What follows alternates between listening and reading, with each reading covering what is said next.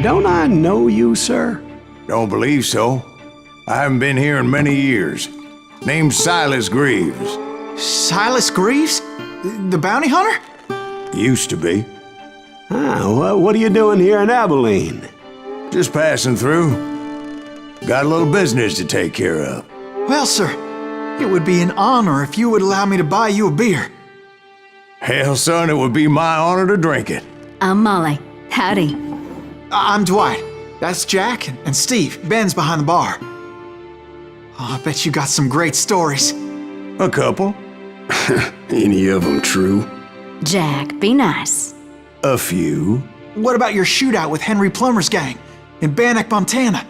Is that where you started as a bounty hunter? That's what it says in this here dime novel. Don't believe everything you read in them dime novels, boy. First man I hunted was back when I was riding with Billy the Kid. You knew Billy the Kid? Damn right. That scrawny son of a bitch had no fear. Wouldn't back down for nobody. I heard he collected the 10 stars off any crooked lawman who crossed him. It was a war, boy. The Lincoln County War. And Billy promised his regulators would take the life of every bastard who helped bushwhack John Tunstall. Kid had a big chip on his shoulder and a hair-trigger temper. Made him dangerous as hell.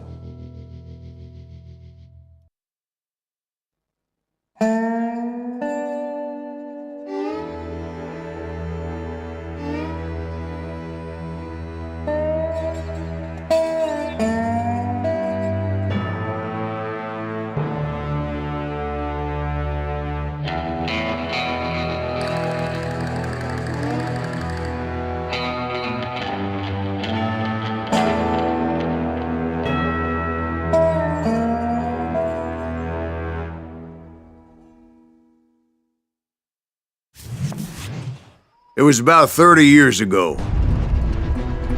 Billy was hiding out in an abandoned farm near Stinking Springs. I threw in with the kid because the man I had sworn vengeance on was riding with Billy's enemies.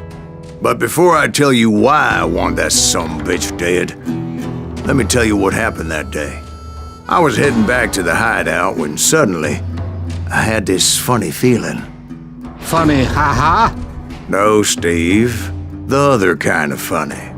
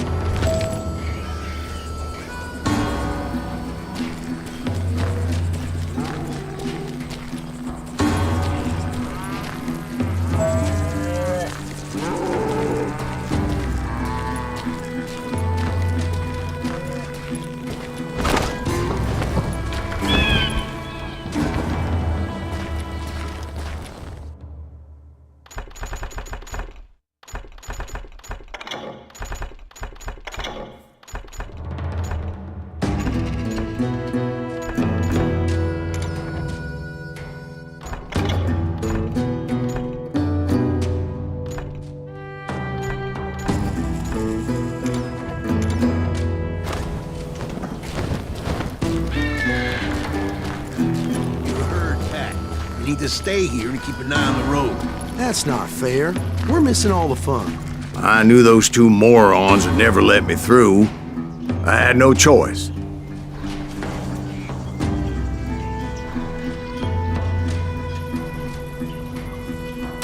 What the hell? Shoot that sumbitch!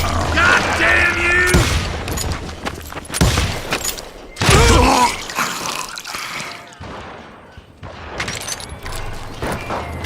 Was it Pat Garrett's posse?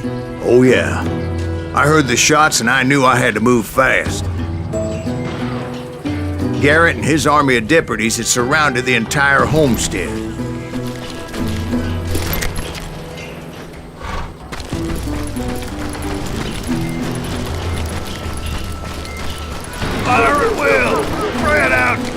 Coming from the I rear! decided to help Billy and the boys out a bit. So that's just what I did.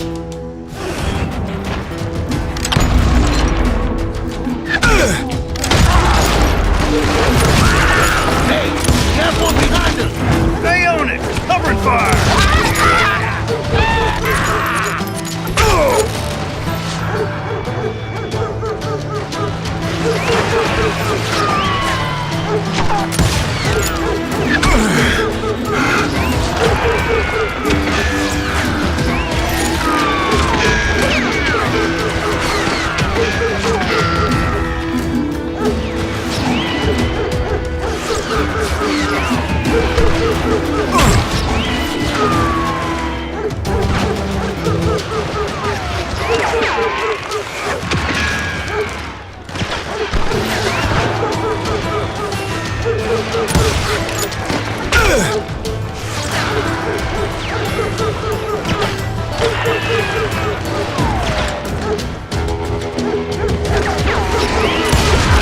As the governor of New Mexico was paying for the kids' apprehension, Garrett was able to hire every gun hand in Lincoln County.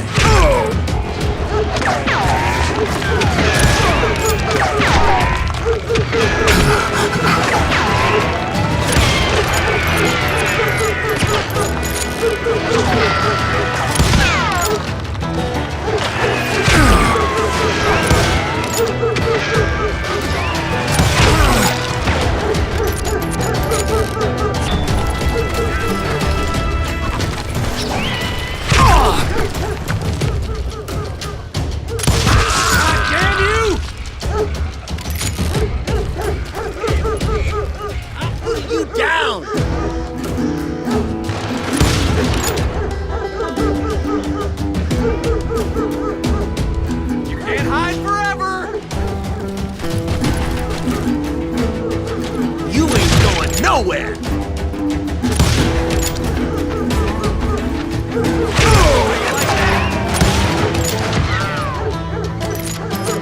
I'm done with you!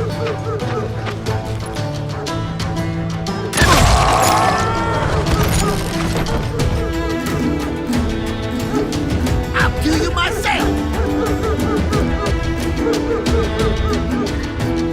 You can run! Can't hide forever! You think you can kill me too?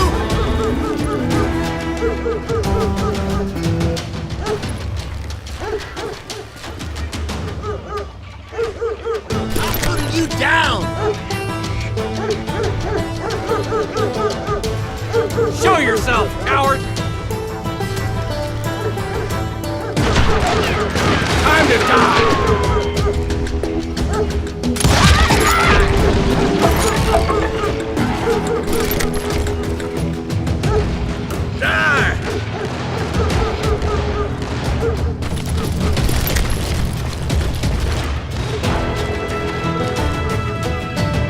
You're done.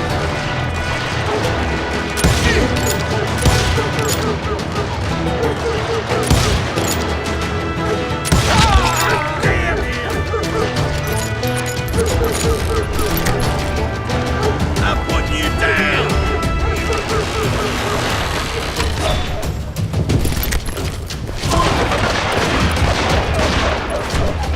Watch out! He's one of them. God damn it! He's right behind.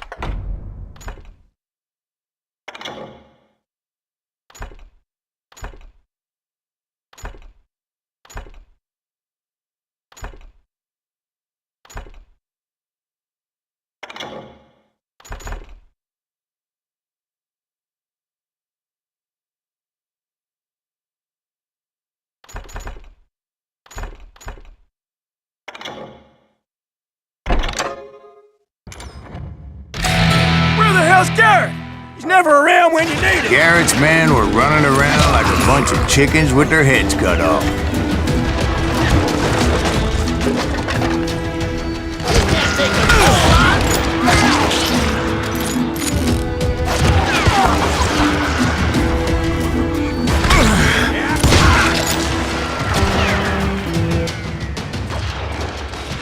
I'm done with you!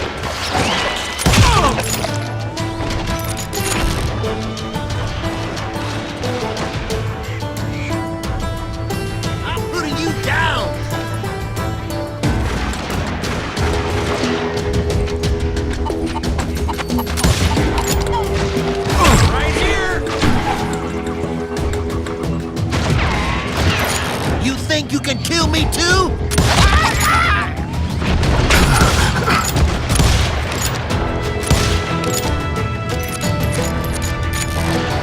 I'll do you myself!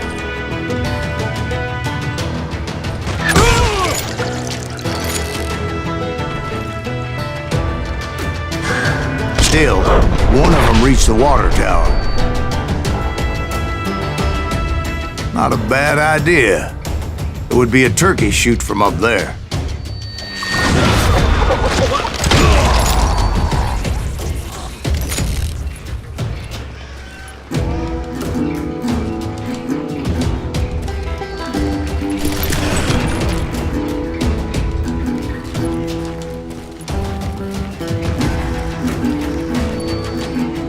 Luckily, these shooters Garrett hired weren't the sharpest tools in the shed.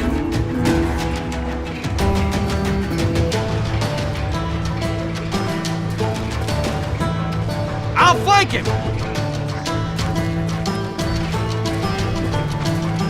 Someone shoot that bastard!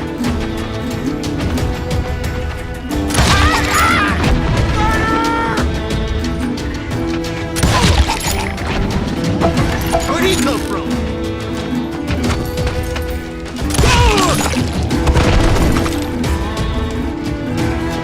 Get out here! You ain't going nowhere!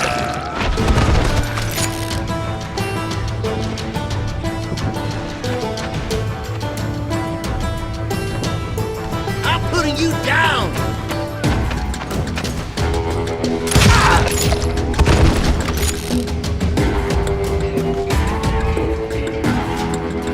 A lot of them were saddle tramps or sod busters or drunken drifters looking to make a few bucks.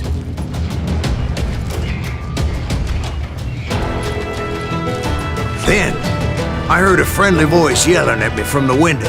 Back door! We'll cover you! Try aiming, you idiots! Truth be told, In the things weren't window! much better behind the house.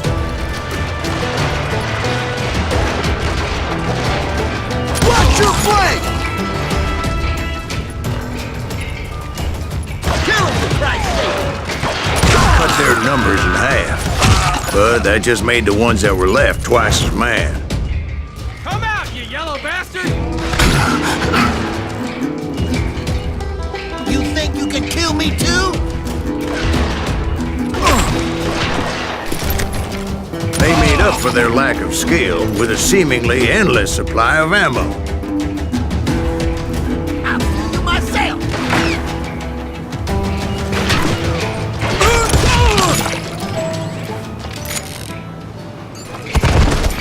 It was a bit of a slog, but I finally fought my way around the back of the house.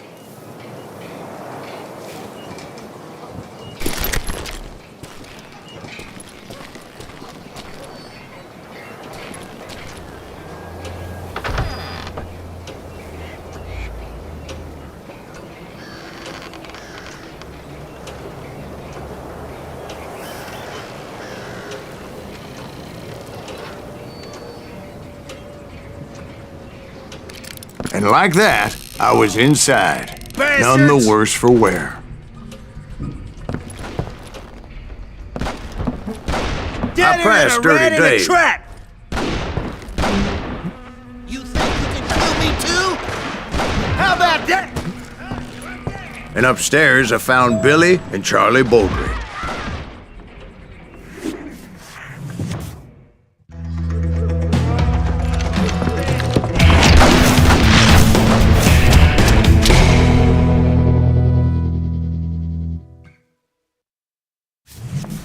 Billy looked at me and said, "About time, amigo! Grab a gun and get to the window!" Wait, so you were friends with Billy the Kid? Yeah, sort of. He can't take us all. Anyway, we were surrounded by dozens of deputized shooters who wanted to do us harm.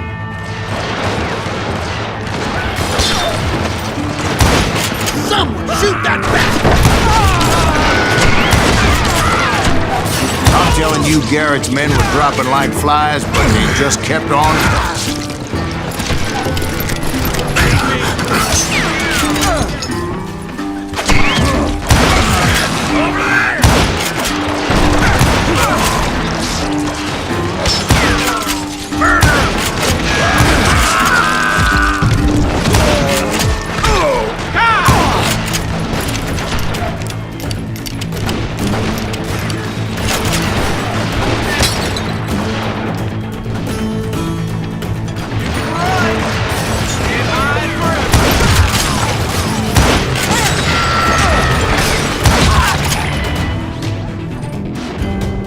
That's when Charlie got hit.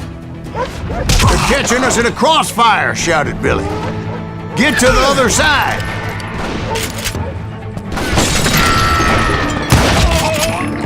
He's a mad dog!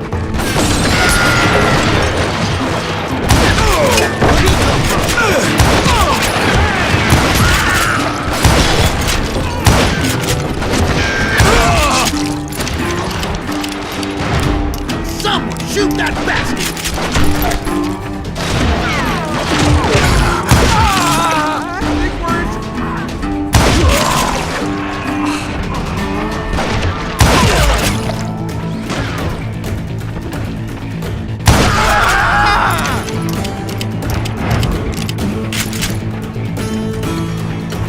He can't take it all on!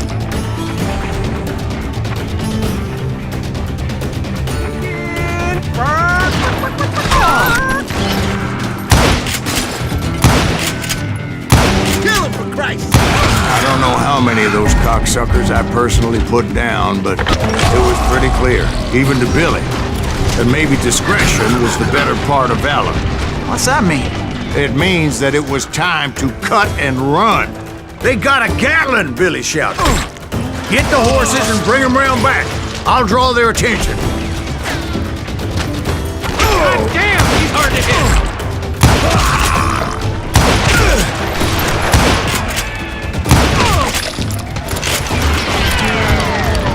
I said that it was time to cut and run.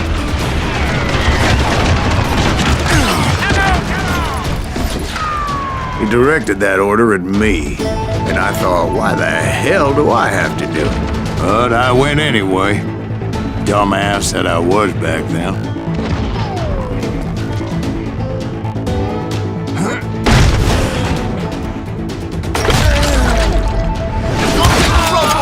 Those poor sons of bitches are done! Many would have fled in my place. But I had that false sense of invincibility that many young men have. Like Jack here. What are you saying, old man? Jack is just joshing with you. Yeah, he better be. Mr. Greaves, please continue. Please, call me Silas, ma'am. Now, where was I? You were heading for the barn. Got you a new one!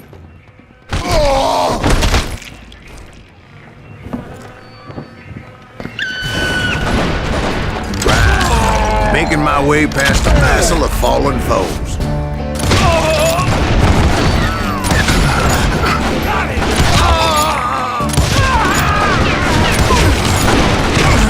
Let's just do this!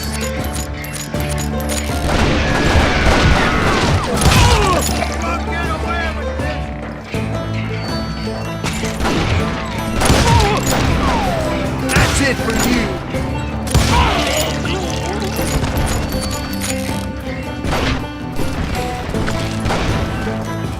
Sounds like Garrett hired a whole regiment of hired guns.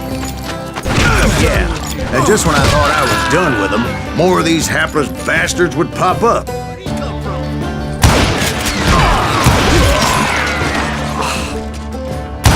Now you're really...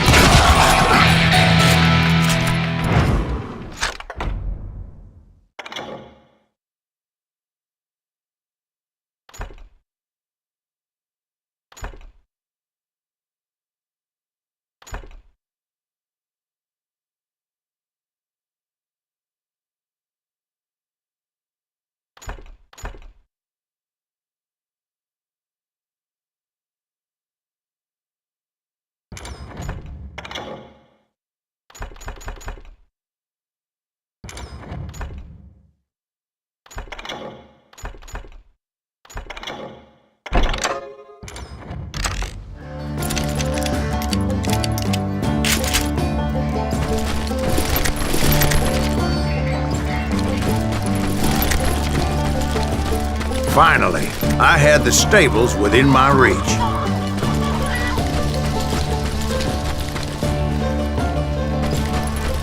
And that's when I met Sheriff Pat Garrett. I read that you went toe-to-toe with him, sir. That backstabbing bastard with that tacked-on tin star.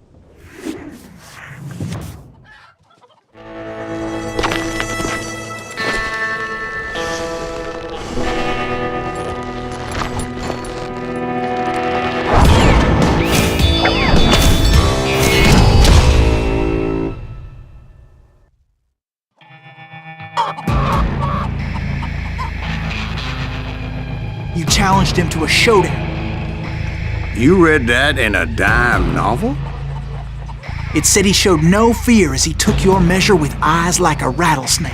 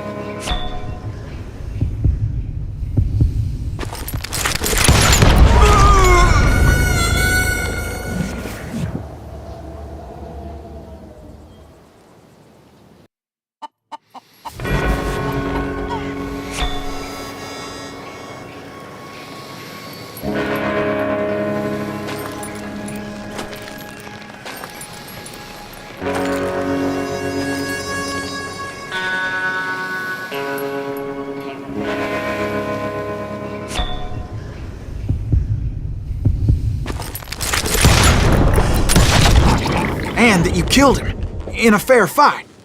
Is that what that Penny Dreadful said? No, boy. That ain't what I meant when I said I met Pat Garrett. So let me start again. I finally reached those damn stables.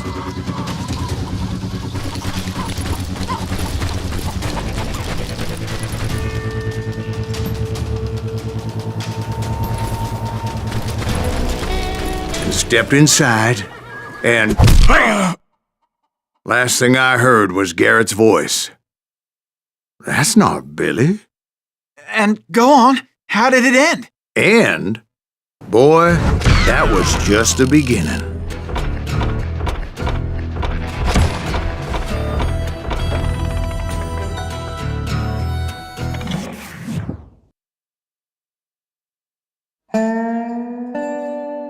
So what happened? Did Garrett arrest you?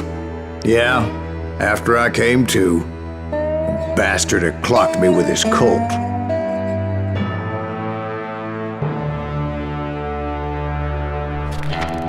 And the kid surrendered? When he realized there was no getting out of there alive. So they locked you up in Lincoln? Indeed they did. Sentenced me to hang right along with the kid.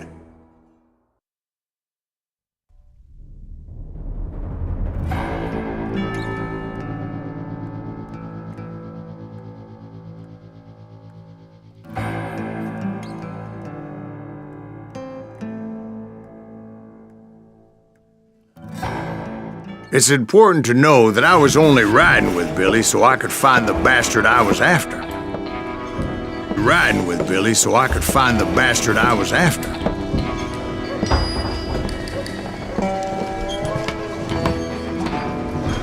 He was with John Kinney's gang, and they were sworn enemies of Billy's regulators. Why were you after him? I owed that son of a bitch a bullet for what he had done to me and mine. Instead, all I got for myself was a goddamn death sentence. Luckily, it was right around then that I heard Billy make his move. He shot Jim Bell and a few other guards as he made his getaway. Later, they wrote that some lady friend planted a pistol for him in the privy.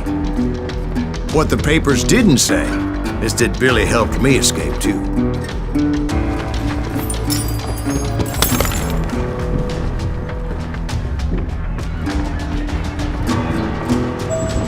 My first order of business was finding a firearm.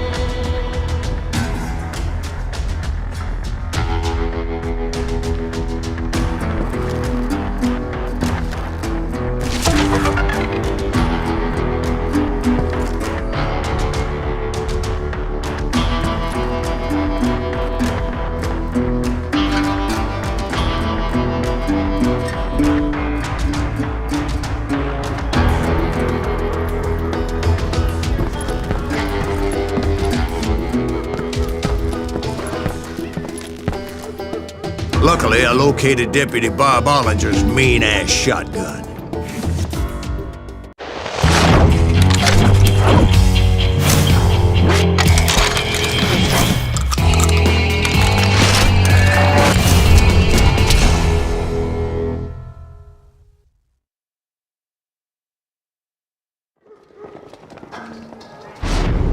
I saw Billy through the window, and he yelled that I should take to the rooftops to make my escape.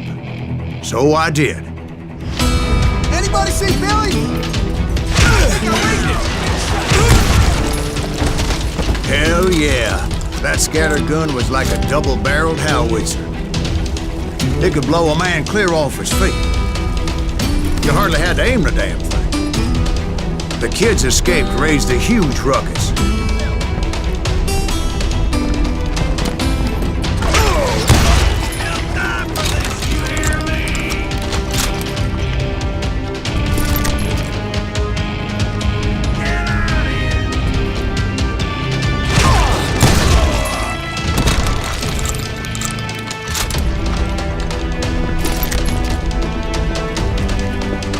Guards were everywhere looking for it. Can't get away.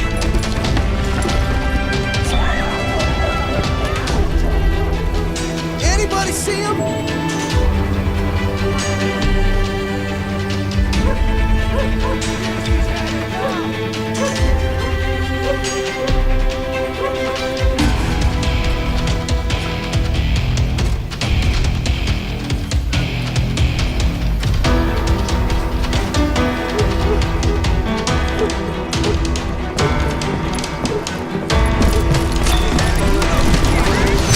Jump from roof to roof like a damn alley cat.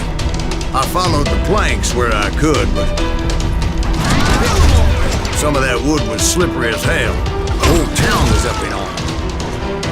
And suddenly, I was a fugitive.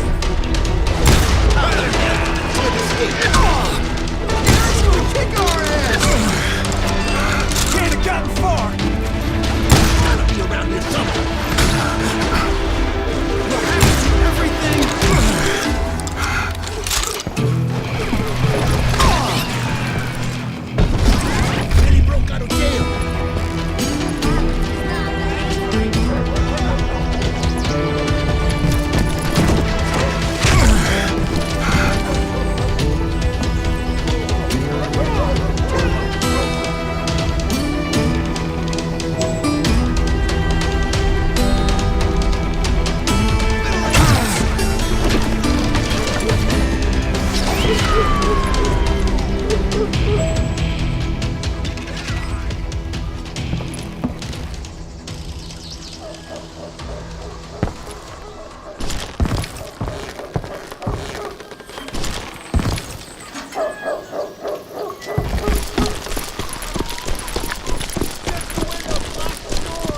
So that bastard you were after, what did he do? He did me and my family a grievous harm. But I knew if I was ever going to find him, I would need to get my ever-loving ass out of there. I tried to be stealthy and sneak my way past. This town doesn't have a moment's peace.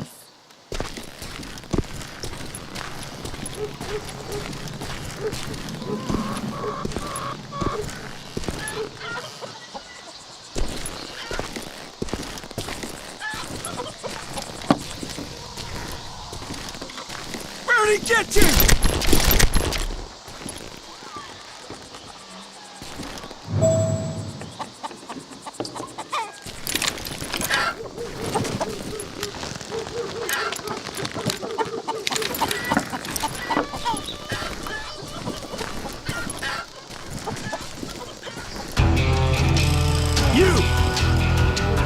But hell if they weren't all waiting for me. Apparently, some of them thought I was Billy. You hooligans can go to hell. We're gonna be in deep shit when Pat gets back.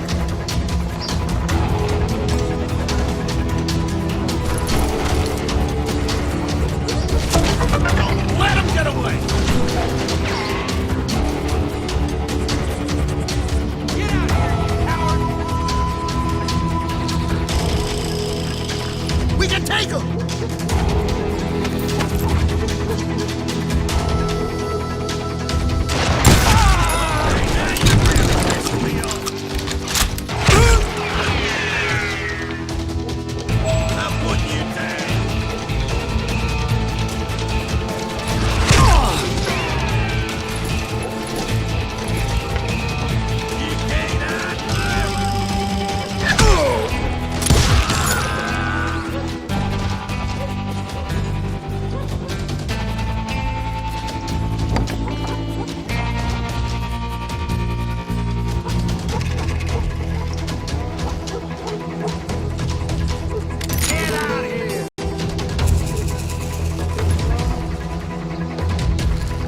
That's it for you.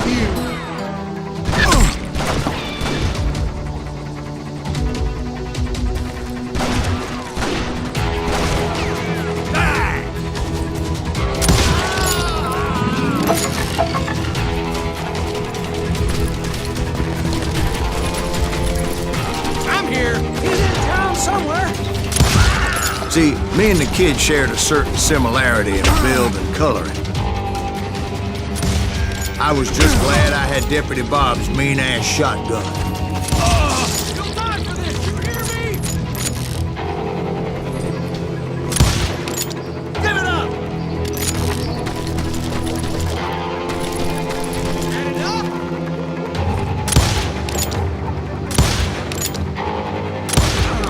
You won't get away with this!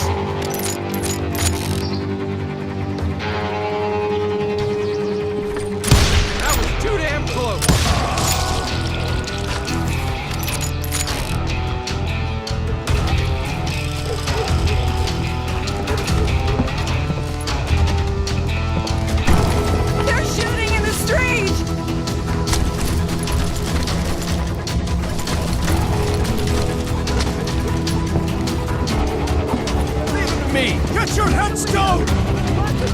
There's children here. Stop him! So much lead was whizzing by my head, it was like everyone in Lincoln wanted to put me in the ground. I knew I needed to find a horse. Though I never did have a great fondness for those four-legged grass eaters. Smelly, sweaty, ungrateful beasts. Damn him! We prize them too high, if you ask me. Surrender yourself! Can't hide forever! I don't get paid enough for this!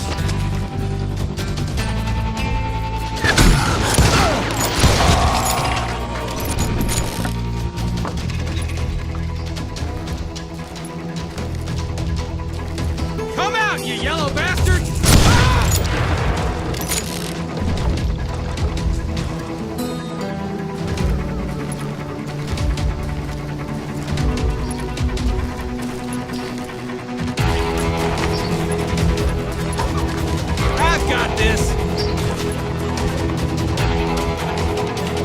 Put down your weapon!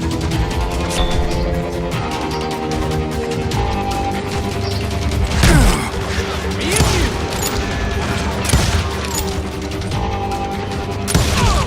Damn him!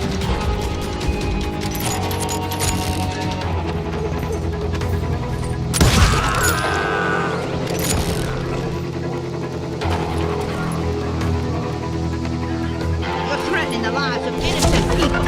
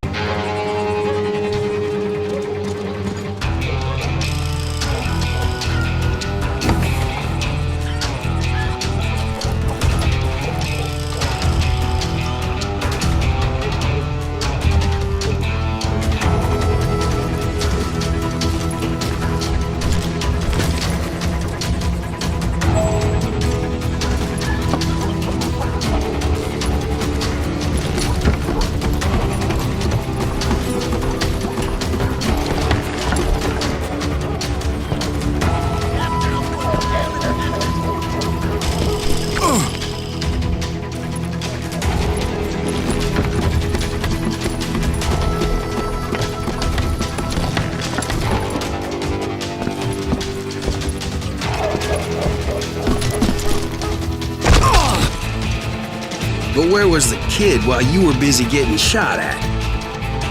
Gone. And that's when it occurred to me why Billy set me free.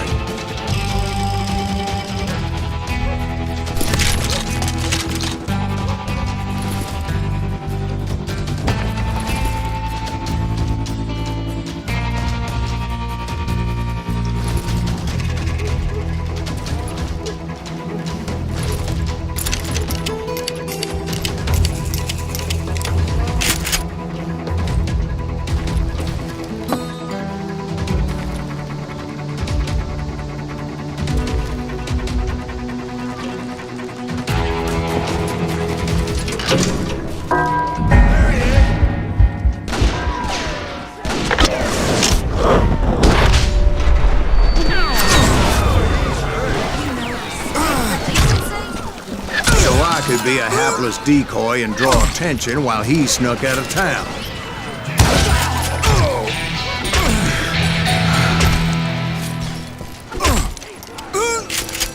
I knew if I made it out of there in one piece, no one would put a price on my head. Because everybody in Lincoln would be dead? No, because they all thought I was Billy, and all that blame would fall on him. Meanwhile, Deputy Bob Ollinger was organizing a posse to put me down. He was already a mean son of a bitch, but he was doubly pissed that I stole his mean-ass shotgun. Anyway, it was me or them, and the only way forward led me straight to perdition. But the cards were dealt, and I had no choice but to play them.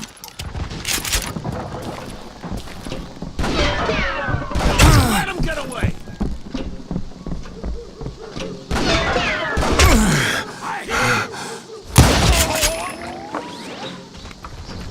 We're gonna be in deep shit when Pat gets back!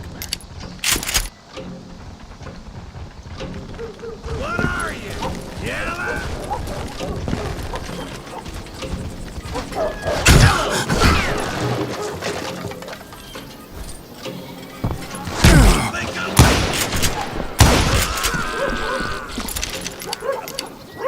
Stop him! You can run, but you can't hide forever.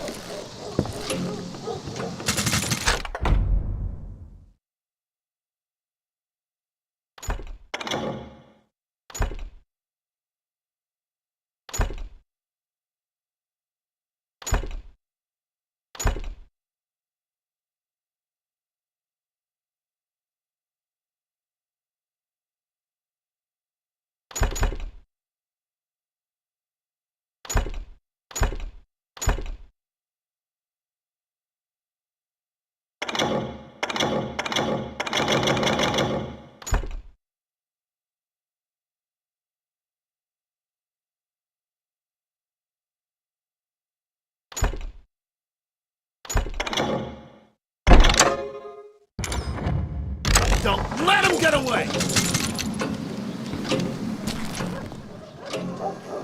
What are you, yellow? We're gonna be in deep shit when Pat gets back!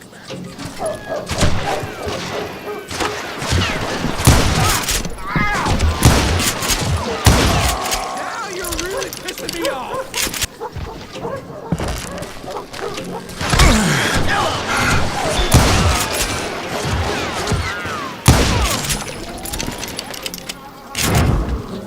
You can run, but you can't hide!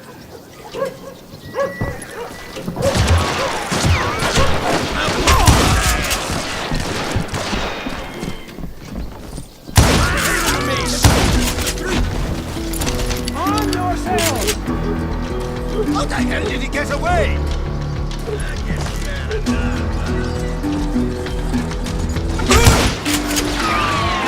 We can take him!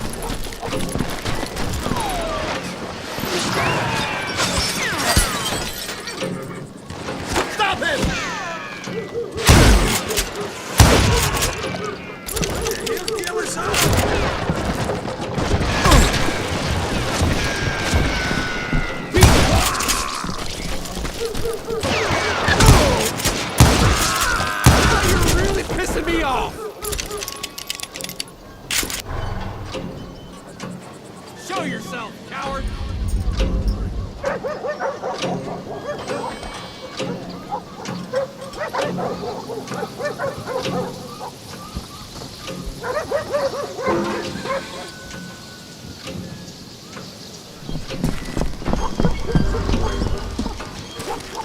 Come out, you yellow bastard!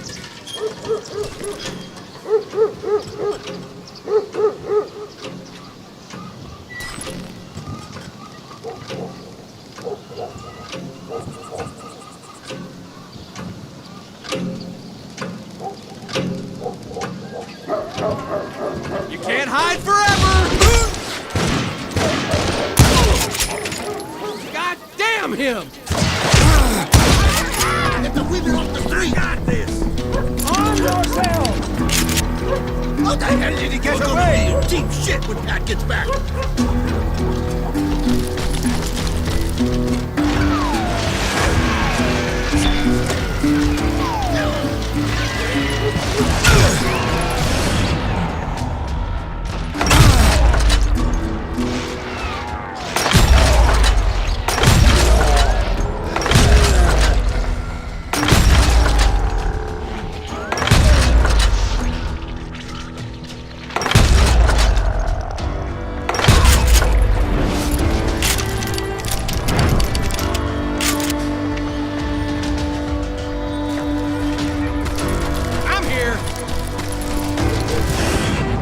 Finally, I found what I was looking for. The stables on the edge of town.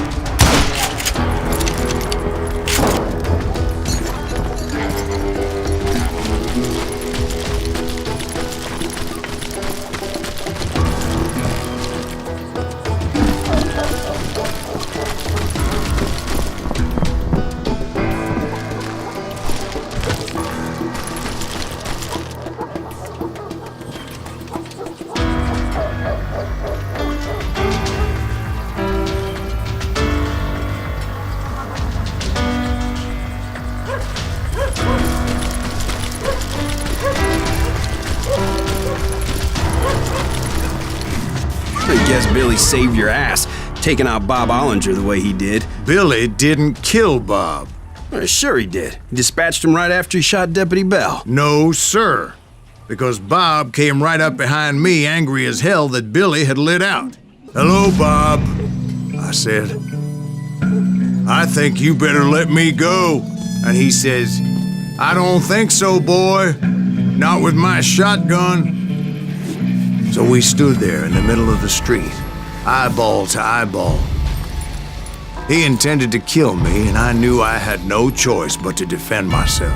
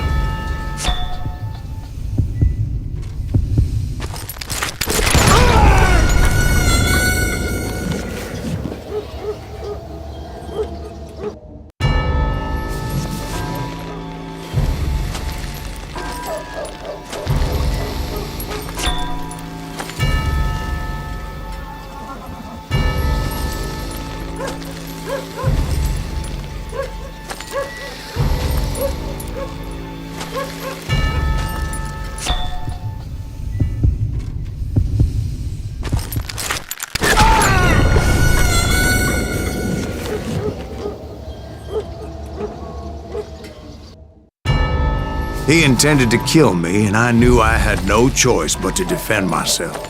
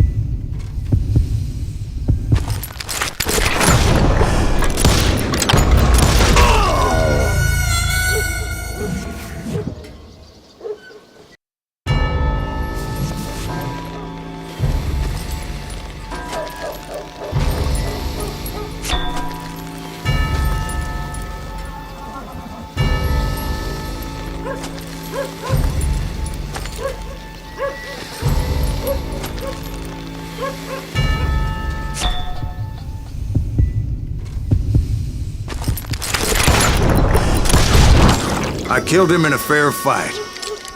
Everybody saw I had no damn choice.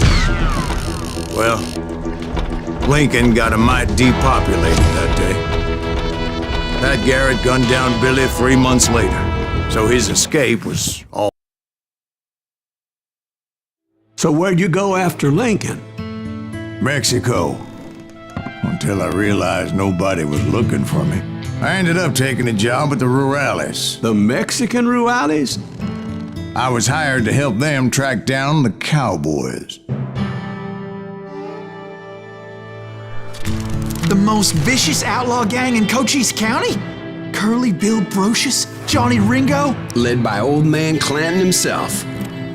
They must have paid you a pretty penny to take them hombres on. Not really. But truth be told, I had my own reasons for going after those boys.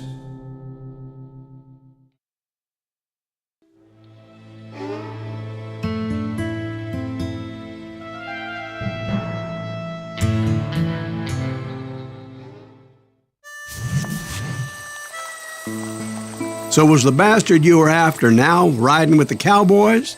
Roscoe Bob Bryant was his name. Oh.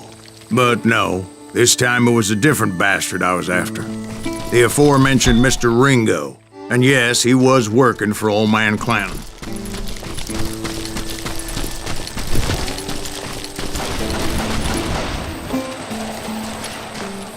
Where's he going?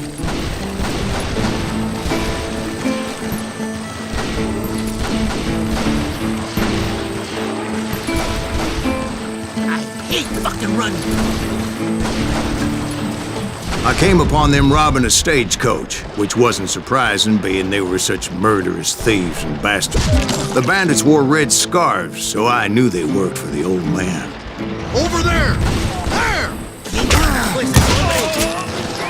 I did my best to help those poor passengers.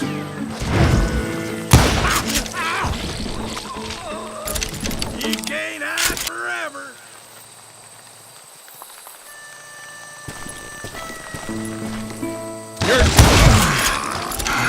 Moments later, the attackers were dead, and I checked the stagecoach to see how many passengers were still breathing.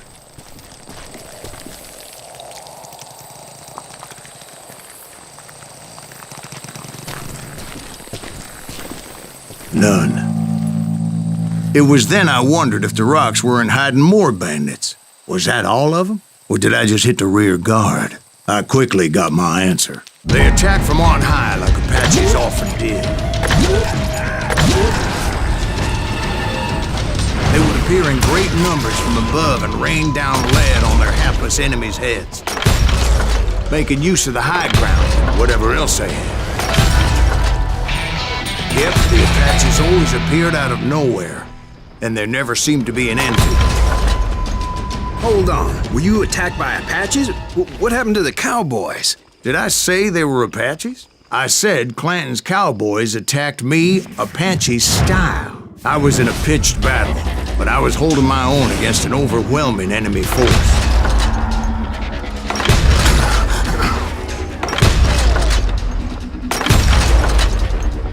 See, at the time, I was still pretty green, but often blunder into regrettable situations. But I just kept shooting at anything I could see up in those damn rocks. I didn't see Ringo, but I knew he was with the cowboys. He and Roscoe Bob had done me a dreadful wrong, and I was determined to have my revenge. But to get to Ringo, I knew I'd have to fight my way past these other assholes first.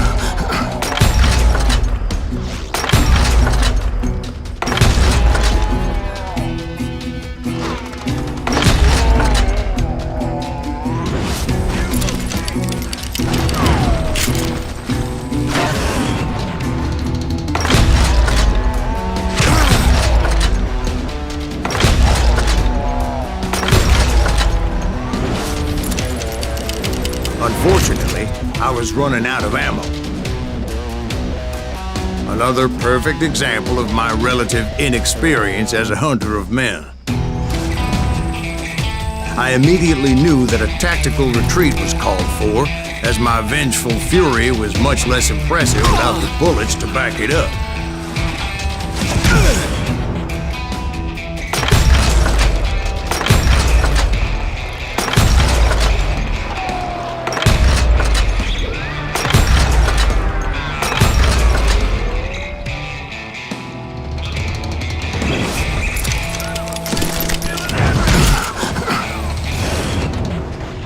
Finally, they managed to corner me. Trapped as I was, the odds of my survival seemed pretty slim.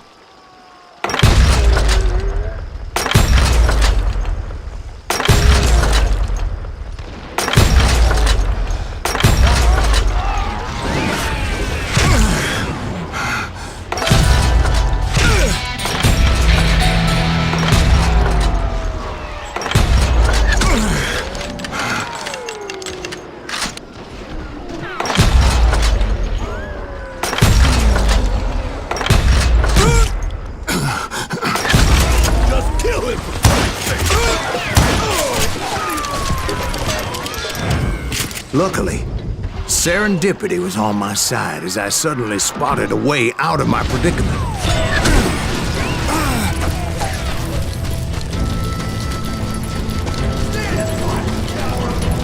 I ran ahead as if the devil himself was after me. Bullets were whizzing by my ears, but I wasn't about to roll over and die. I just kept running like there was no tomorrow.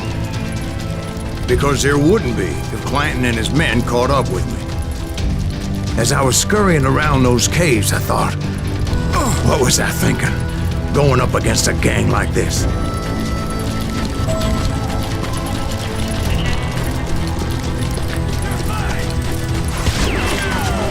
I just kept running, not knowing where the hell I was going.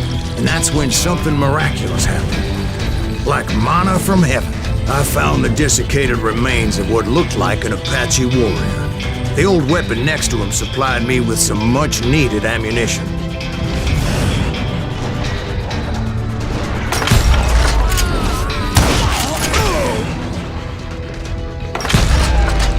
Bat Masterson once told me it was more important to be lucky than good, and he would know.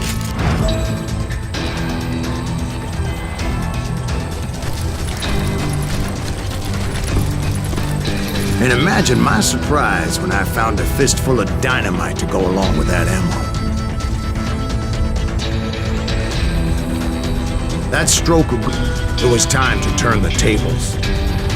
Time for the prey to become the predator. Time for the hunted to become the hunter. Time... All right, Jesus, we get it. They were right where you wanted them. That's right, Jack. I was done running. The old man's boys were not expecting that. No, sir. I came at them like a wildcat. My fury knew no bounds.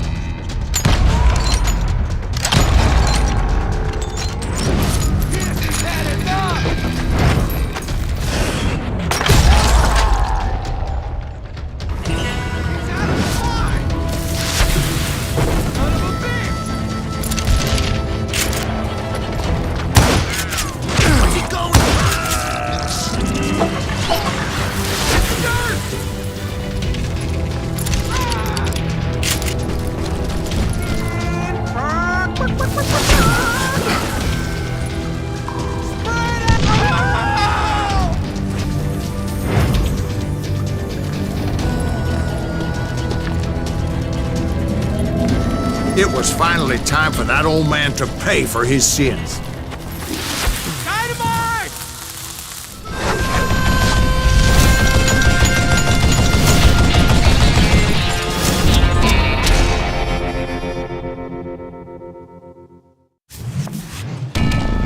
I yelled out at the top of my lungs, "Clanton, I'm coming for you!" A little stealth might have made more sense, to be perfectly honest. Because that old fool had a Gatling gun and enough bullets to last him till kingdom come. But I knew I could not let that deter me. Not if I was to find and kill Ringo.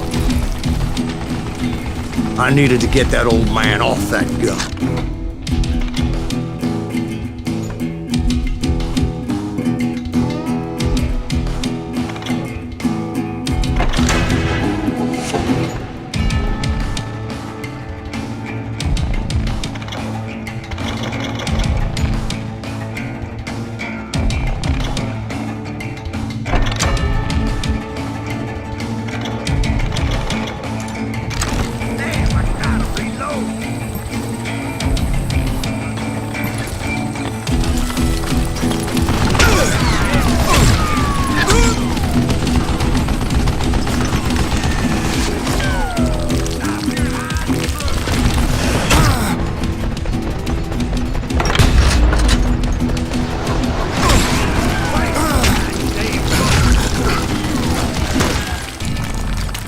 Most everyone thought it was the Ruales who had come up against him in Guadalupe Canyon, but it was just me.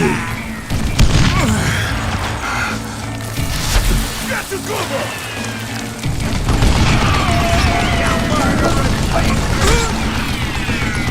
I don't know how you lived this long. Look, man, you get yellow belly hot. That sucker! Get away!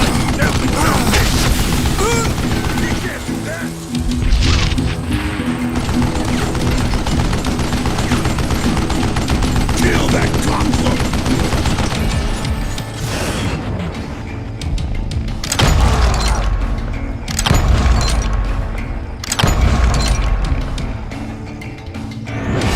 Hey, let's see what you're made of, boy!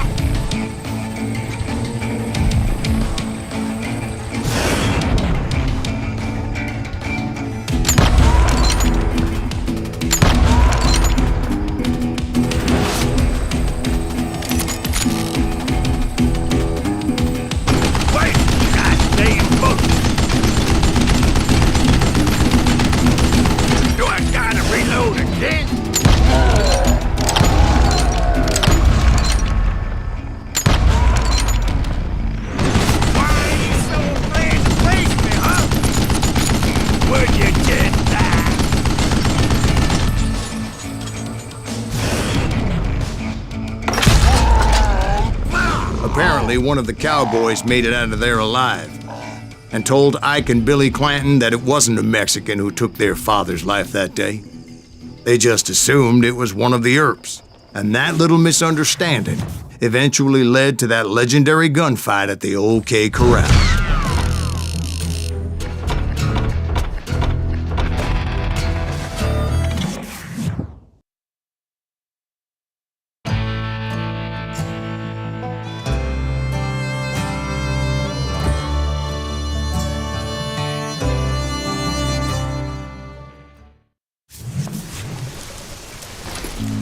A few weeks after that dust-up at the OK Corral, I was still after Johnny Ringo. I had tracked him and the cowboys to their hideout at a sawmill, and they were loaded for bear.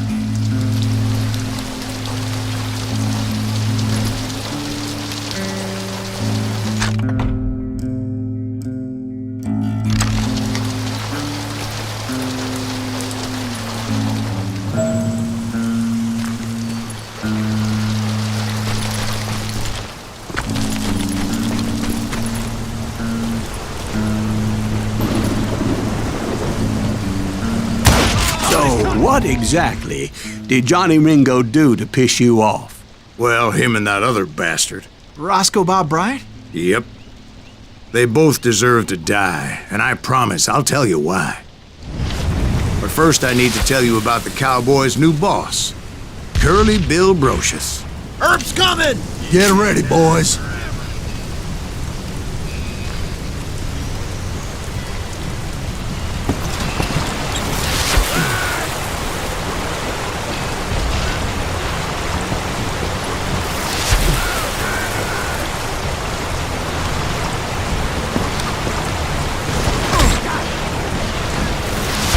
Son of a bitch!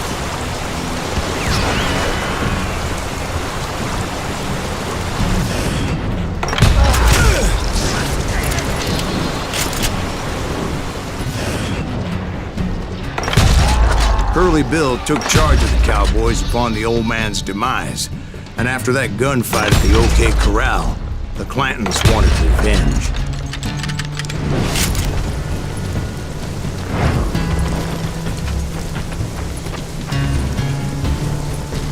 Send him down!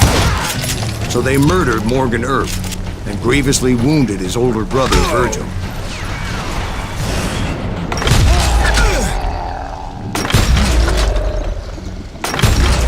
Wyatt and Doc went on what became known as the Vendetta Ride, hunting those outlaws down. So when I showed up, that's who they thought I was.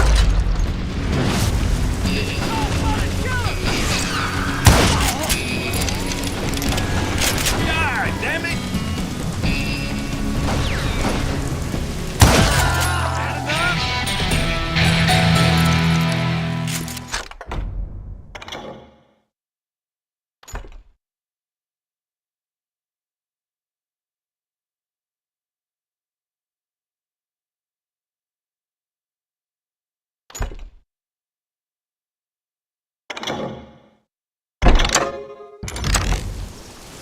Die for Christ's sake!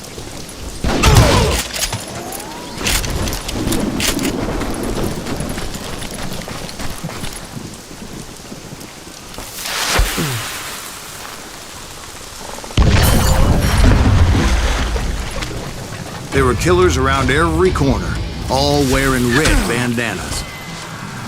That's how the cowboys identified each other, and I was beginning to wish I had one myself.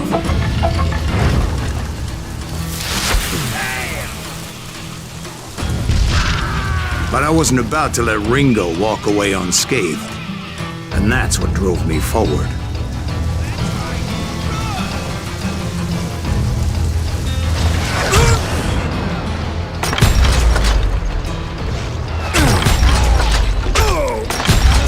They say that Ringo was infernally fast. I hardly saw anyone faster, boy. Certainly not Wyatt Earp. That man was all hat and no cap. Earp wasn't much of a match for him, but Doc Holliday might have taken it. That lunger should have kept his nose out of it. They never charged anyone for the murder of Morgan Earp. But everybody knew that Curly shot him in the back. That was common knowledge. Yeah, maybe so. But Ringo had nothing to do with it. He was just being loyal to a friend. Is that what you call it? Being loyal? Well, to get to that loyal friend, I had to pass by some buzzsaws as big as a man.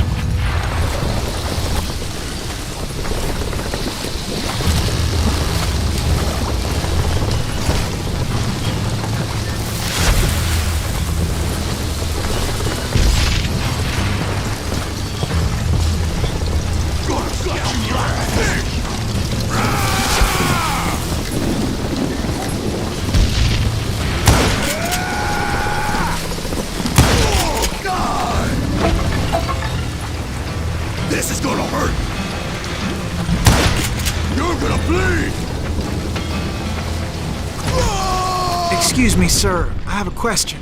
What's that, Dwight? After old man Clanton died, why didn't his son take over the Cowboys? Because Ike Clanton was dumber than a box of rocks and a yellow belly to boot.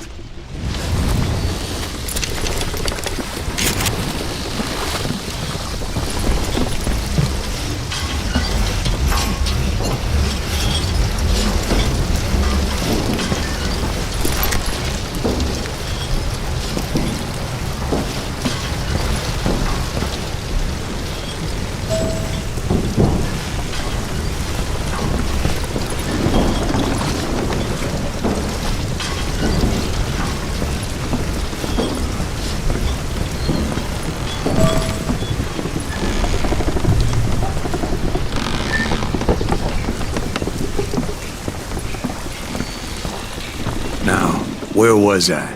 Taking down the entire cowboy gang single-handed. Indeed I was, Jack.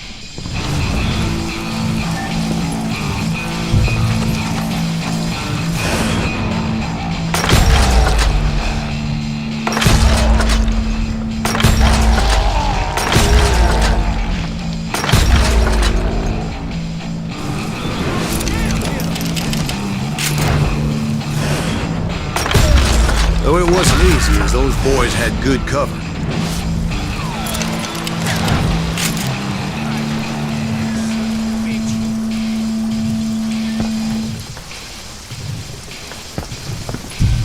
Show 'em how to die!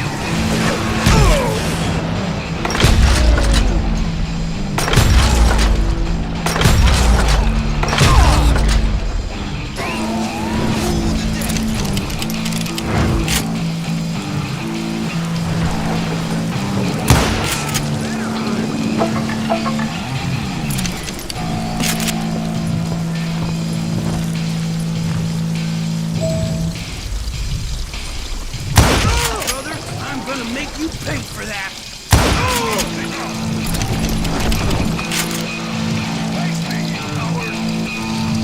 Come on, smoke that son of a bitch!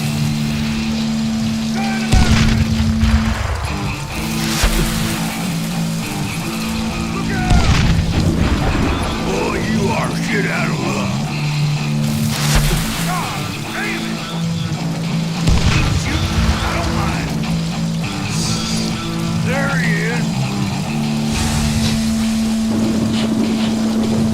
You gonna need a cannon. Thank you.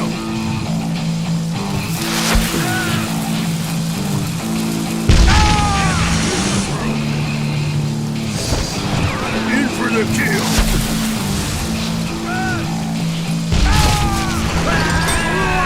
There were carts everywhere, piles of lumber, and God knows what else for people to hide behind. That really was one hell of a sawmill. Quite an impressive operation.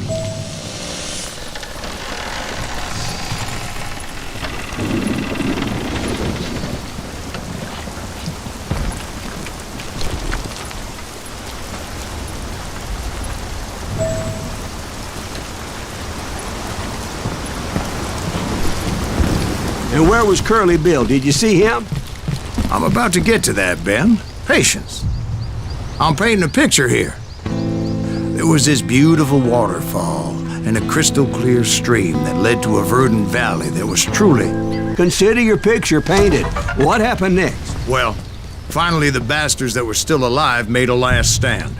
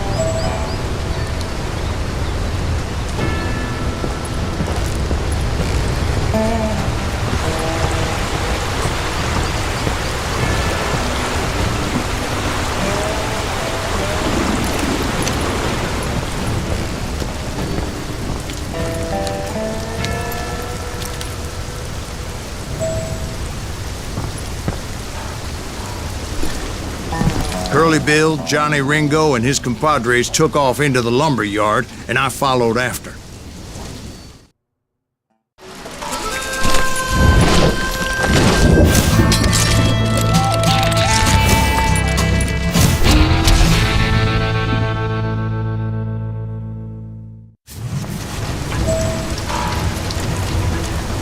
Are you saying they ran? Cowardice was not in Ringo nor Curly Bill's nature. No, sir. I never said they were running scared. They just wanted me out in the open. Time to dance with the devil! You working for Wyatt Earp? Made your peace, brother. Send you to kill me? Come on!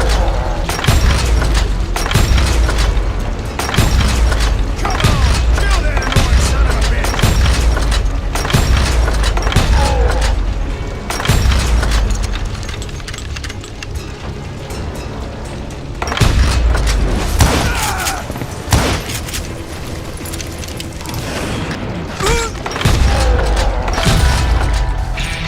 Brocious gave me no choice but to take his life. But Ringo was nowhere to be found.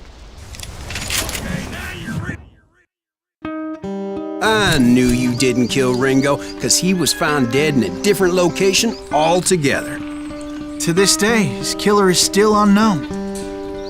Indeed. Took me a few months before I finally tracked his ass to West Turkey Creek Canyon.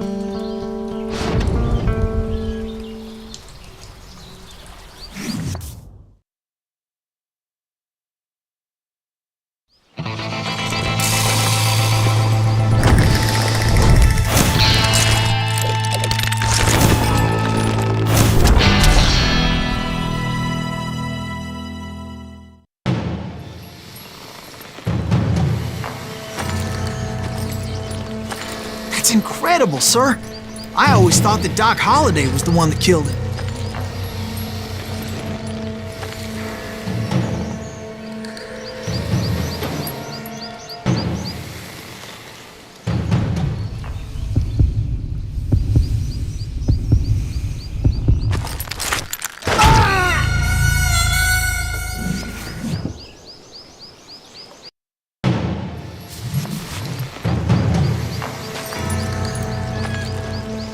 That's incredible, sir. I always thought that Doc Holliday was the one that killed him.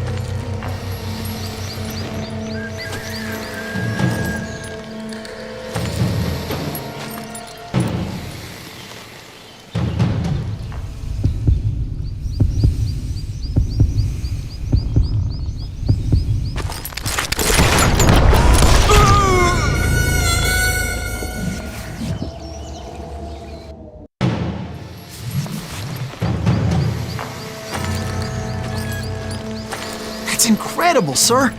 I always thought that Doc Holliday was the one that killed him.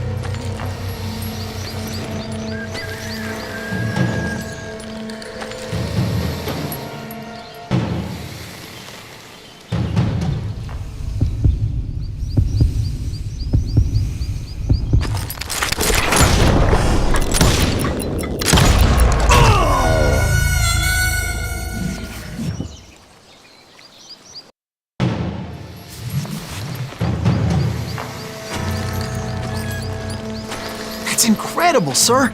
I always thought that Doc Holliday was the one that killed him.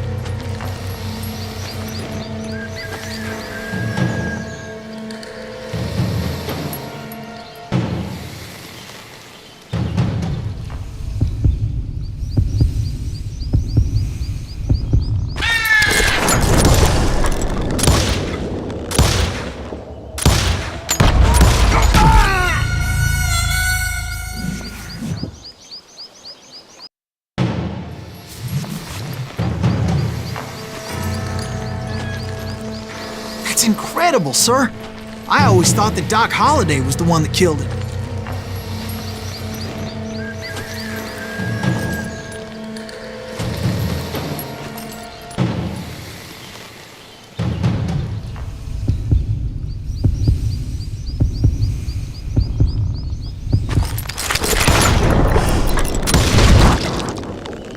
Sorry I had to ruin the legend for you, boy. But the legend ain't always true. Doc Holliday had nothing to do with the death of Johnny Ringo.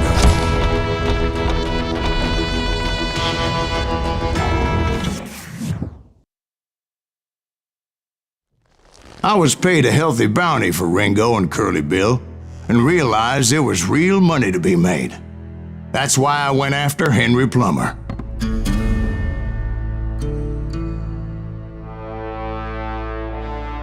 Wasn't he the sheriff who augmented his income by shaking down miners and robbing gold shipments? That's the one. Oh, yeah, I remember him.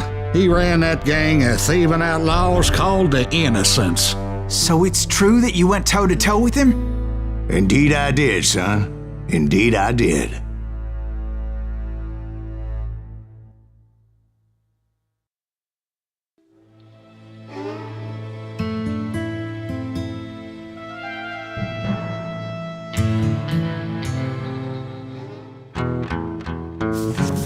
I knew I needed resources if I was going to track down Roscoe Bob Bryant, and hunting Plummer looked like a good way to get rich quick. As the local vigilantes exposed him as the leader of the bandits, and put a generous price on his head. Plummer Roscoe Bob Bryant, and hunting Plummer looked like a good way to get rich quick. As the local vigilantes exposed him as the leader of the bandits, and put a generous price on his head. Plummer rallied his gang to plunder one last gold mine before making their escape, and that's where I thought I'd find him.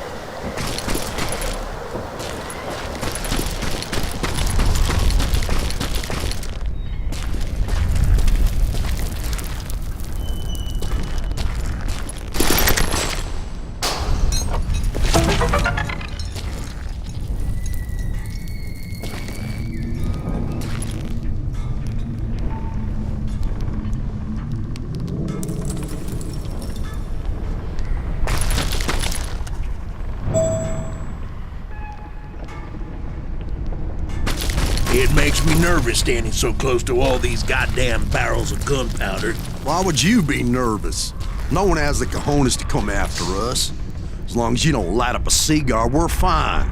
Besides, George is up there on the rocks with that rifle of his. Nothing gets past him.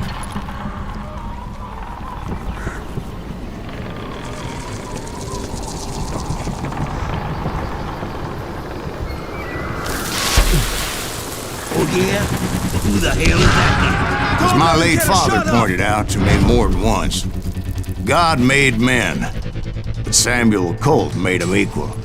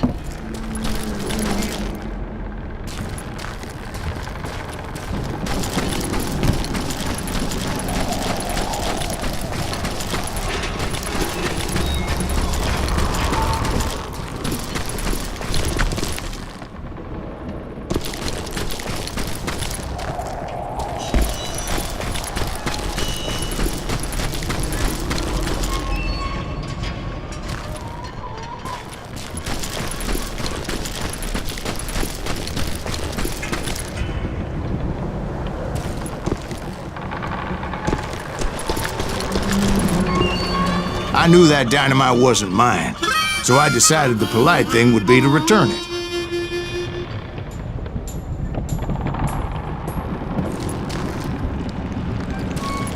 It was the biggest gold rush since Sutter's Mill in '48. Unfortunately, prospectors weren't the only ones drawn to those riches.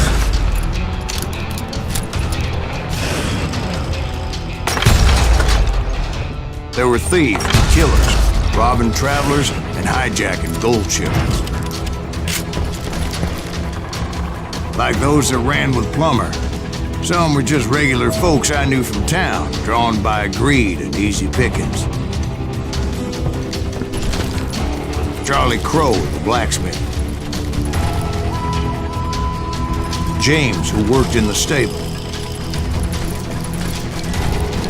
Sam and Jeremiah Barber, the butcher's son. Ordinary citizens who lived a double life. Stealing and thieving and murdering their neighbors.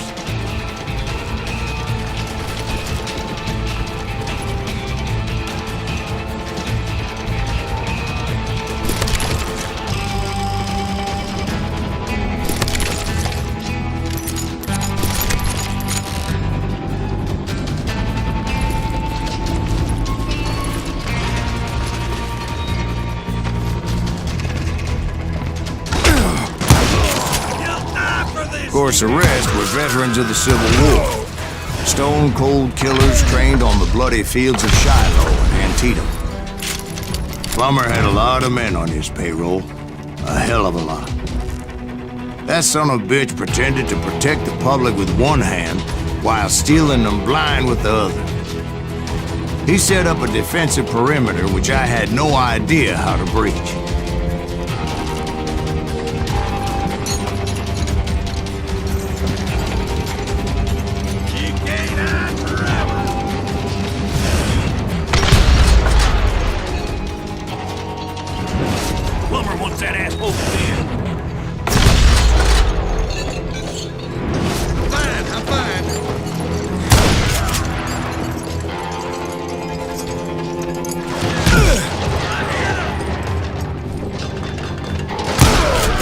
Dangerous, desperate individuals.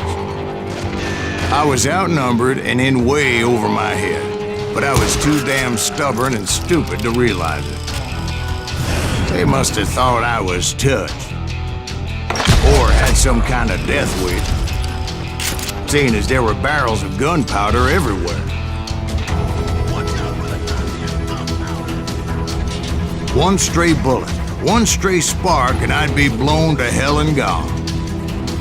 Did I have any second thoughts about what I was doing? No.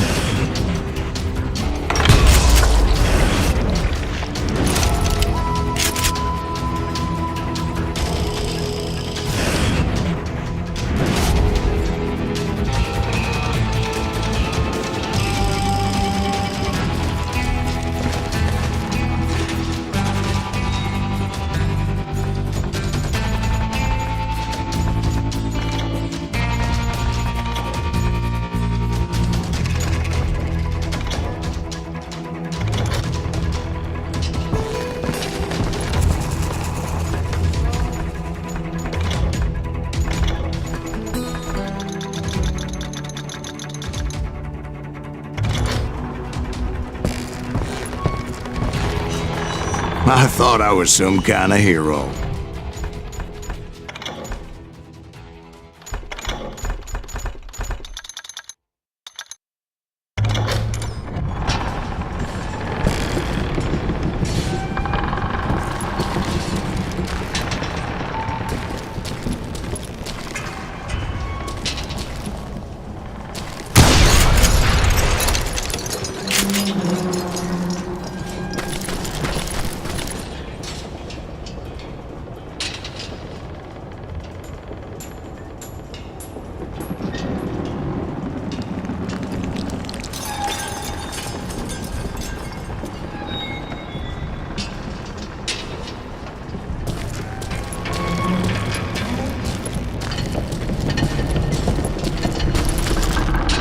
I finally made it past and headed on to meet my destiny.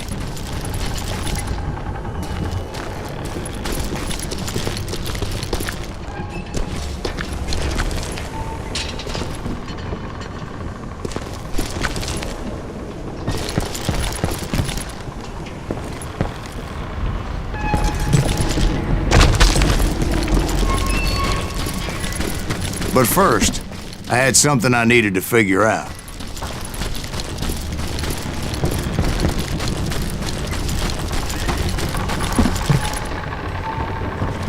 I had a few ideas on how to get into that mine, but once I made my decision, I knew there was no turning back.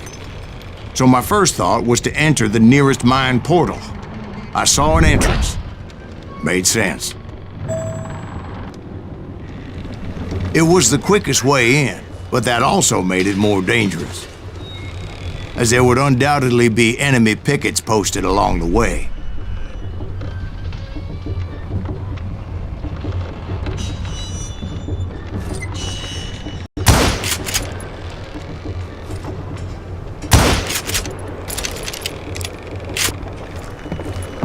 Put that moron out of his misery.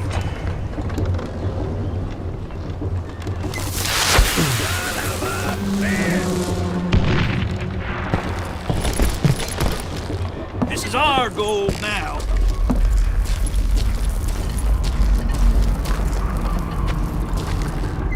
Come on out, you yellow bastard. Shit. Time to...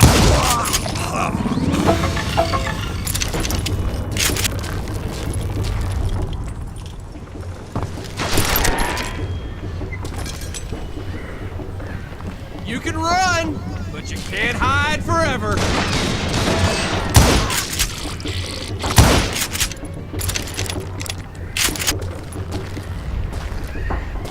Besides, once you enter a mine like that, it's easy to get all turned around.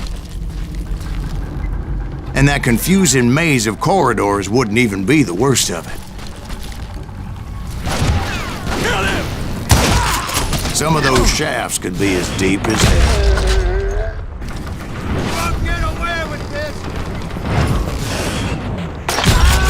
A single stumble or misstep can easily end in a deadly plunge to oblivion.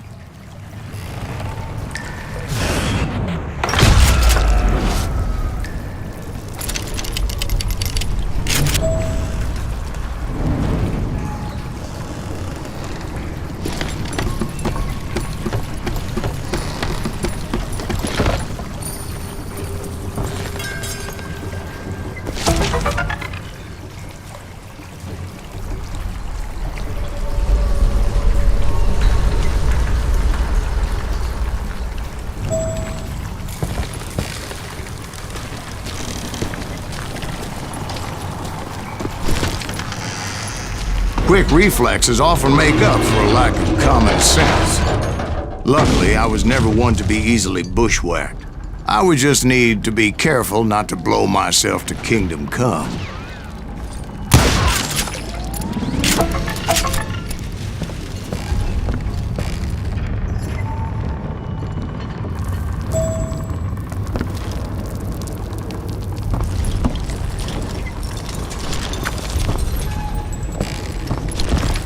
With all that gunpowder and dynamite everywhere, a body has to know what he's shooting at.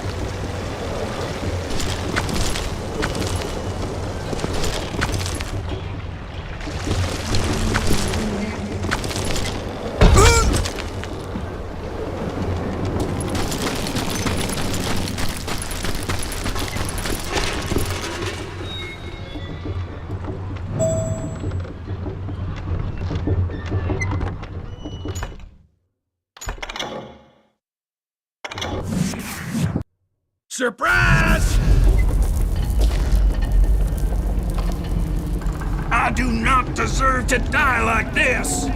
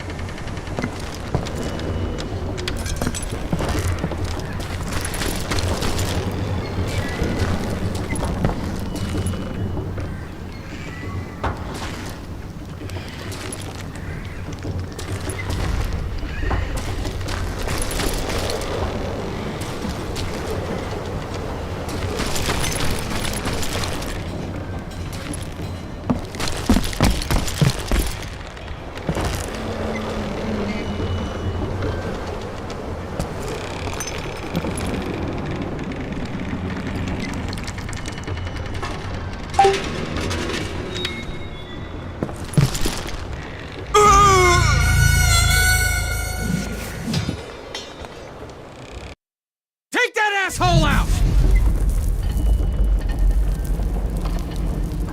You can run, but you can't hide!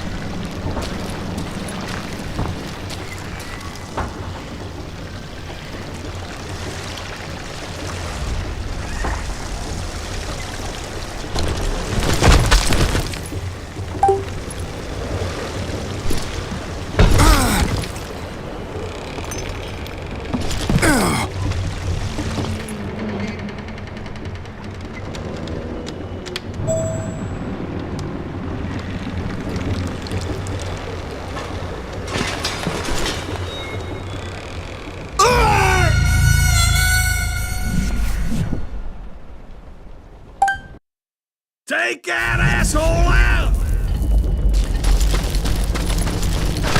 One wrong bullet could have turned that mine into a dad-blasted tomb.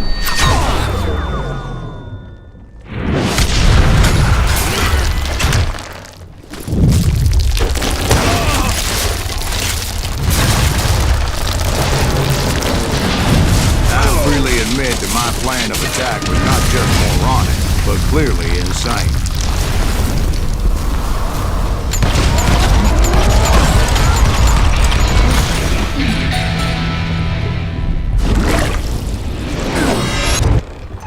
It's a good thing that I abandoned that ridiculous plan before I even tried it. Instead, I spotted a ladder, a way into the mine from the opposite side.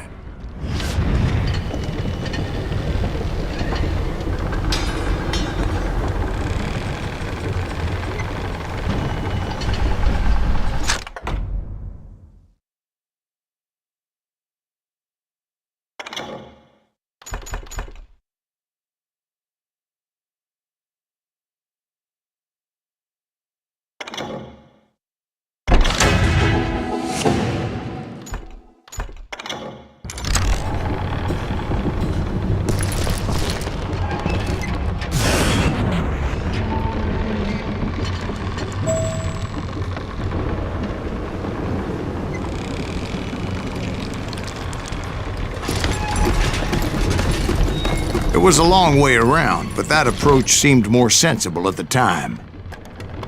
Of course, being I had a problem with heights, that scaffolding scared the bejesus out of me. Climbing down that ladder required some caution, because even though I had a younger man's reflexes, no man can dodge a damn bullet while climbing down a rickety ladder. I needed to make a leap of faith, which ain't easy when you're suspended between heaven and hell.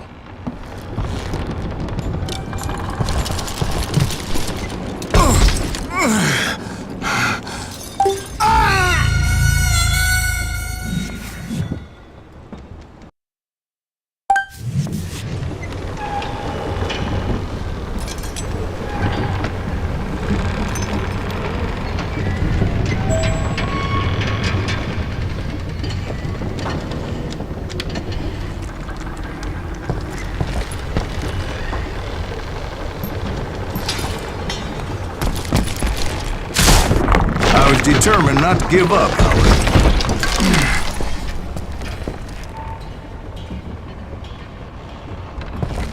As Sheriff Plummer seemed quite the despicable character. When the vigilantes discovered what the sheriff was up to, people were outraged.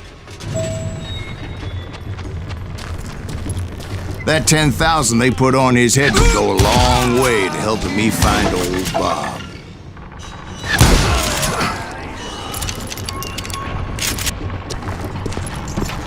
and I had made it my mission to settle that score come hell or high water.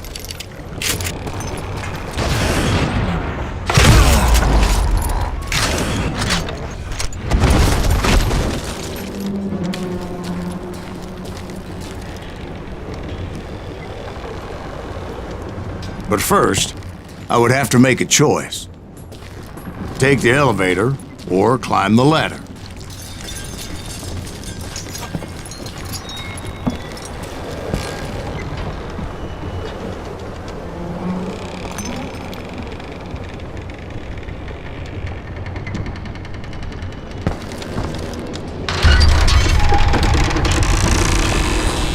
I picked the more convenient and more dangerous route.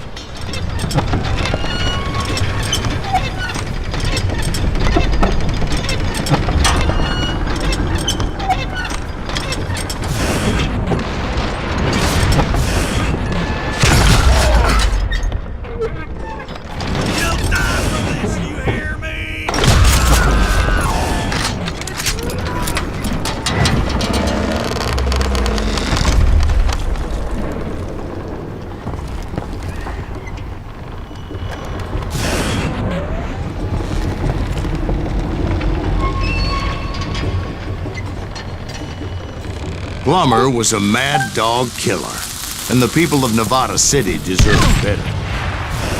Nevada City? Well, I thought Plummer met his maker in Bannock, Montana. Right, well, he was the sheriff of both places at one time or another, but that's neither here nor there. The point was, taking him down would save a lot of lives, including my own.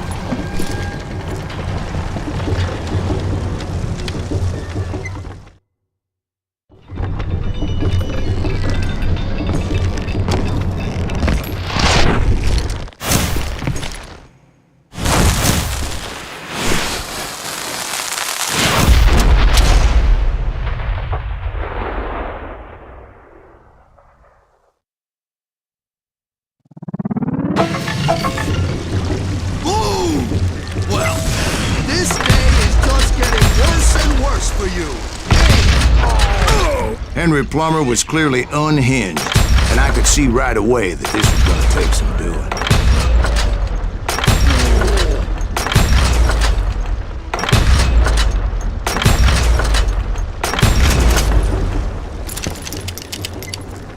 God damn it! I need some help here! This cocksucker is smarter than he looks! Take this cocksucker out! Over your head!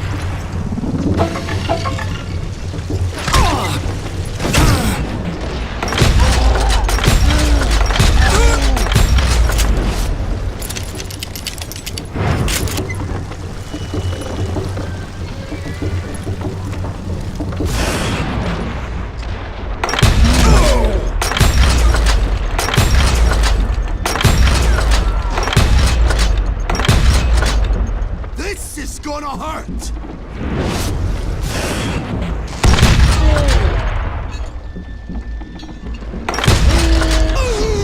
So that's how Henry Plummer died.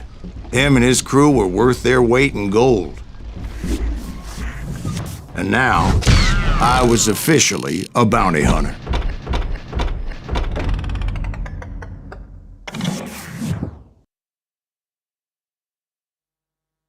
So, did you finally go after that Bob feller? Well, I heard word he was in Kansas with John Wesley Hardin. So that's where I went. Where in Kansas? Abilene. Why do you ask, Ben? No reason. Was Hardin as fast as Ringo? Ringo was fast, but John Wesley was as fast as the devil himself.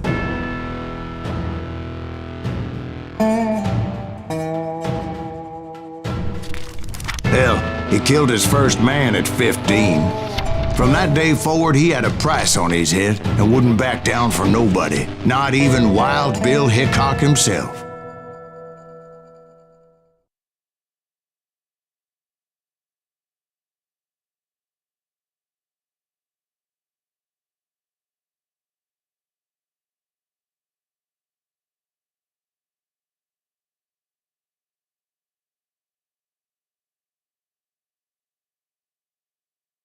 I dodged death many a time, and that night in Abilene was broken.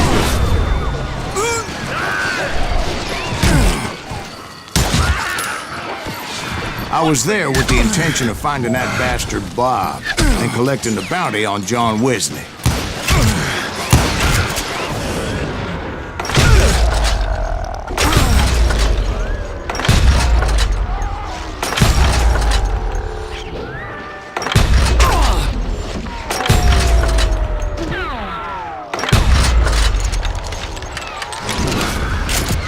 I thought the Texas Rangers got hardened. Yeah, that's what they want you to believe.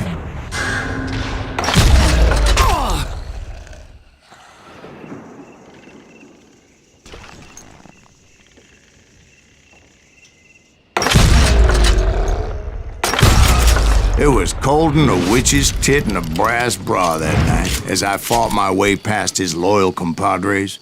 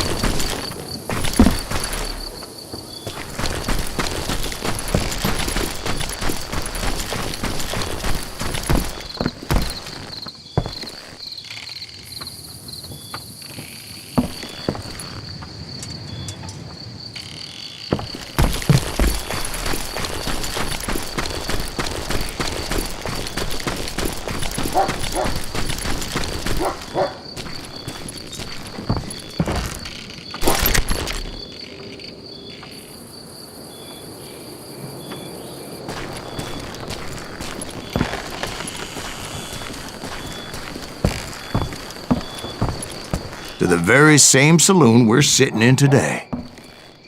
Look around and imagine this place painted in blood. Hardin was waiting for me, and...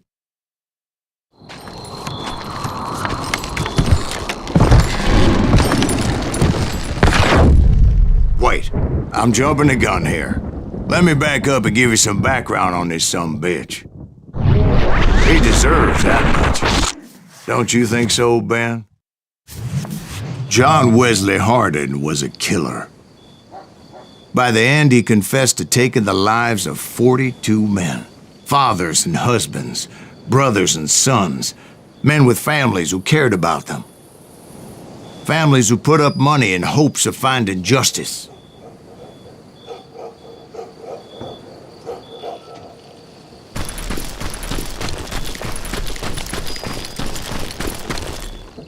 He was a bona fide folk hero by then, and had amassed a gang of armed miscreants and other assorted thugs.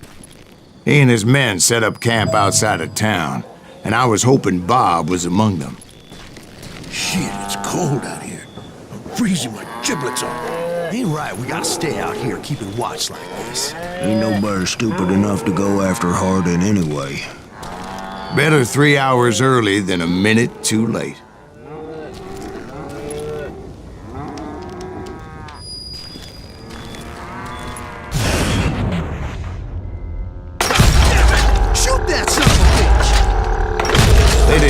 Why I was there.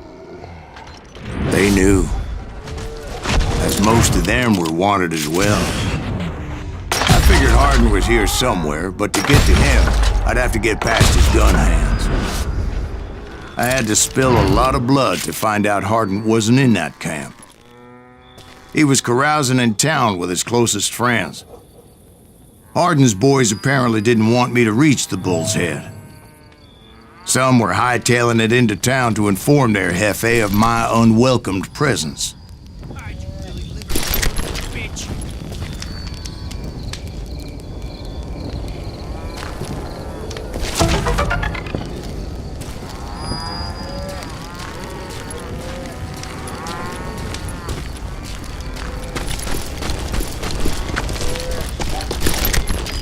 Yeah, you know you can't beat me. Tell Hardin someone's coming for him.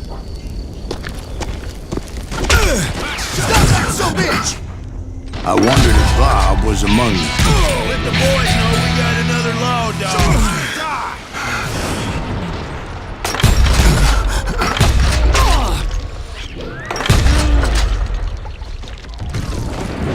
Sorry, son of a bitch! You can't hide from me.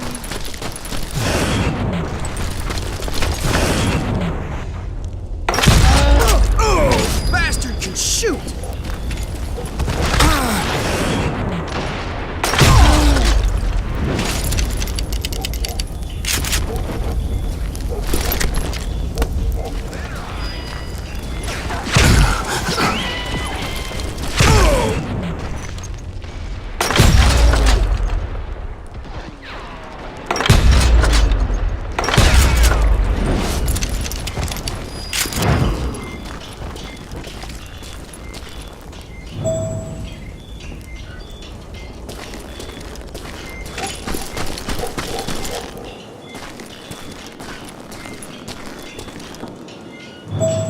And I steeled myself for the fight ahead.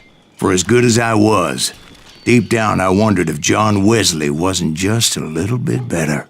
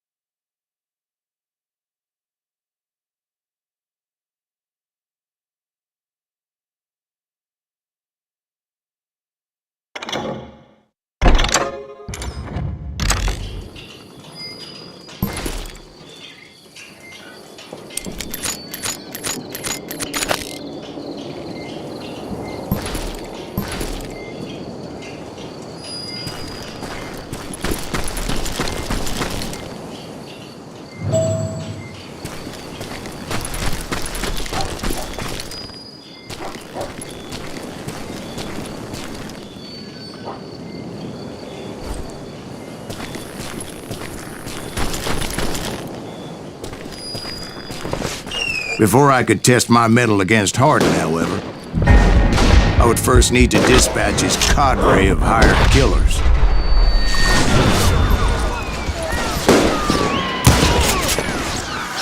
Most of these degenerates were beyond redemption, but John Wesley might have been a different story.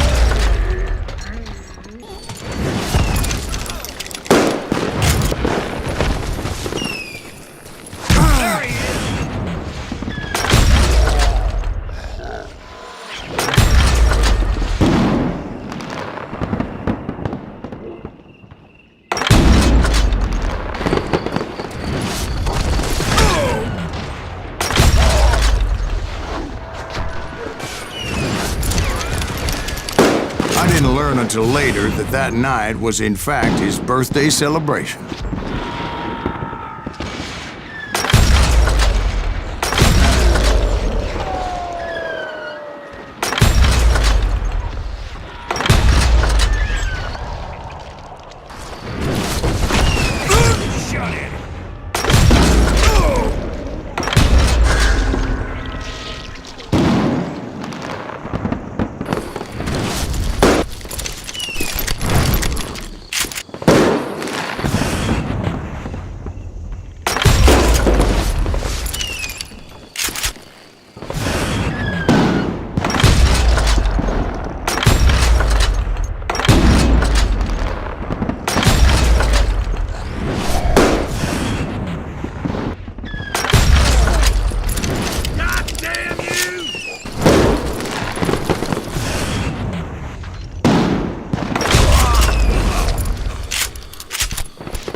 I already mentioned that I found Hardin in this very saloon.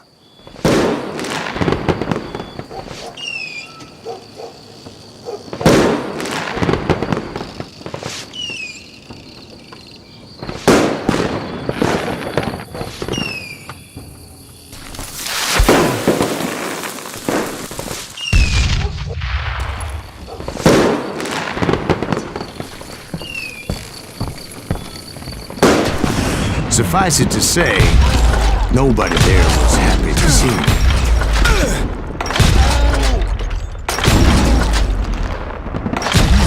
me. In fact, I felt a certain hostility.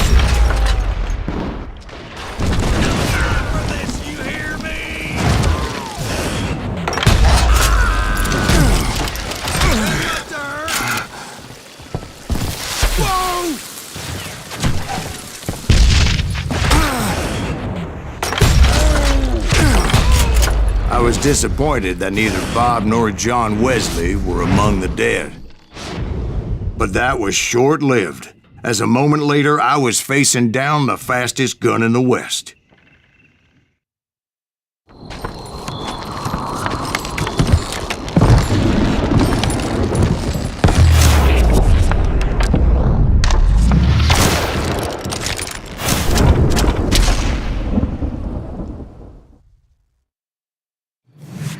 I felt a bolt of adrenaline, or maybe that was fear. He was well known for his tricks, and I knew I'd need my own if I was ever to defeat him.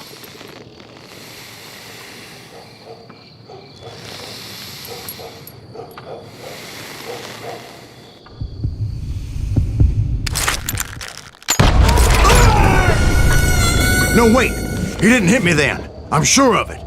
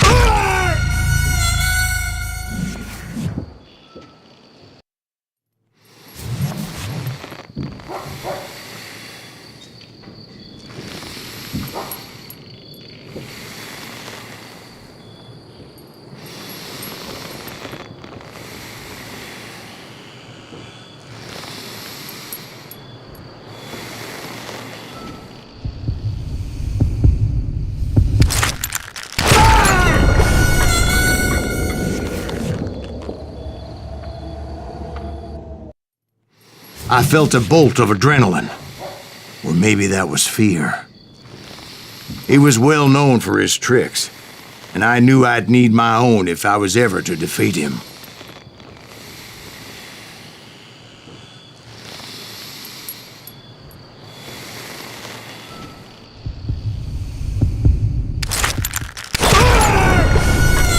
No, wait! He didn't hit me then. I'm sure of it.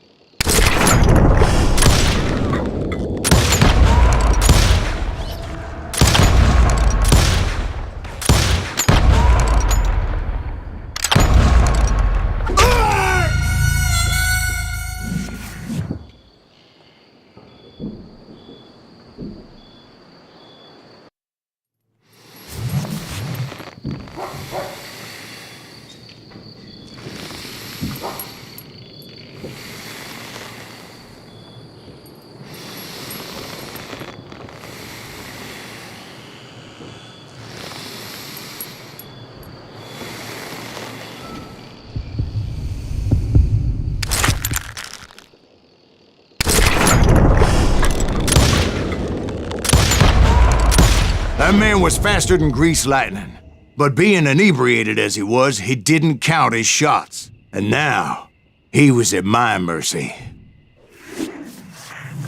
So he didn't die? No, I sent him to prison. Years later, after he was free, some restless avenger took his life. Shot him in the back in a saloon just like this one. Anybody up for another beer? Ben?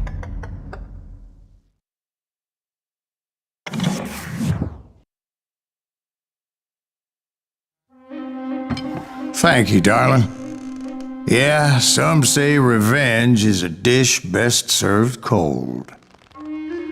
So whatever happened to that Bob guy you were after? Personally, I'd like to hear some of your other adventures. Like, I don't know, did you ever go toe-to-toe with a red man?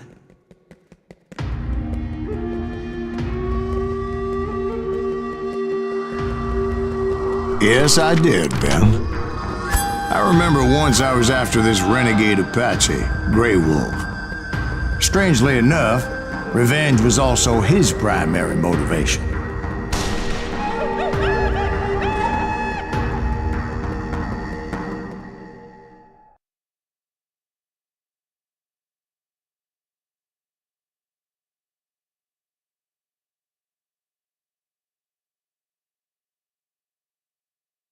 A bounty was put on Grey Wolf's head, and that's how I came to hunt him in the mountains. Mountains so high they tickled the nether regions of heaven.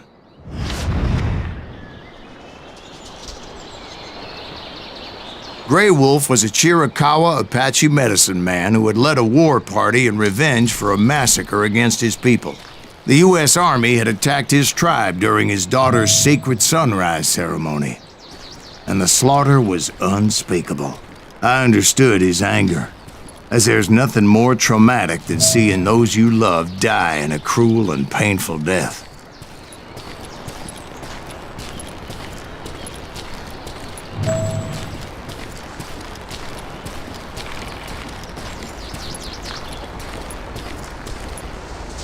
Right from the beginning, I couldn't shake the feeling that Grey Wolf was watching my every move. He led a band of young Apache warriors who wanted retribution and were more than willing to die for him.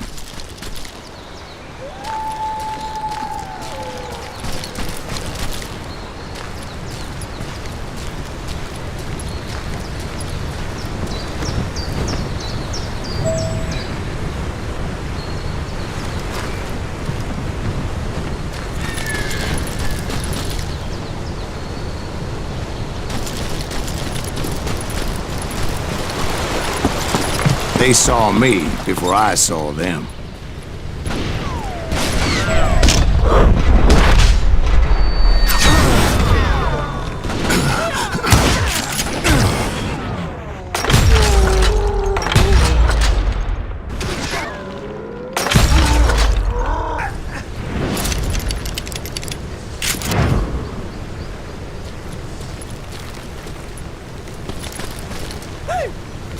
and it crossed my mind that maybe this wasn't such a good idea. But now that the shooting had started, there was no backing down.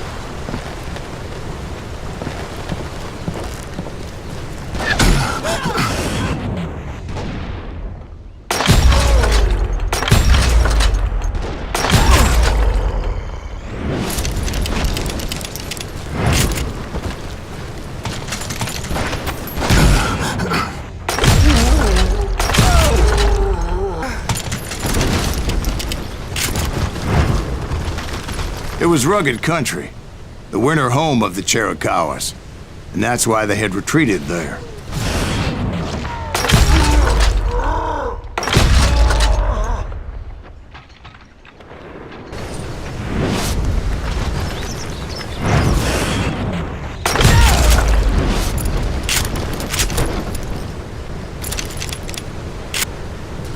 I admit to having some regrets about going after them the way I did.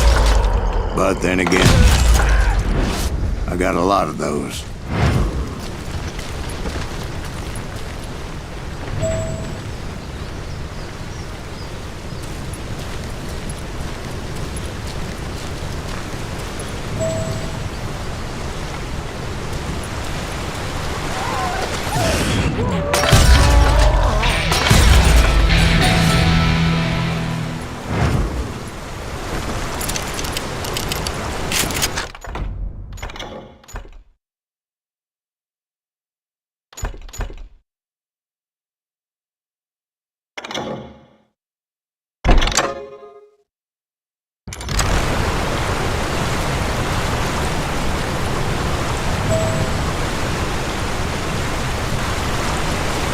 Did you find Grey Wolf? Not at that moment, but I did find the entrance to their hideout.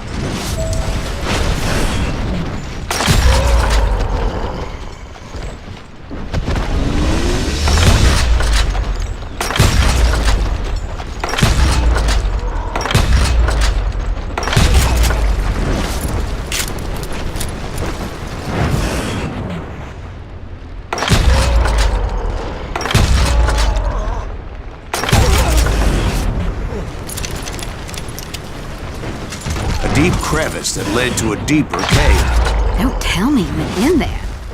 Yeah, but it's not out of bravery so much as pure, angry cussedness.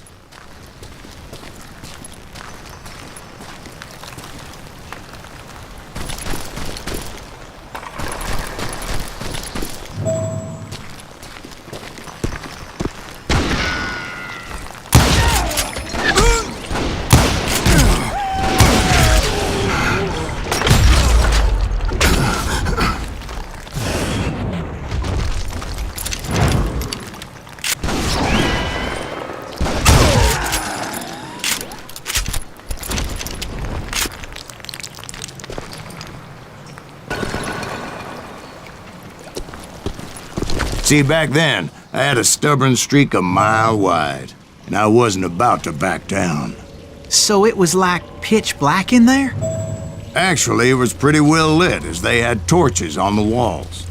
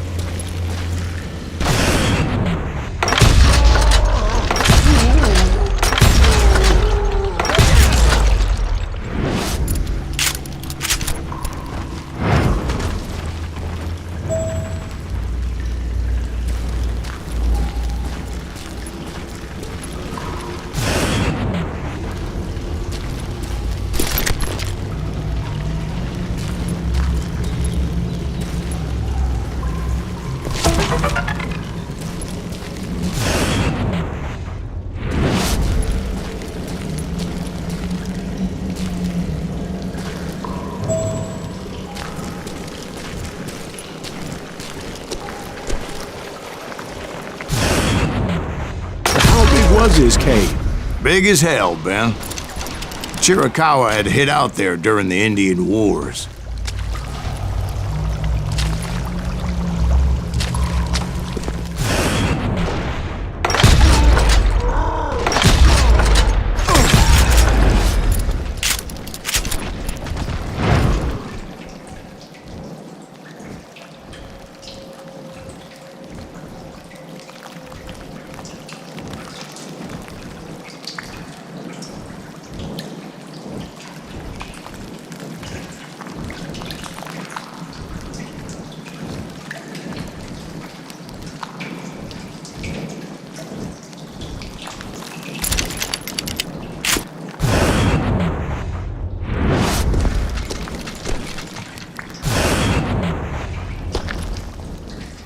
They thought it was haunted with the ghosts of those murdered by the horse soldiers.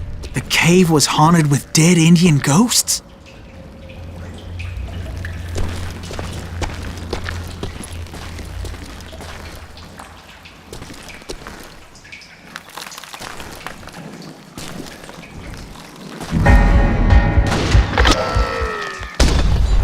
To be honest, I was more concerned with the live ones than the dead ones.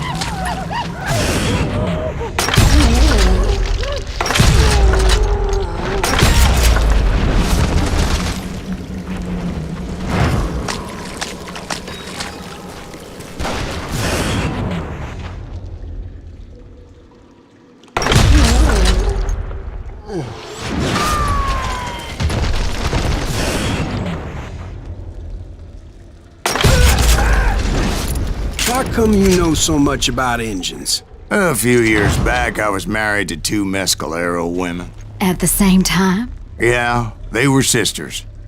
Polygyny is traditional among the Mescalero. So what happened? Oh, I had to get out of there. Those girls never shut up. Both of them nagging at me all the time. Drove me half crazy. Haven't seen them since. No, I mean, what happened with Grey Wolf? Oh, well, I pursued him into the Cave of Death.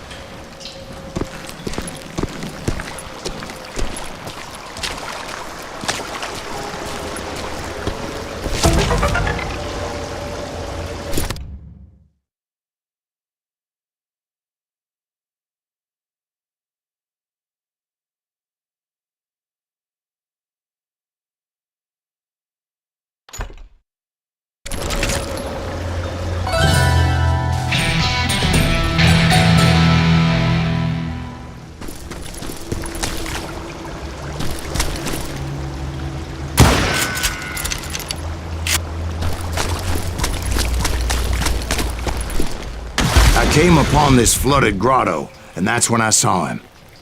He came to me unarmed and unafraid. His voice echoed in the shadows, and I sensed he meant me no harm. You carry great darkness in your heart, and if you do not release it, it will claim your soul. The sound of his voice put some kind of ancient Indian spell on me.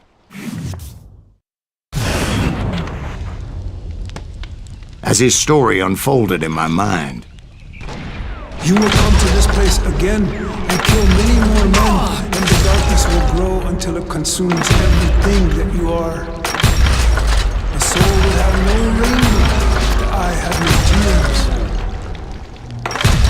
he said I was a great warrior, a coyote man, unequaled by any other pale-faced warrior, or something like that. The snakes will bite shadows of your past until a venom poisons your heart, and an echo of the song of the dead summons the spirits deep from within the mountains. I didn't quite get what he was saying, but there was definitely snakes. And indeed, his warriors surrounded me and attacked me like hungry wolverines. They couldn't stop me, though, and Grey Wolf wasn't in the mood for idle talk.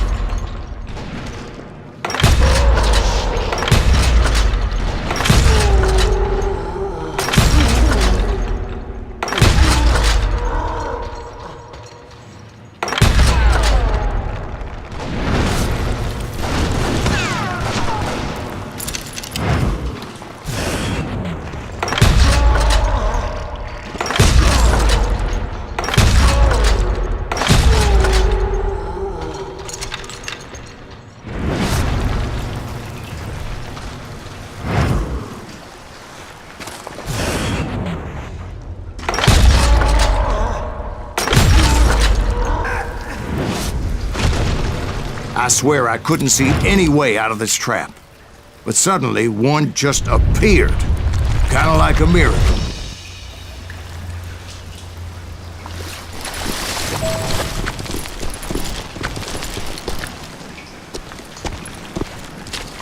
I felt like I would be lost in that damn cave forever.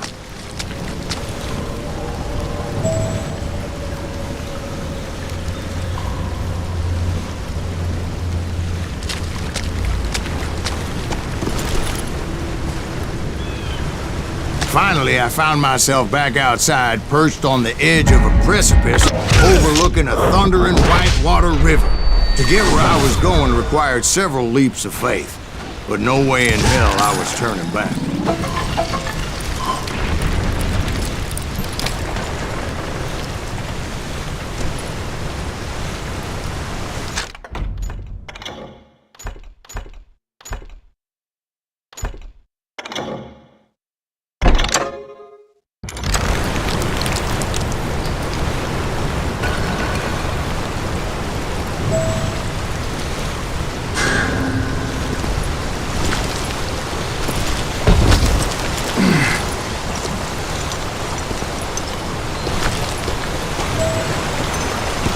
I chased after him, determined to make him explain the meaning of all that mumbo-jumbo. Mumbo-jumbo's right. Are you making this all up as you go? A few details may be fuzzy, brother, but I am relating exactly what happened to me. There were dozens of Apache warriors aiming at me from on high. Dozens? Well, maybe not dozens, but there was a lot of them. At least 3 or 4. Well, more than that, little lady.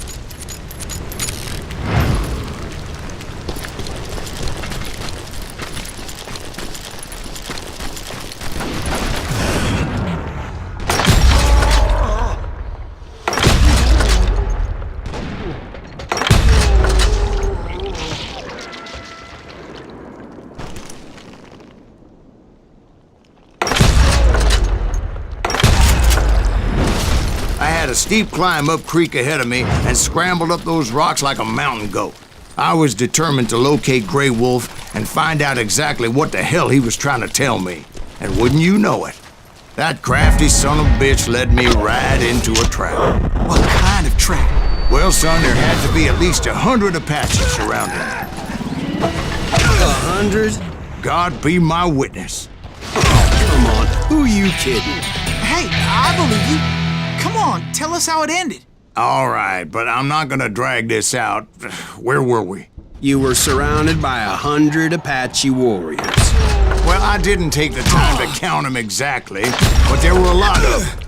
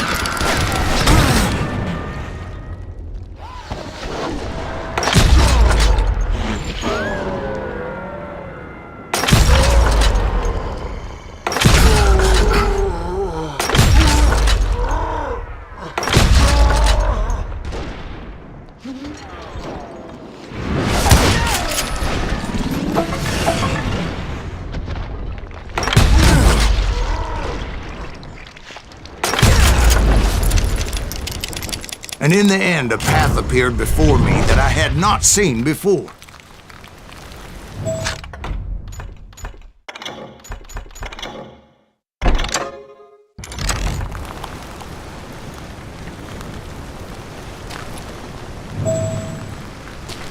I followed it as I desperately needed to find out what Grey Wolf was trying to tell me.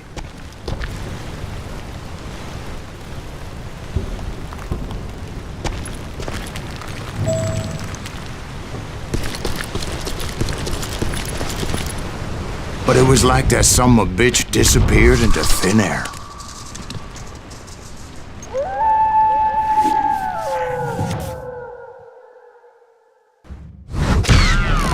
Never did find him. And never did collect my goddamn bounty. Thank you, darling. It's interesting how the truth can sometimes seem might malleable, depending upon your point of view. Like how those dime novels make you out to be something you're not? Jack, don't be starting trouble. No, he's right. They do tend to exaggerate. Did they exaggerate your part in taking down the Daltons? Well, I was there in the flesh, boy, so I saw what happened firsthand.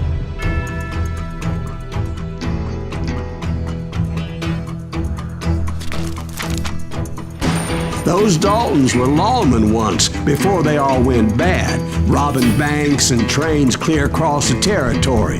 Until Coffeeville, of course. I was one of the citizens who took up arms that day. Fighting on the side of right? I did my best, sir. We all did.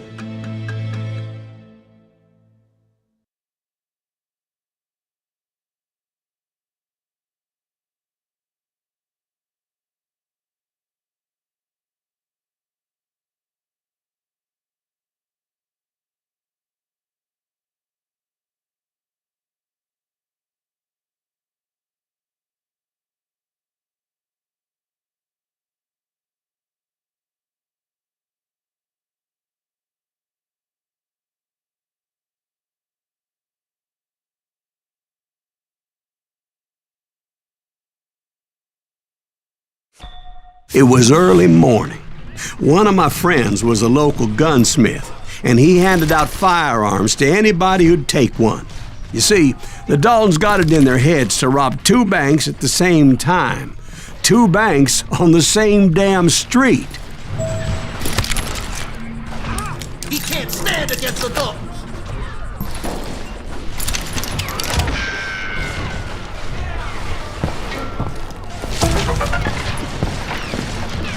Kill that! Story was Bob Dalton's girl was always riding him about how he had no ambition. Oh, you're nobody next to Jesse James, she'd say. Finally, the bastard took his brothers to Coffeeville just to shut her up. Well, the locals recognized the Daltons right off. Before they could get away, half the town took up arms to defend their property.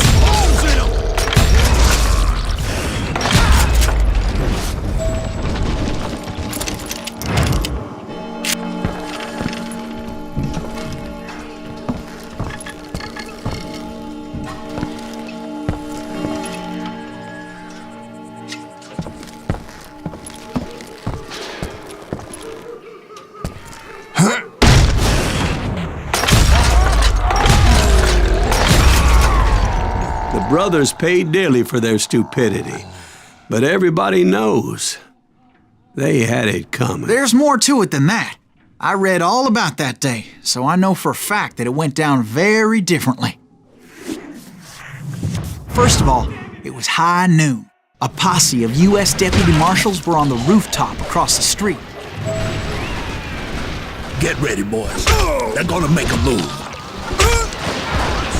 The lawmen had been tracking the Daltons for months, and now they finally had them dead to rights. Among them was a bounty hunter feared by many a lawbreaker. This man had no intention of letting the Daltons slip away. The marshals tried to get the Daltons to surrender. They'll give up eventually. We just gotta wait the son of the bitches out. But this bounty hunter knew that the brothers were far too proud to ever lay down their guns.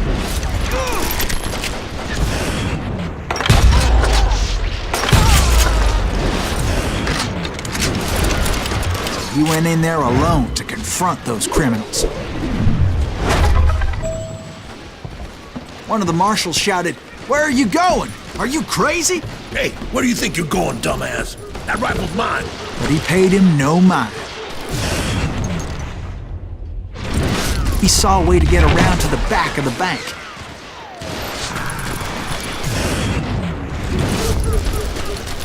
Then he figured out how to hit the Daltons from a direction they weren't expecting.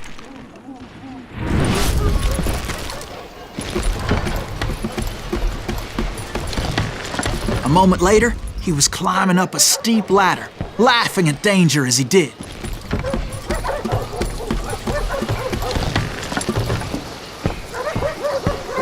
It was brave men like him who risked their lives to tame this wild country.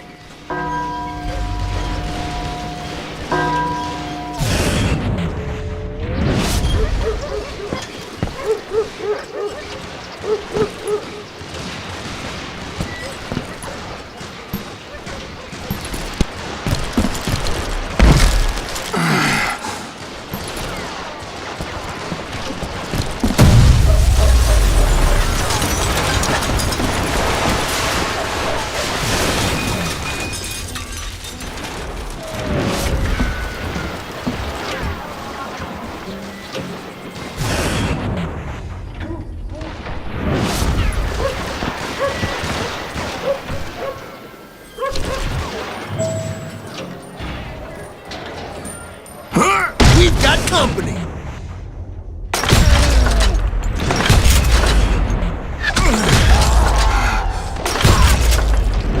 Heroic men like him who did what other men couldn't or wouldn't to make this country free. Like Jim Bowie and Davy Crockett, who died defending the Alamo.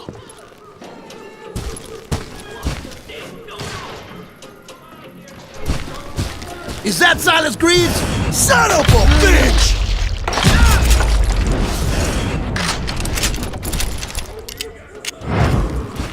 We've got company!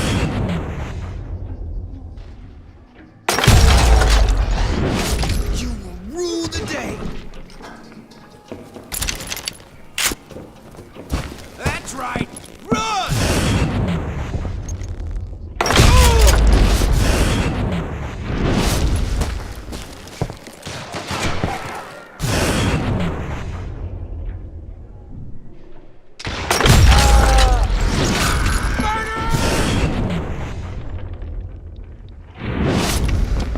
This plan cannot...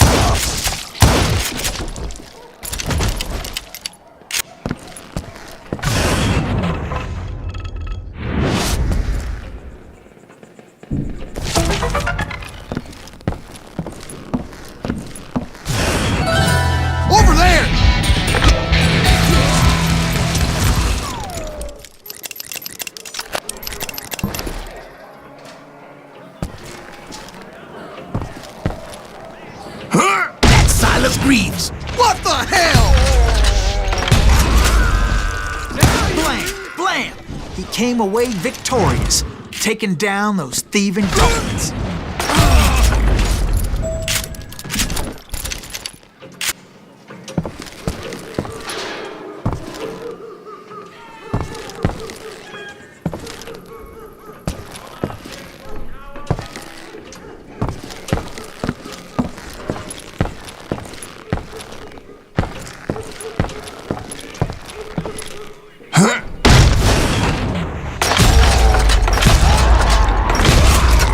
His name was Silas Greaves, and when the dust finally settled, he was the last man standing. Sorry, kid, but that just wasn't the way it happened.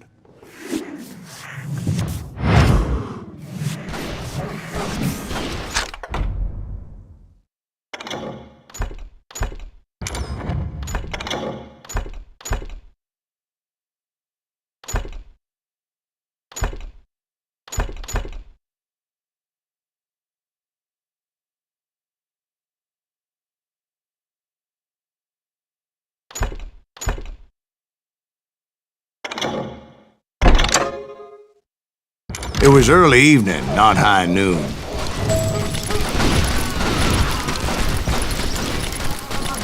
The Daltons blew up a safe, and were all set to hightail it out of there. I was late to the party, and Coffeyville was already up in arms. Those pathetic deputies surrounding the bank were dropping like flies.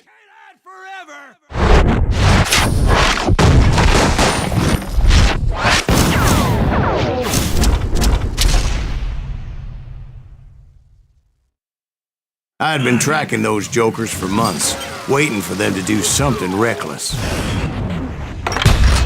And finally, they did. Those stupid bastards decided to rob 2 banks at the same time in the same town where everybody knew them. But they still had friends in Coffeyville. Waste your bullets. Go ahead.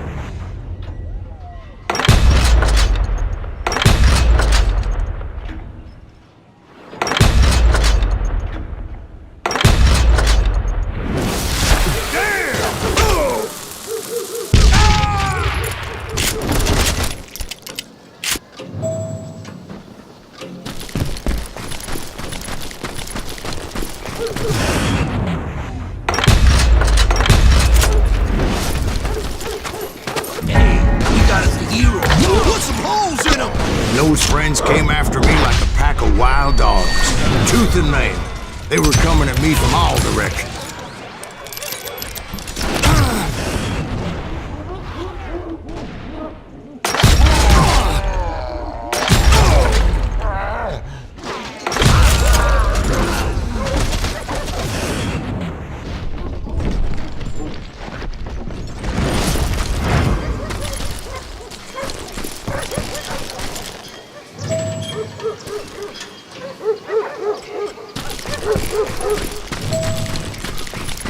I caught sight of the Daltons running with the money and didn't want to lose them. Problem was, they knew the town better than I did. And to top it off, I found myself in the middle of another shootout entirely. Did the Daltons hole up in somebody's house? No, it was the Smiths, I believe. They were cousins of the Daltons. And they were shooting at the Browns, who were shooting at the Daltons. Which wasn't any surprise, because those 2 families have been feuding forever. And since the Joneses are related to the Browns, they shot at the Smiths, pissing off the Heimhoffers, whose daughter recently married a Smith. Well, bullets were flying every which way as all the old feuds in Kansas caught fire all at once. There was a hell of a lot of pissed off people in Coffeyville that day. But that's just the way life is sometimes. Shit happens.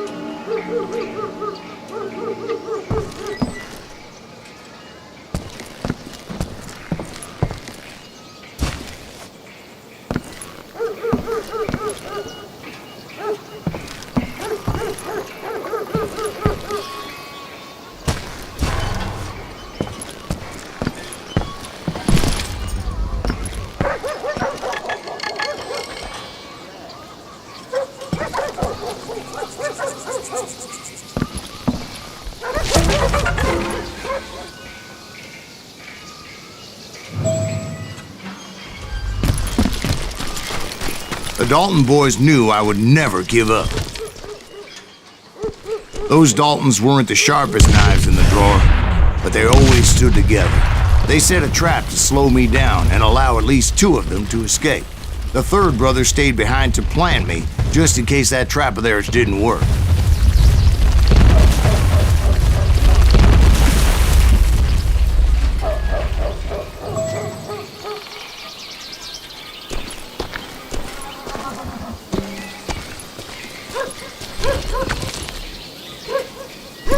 It was Emmett, the youngest, and he decided to stand his ground and face me down. I ain't afraid of you, Silas Greaves. This is where it ends for you. He was determined to protect his brothers. I understood how he felt. Taking me on all by his lonesome wasn't exactly a recipe for a long life. You are dead, Lionel.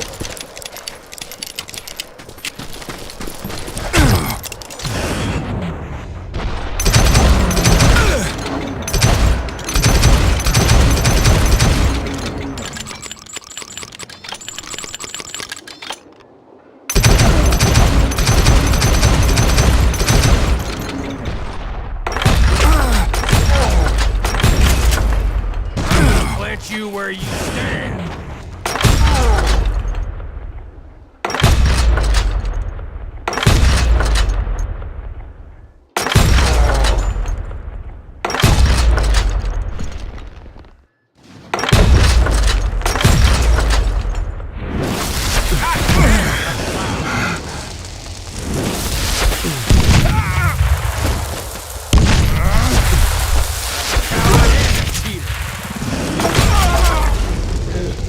But Emmett Dalton survived the robbery in Coffeyville. He's the only Dalton who did. They say he was shot 23 times. Well, Dwight, who do you think put all those damn holes in him?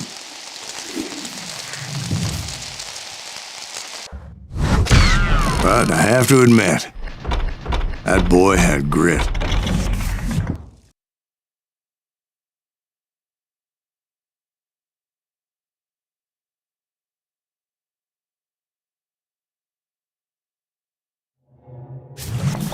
We'll get those suckers! It took me a couple of days to track the Daltons down.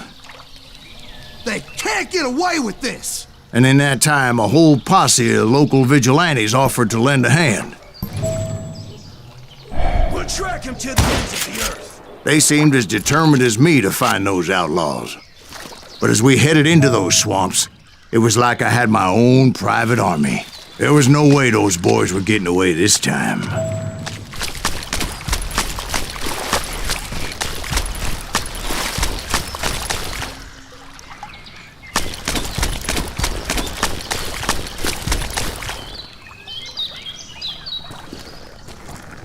It was early fall, right? Beautiful time of year. At least you had the weather on your side. Not by my recollection. It was damp and foggy as hell.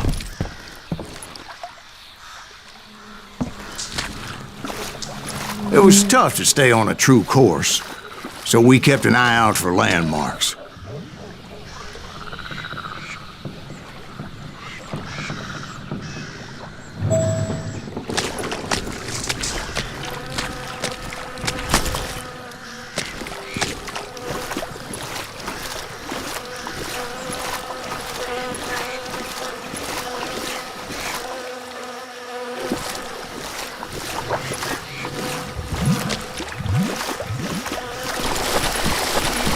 It was autumn.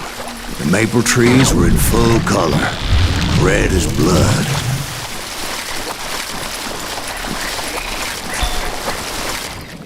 The rains that year were torrential, so the whole area was flooded.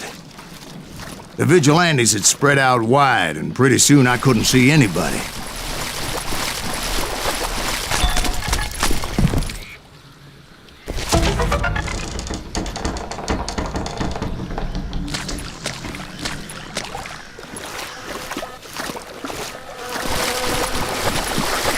Bury them in the swamp! Plant them where some bitches ahead of me wanted to do me harm, so I had to face them alone. I wondered why my compatriots didn't come running when they heard the shots.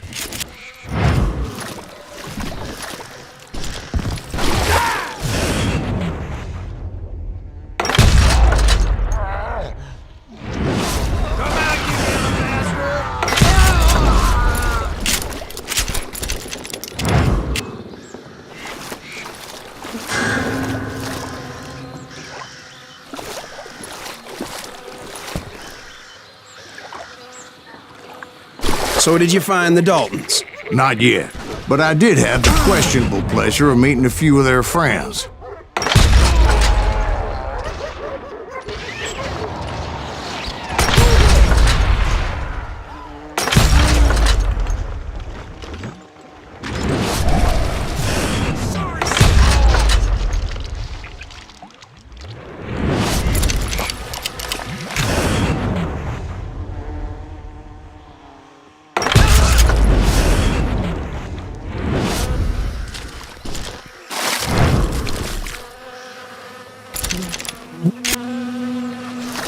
The boys had established quite a reputation by that time, so they attracted all manner of riffraff to their cause.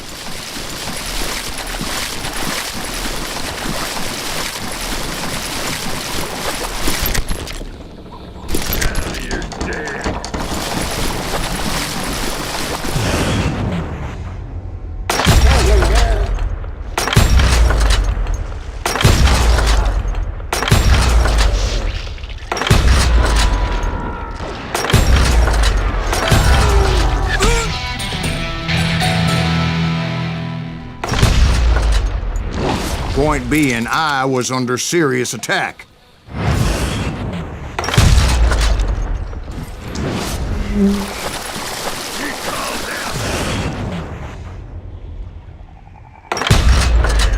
So are you.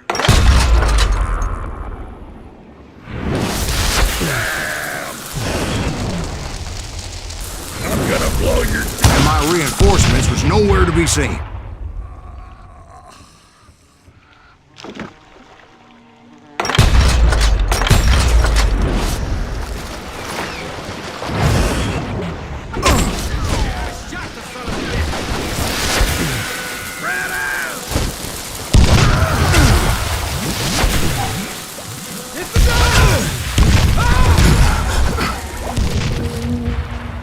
You're done.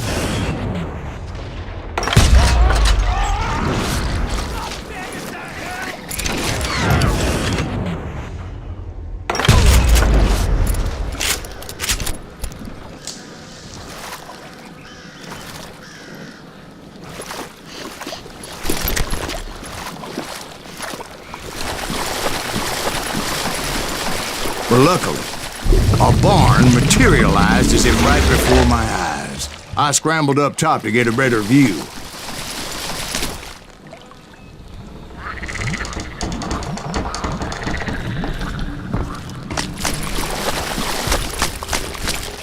But just ended up falling inside. So, how did you get out?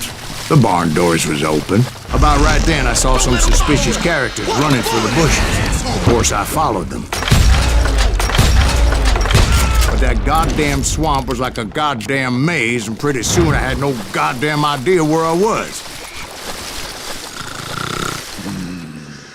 Steve? So I just started walking, and pretty soon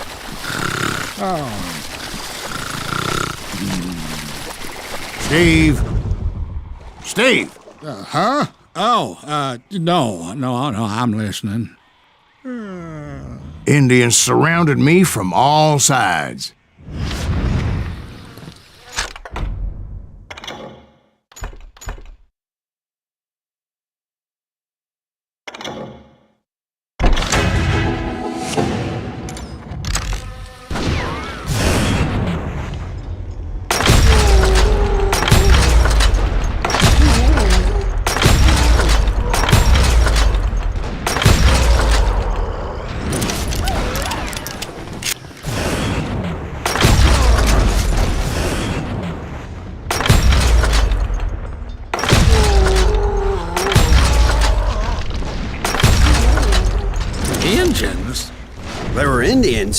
No. I just wanted to make sure Steve was paying attention. Now, where was I? You were following the Daltons through a swamp? That's right. See, Steve? Dwight's paying attention. No, I'm listening. I was just resting my eyes. So, where was I? The Daltons. Right. See, there's a reason so many outlaw gangs are made up of brothers. Being a brother is a very sacred thing. It's a bond like no other.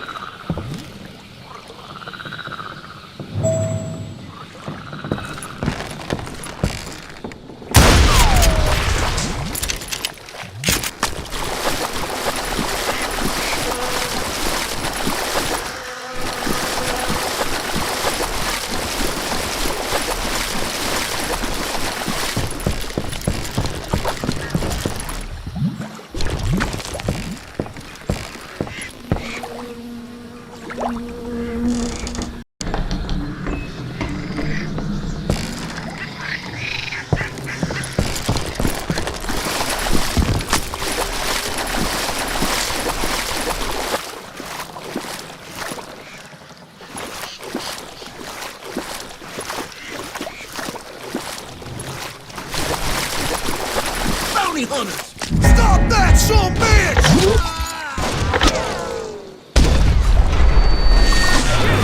So did you ever find the damn Daltons? Not yet. But I did find a few of their cousins. You Kansans breed like rabbits. More Smiths or Heimhoffers or who knows what. But hell, what's more important than family? I bet Ben knows what I'm talking about.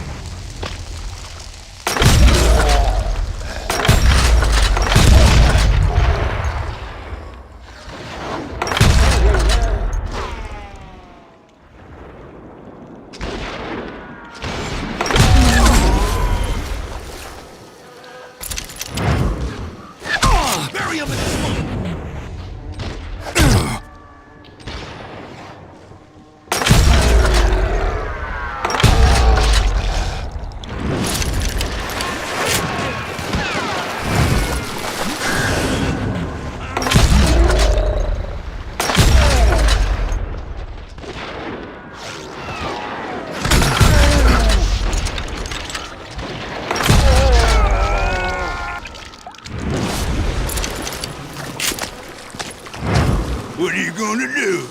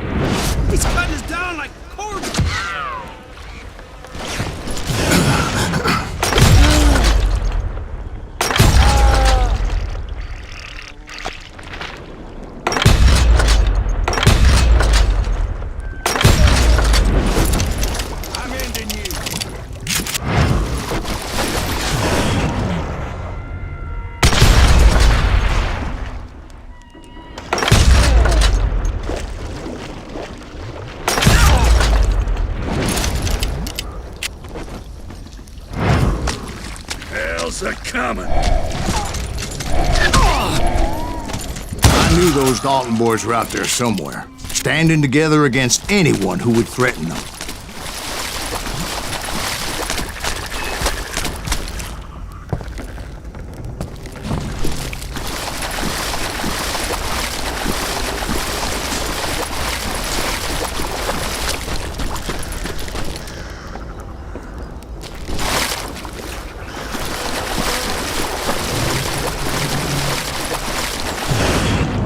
And that's when I saw it. A goddamn steamboat. A steamboat? In a swamp? Yeah, Steve, but this wasn't much more than a wreck, really. But how'd a damn steamboat end up in the swamps? Guess it floated off during the flood of '89. Now, was it a stern-wheeler or a side-wheeler? What? Does that really make a difference, Steve? It was a steamboat with a goddamn army on board. It was then that a fusillade of bullets come raining down from on high, and those vigilantes who accompanied me weren't anywhere to be found. But among those men that were shooting at me, I thought I saw some familiar faces.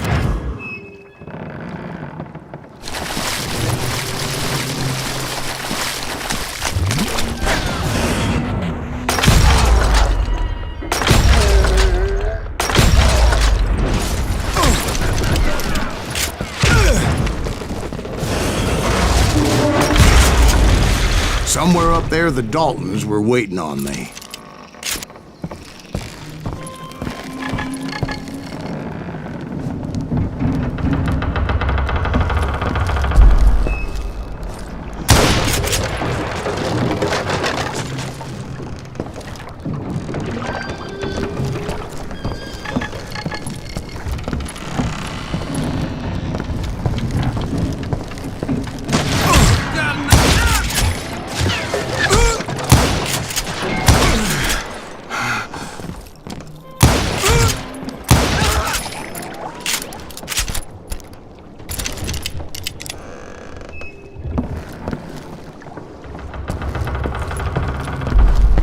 Sounds like you don't give up too easy. That's the kind of man I am, Ben. I set out to do something. I do it. Surrender just ain't in my nature. Plus, I'm stubborn as hell.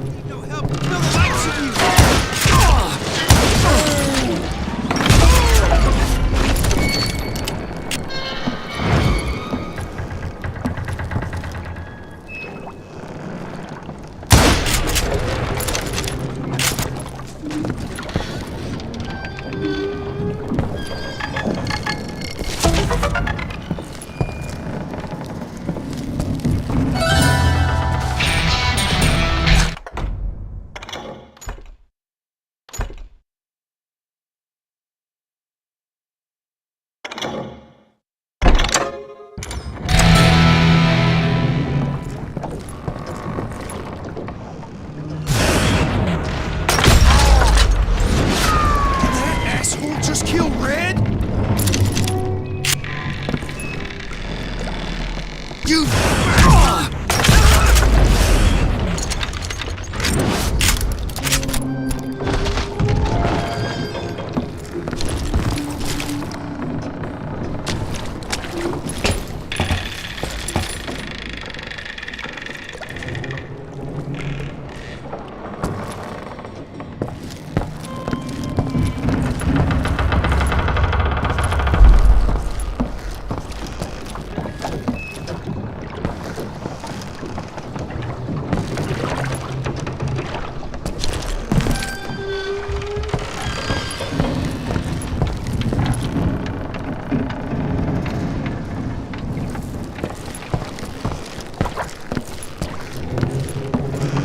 Right about then, much to my relief, the vigilantes finally arrived. Their leader motioned at a cabin in the middle of the top deck, pointing me directly at the Daltons. I finally had them, after months of dogged pursuit.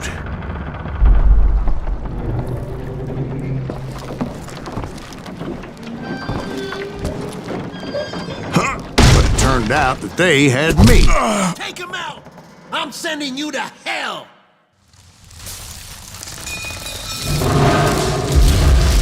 The Daltons had played me like a fiddle. Apparently, the vigilantes were on their damn payroll. They didn't just want to shoot me. They wanted to burn me alive. But finding my way out of a burning labyrinth proved to be quite a challenge. It was a riverboat, right? I mean, it's not like it was a goddamn ocean liner. Well, yeah, but I was in a Did you fight. hear about that ship that's gonna launch next year? Largest one in the world. You're talking about the Titanic. If you ask me, it's too blessed dead. I don't think it'll even float. So anyway... Don't be stupid, Steve. They know what they're doing. They say the Titanic is unsinkable. Oh, God. But getting back to that steamboat, how'd you get off it, Mr. Breeze? I took in a lot of smoke that day, so I admit my recollection might be a bit hazy. But somehow I managed to finally disembark. It was time to settle this once and for all.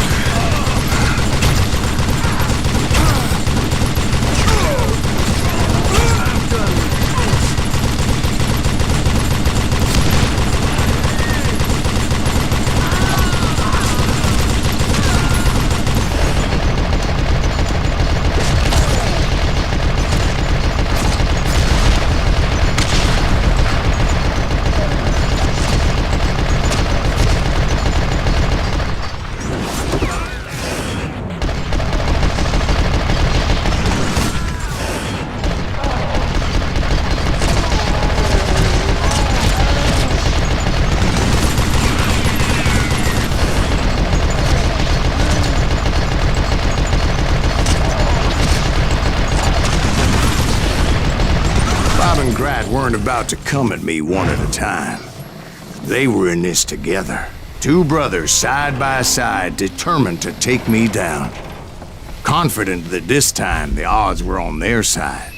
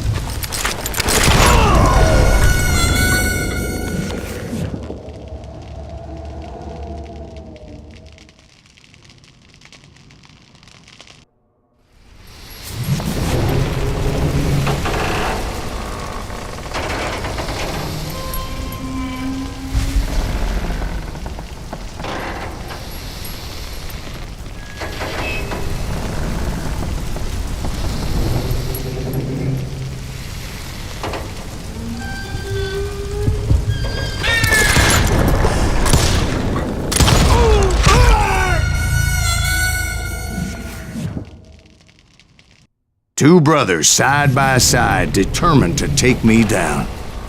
Confident that this time the odds were on their side.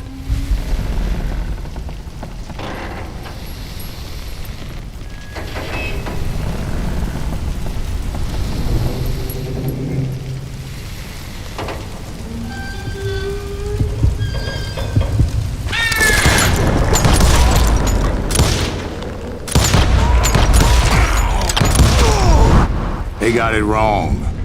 A sad end for those two. If they'd only known that Emmett was still alive despite his wounds.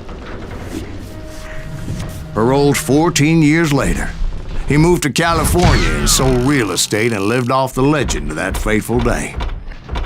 And the tragic death of his.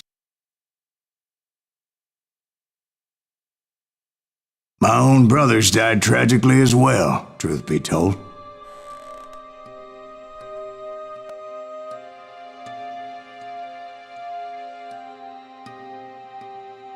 It was 1868, and me and my older brothers were pulling a tidy profit running cattle into Juarez, Mexico.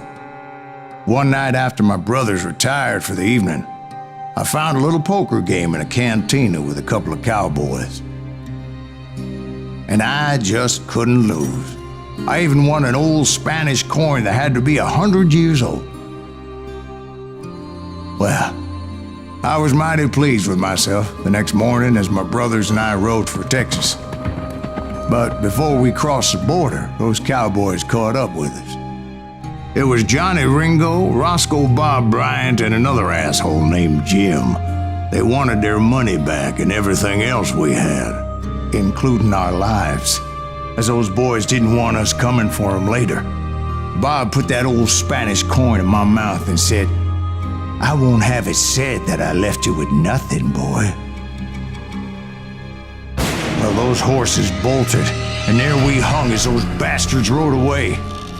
The branch finally snapped under the weight of the three of us, but being my older brothers were bigger and heavier, they were already dead. And right then I swore to myself that I would avenge them. Ringo you know about. But Bob eluded me, until I heard he was riding with the Wild Bunch.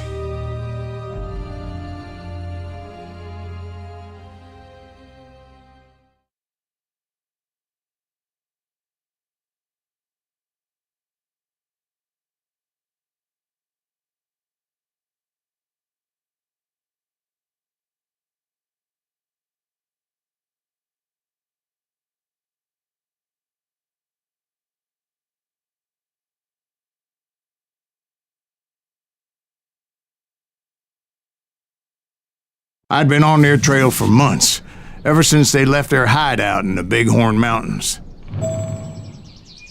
Led by Butch Cassidy, they were a loose association of outlaws who robbed banks and trains from Colorado to Montana. Among them was the Sundance Kid, and that murderous hombre I was tracking, Roscoe Bob Bryant. Were you a part of that giant Pinkerton posse after the Wild Bunch? No, boy. A circus like that would have slowed me down. Besides, I wanted Bryant all to myself. I'd heard about a large shipment of gold being transported to Wilcox, Wyoming on the Overland Flyer. I figured the Wild Bunch would likely hit such a treasure, and by God, I figured right.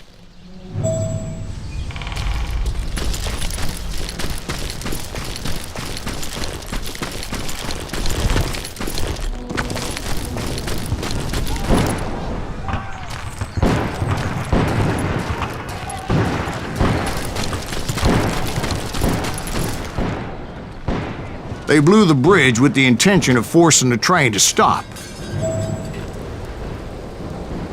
Well, I assumed the Wild Bunch was likely in the still intact part of the train high above, so I had no choice but to make my way up through the passenger cars dangling down. I was determined to make that sumbitch Bob pay for what he did to my brothers.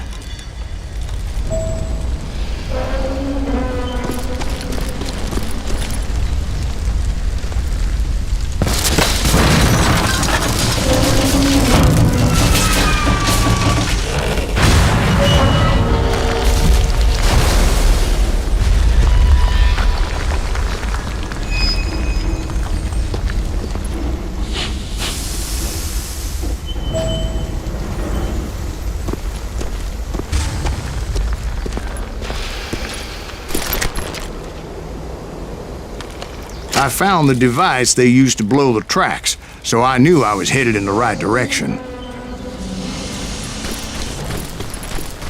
My ears are still ringing from blowing up that bridge. What'd you say? I can't hear a goddamn thing.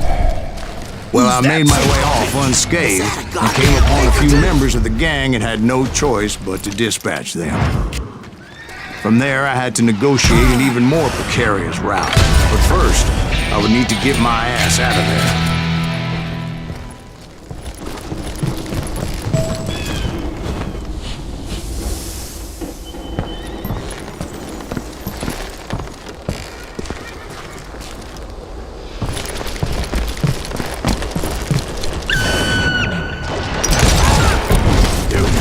Jumped from the frying pan into the fire as the train was clearly fixing to fall. I had found the gang, but in order to find old Bob, I needed to fight my way forward past a whole passel of desperados.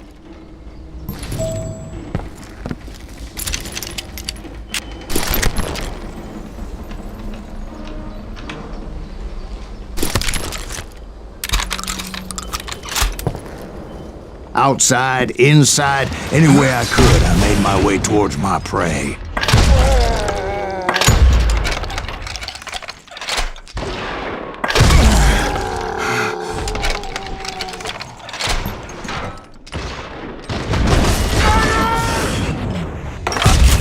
Well, what about the passengers? It was mostly a freight train, as I recall. There were no passengers aboard that day.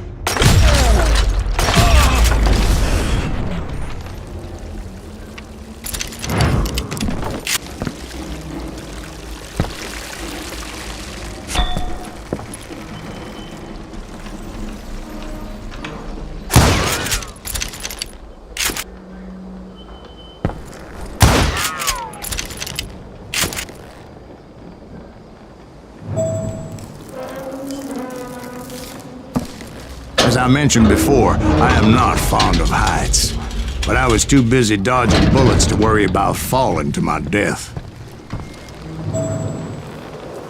Odds were I was likely to die that day anyway, so I was determined to take down as many of those bastards as I could.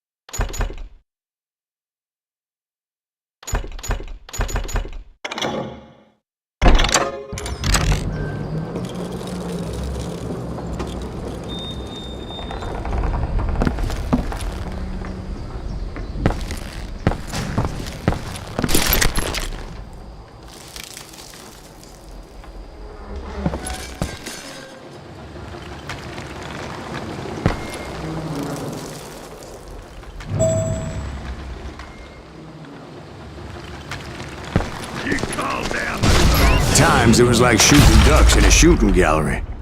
The only difference is these damn ducks shot back.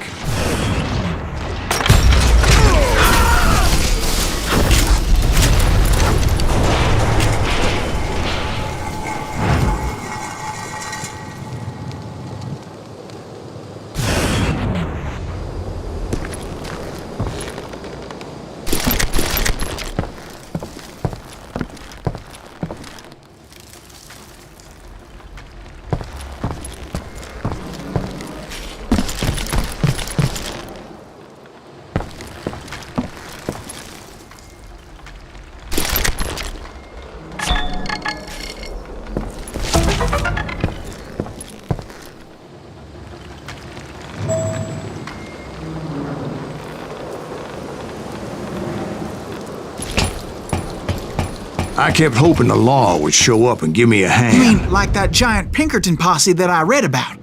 Did they come riding in, guns a-blazing to help?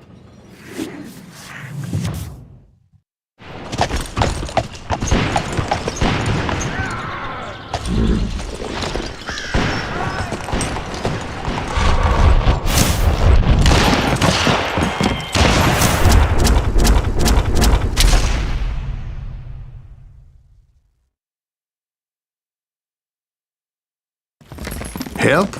From the Pinkertons? No, son. I had to fight the wild bunch all by my lonesome, as usual. Who the hell is that?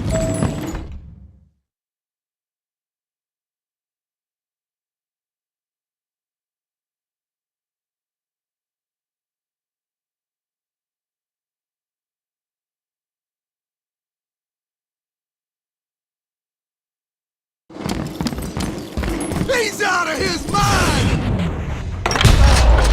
Take cover! Retreat! Retreat!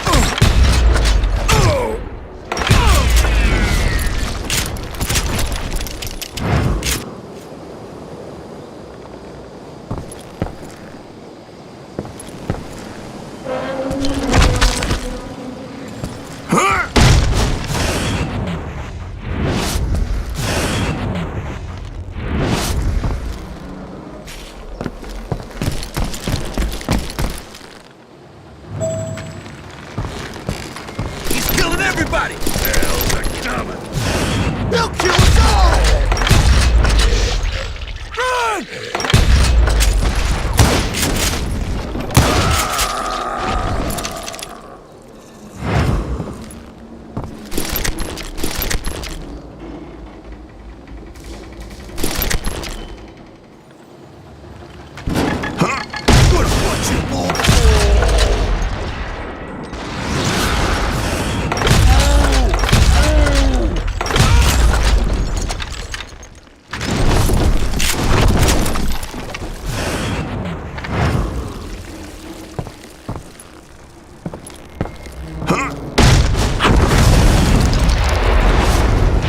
My guess is those dime novels didn't portray this as it happened, did they? Well, only a few stragglers were left. I had to cut them down pronto if I was gonna stay on old Bob's trail.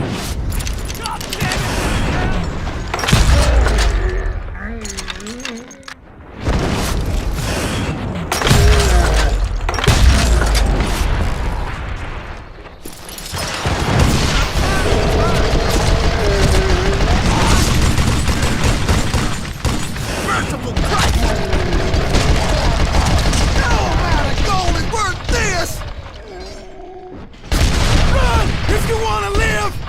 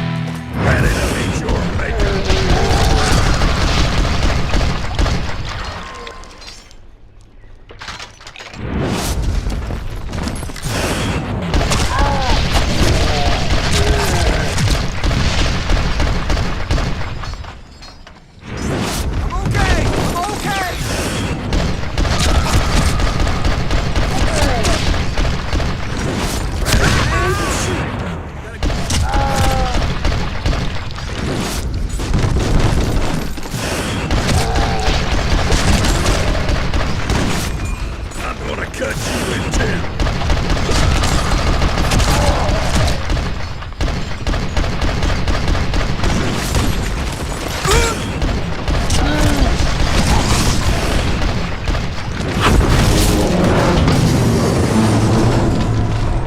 Once I silenced all those guns, I went searching for my nemesis, determined to finally have my justice. But the only survivor who welcomed me was George Flat-Nose Curry. Who was he?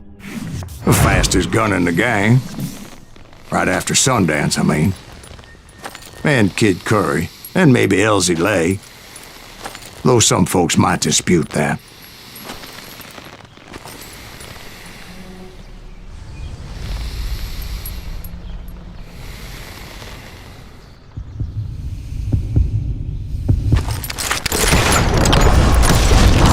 On that very same day, Butch Cassidy and the Sundance Kid decided to leave the Wild Bunch behind and decamped for South America.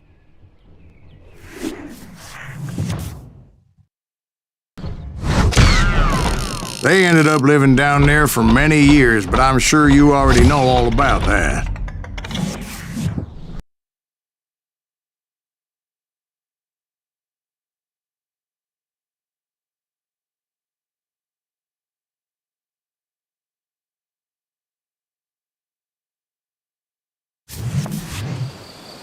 I tried to find Bob Bryant, but it was as if he'd disappeared. Sometime later, I heard the Wild Bunch was back together.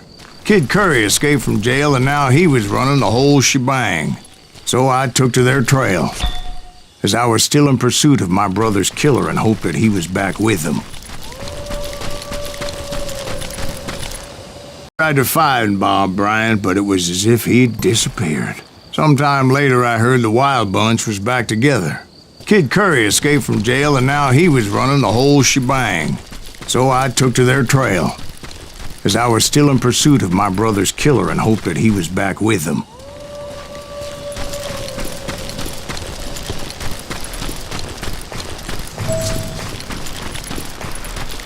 That Kid Curry's kinda crazy, ain't he? Don't let him hear you saying that. Anyways, I tracked those boys to a camp right outside Parachute, Colorado.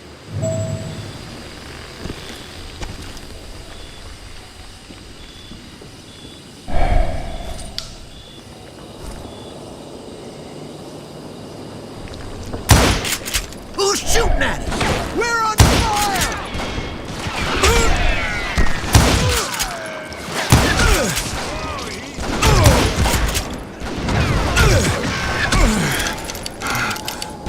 Let's just do this! Being outnumbered, I didn't bother with a warning shot. I just started taking those bastards down.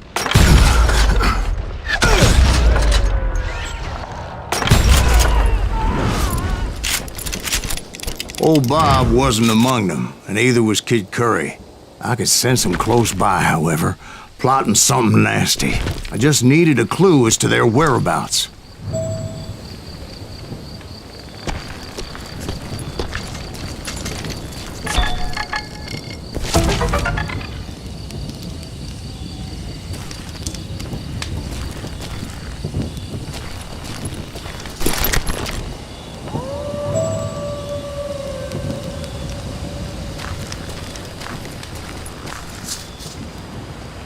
And I found one.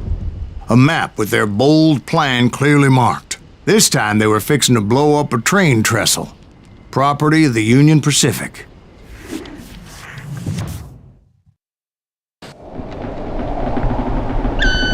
The plan clearly indicated how they were fixing to undermine several of the weakest wooden supports.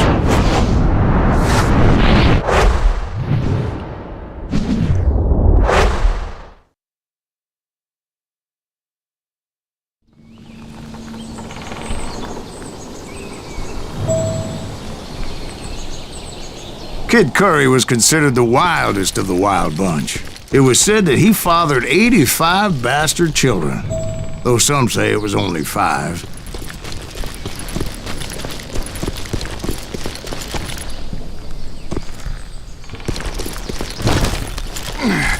Kid Curry had bragged to a whore how he was gonna rob a train heading to the U.S. Mint in Denver. And that whore, Fat Sally, she told me.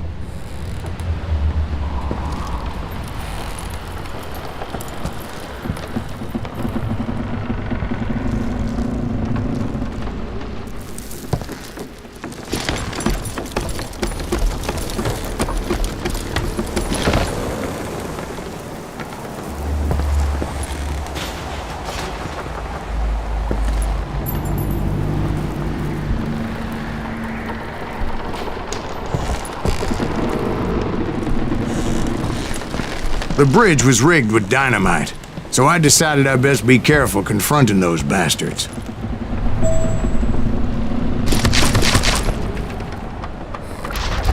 A moment later, I saw a ladder that somehow had escaped my attention. Don't you blow us up now. Don't worry, I know what I'm doing.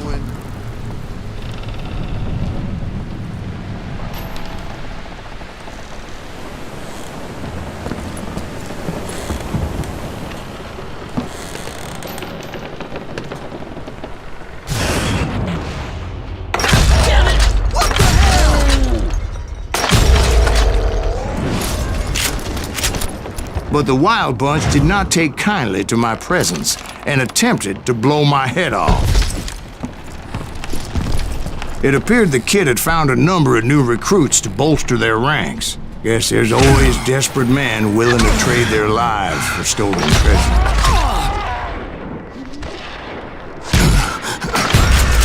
What happened next? Well, having removed the first bundle of dynamite, I decided I might as well remove the other one.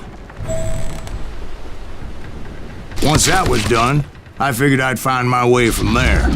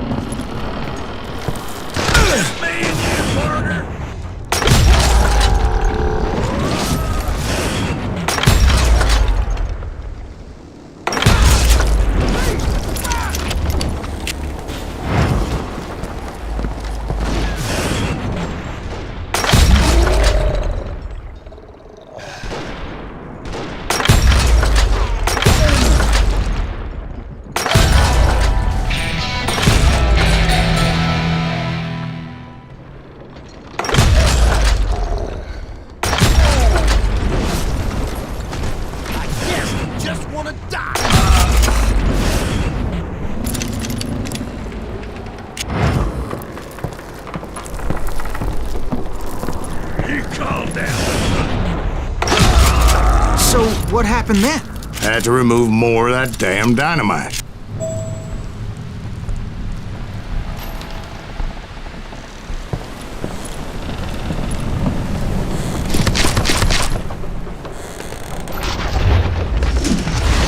It must have been terrifying trying to make your way across. I was sweating it a bit, but then I noticed a footbridge tied up on high, so I shot the rope.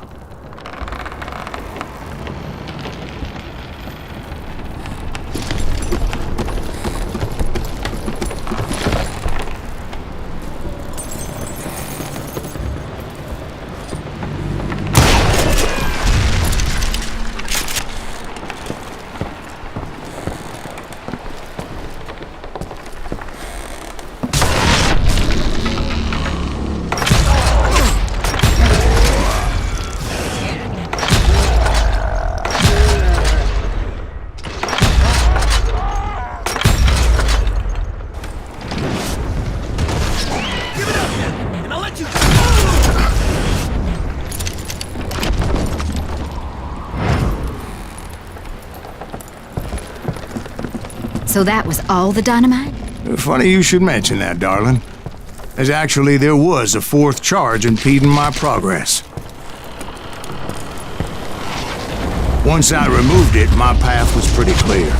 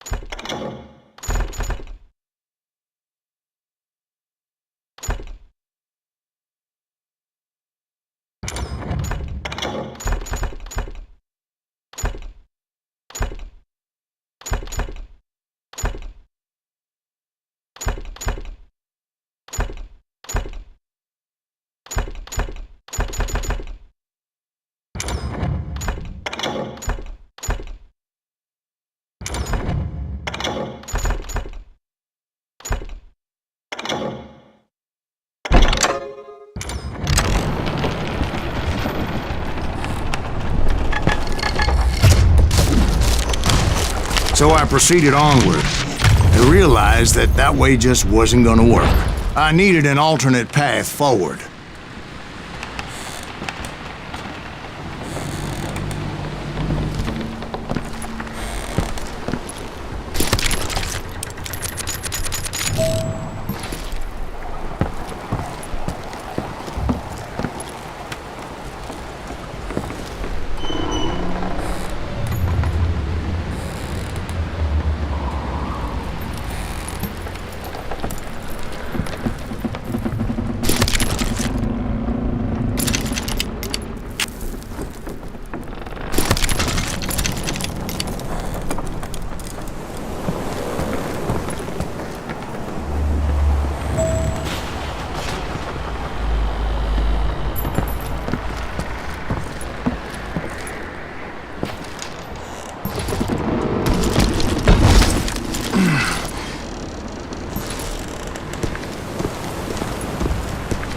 Luckily, I found a cave, and as I made my way back to the bridge, I saw something that concerned me.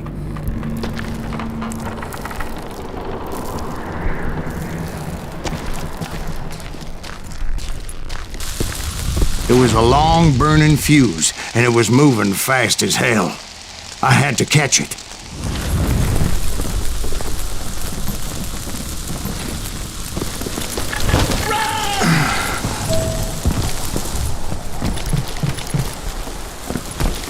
The burning fuse was so damn quick, I had to run like the wind. I almost had it, but no.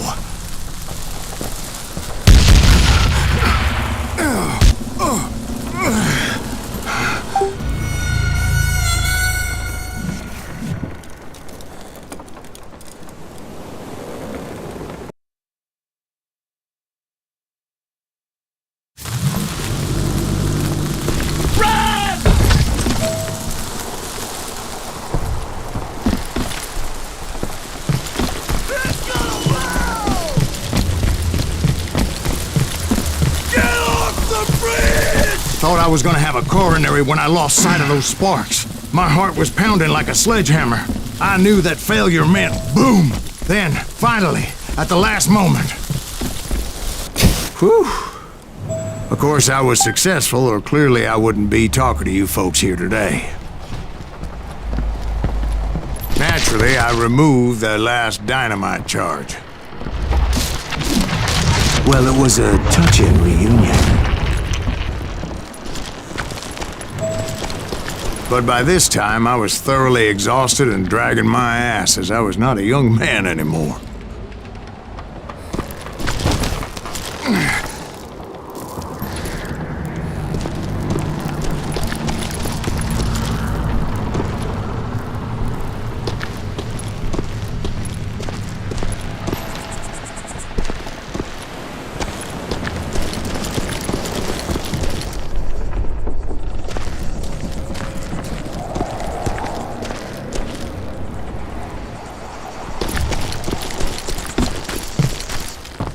Kill that SOB!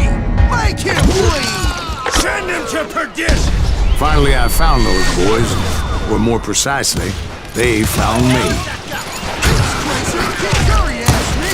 Nuttier than a damn fruit bat!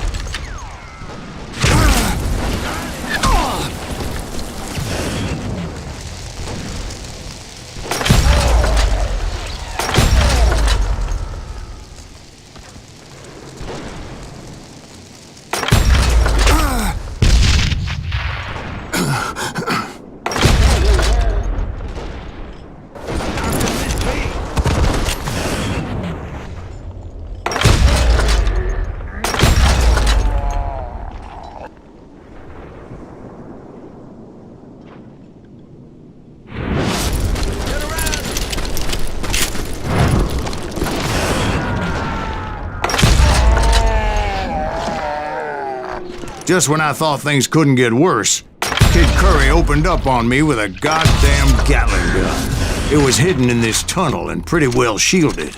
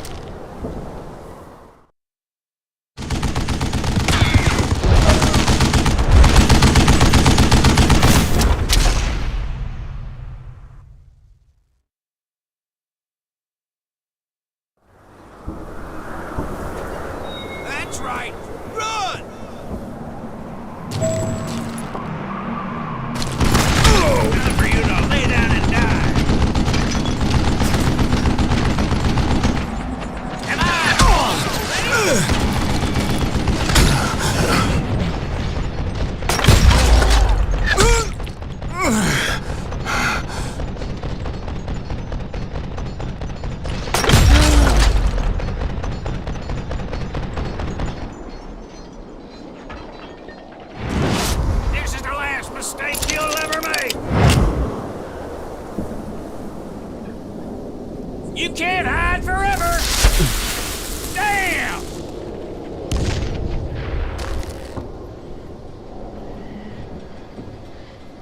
Hide, you really liver. You know who I am?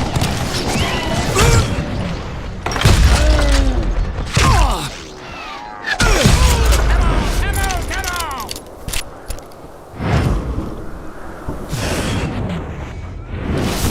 Are you kidding me? Stand still so I can kill you. Get out of here, you coward! Can't beat me.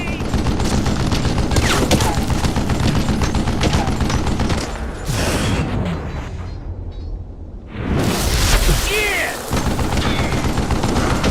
This is the last mistake you'll ever make.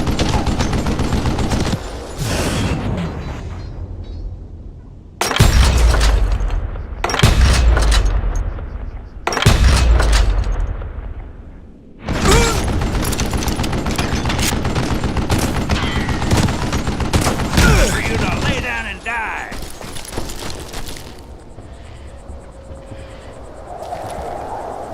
I think he's scared. Ah! You know who I am? It's not fair.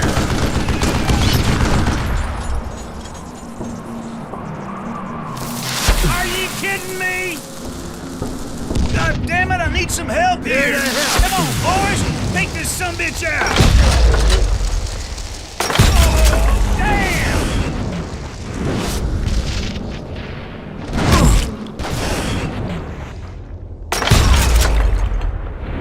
Show yourself, you coward! Shit!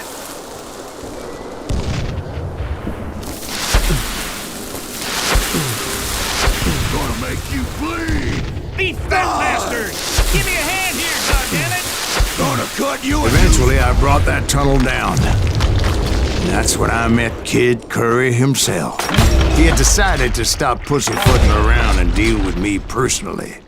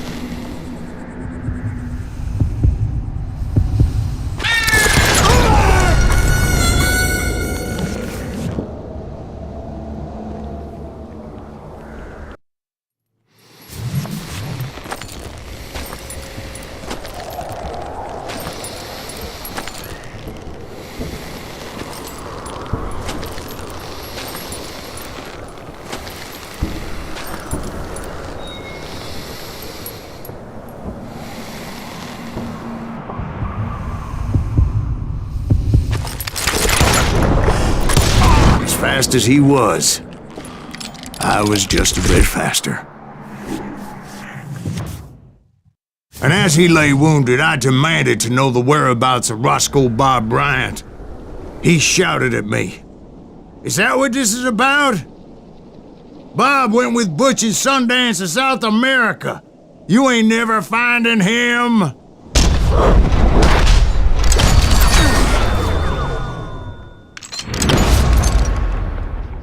Those were his last words.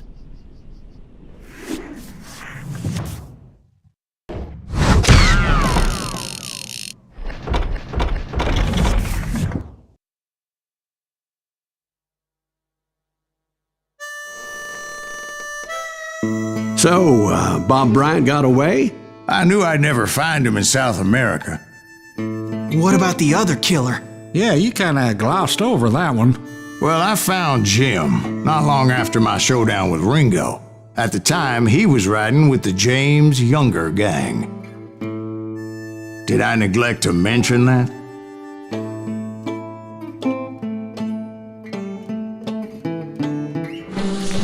Jesse James? The greatest outlaw who ever lived? Jesse and his kin rode with Quantrill when he raided Lawrence, Kansas, and killed near 200 people, boy. Nothing great about that. And from there, him and his brother went on to rob banks and trains from Kansas to Missouri. Which is why there was such a rich bounty on their heads. 40 grand for both of them, dead or alive. That's one hell of a payday.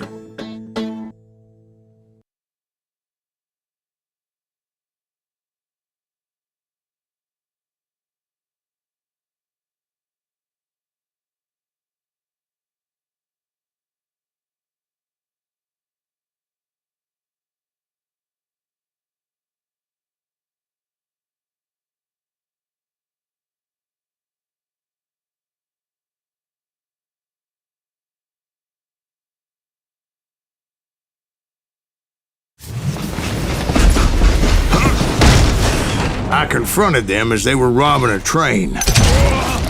Bullets were flying at me from every which way. But I knew I'd have to fight my way forward if I was gonna find this gem.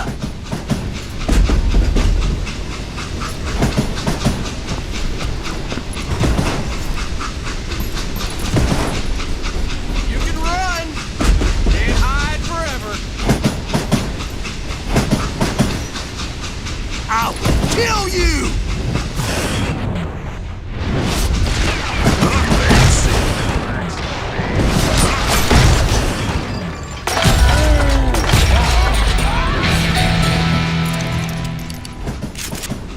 Ready for a belly full of buckshot?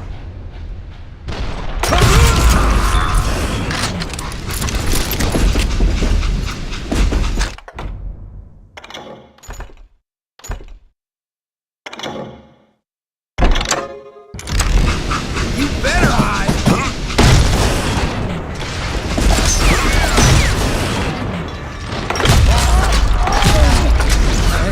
Now wait a second. Now, how'd they stop this train in the first place? Well, the James boys were experts at this.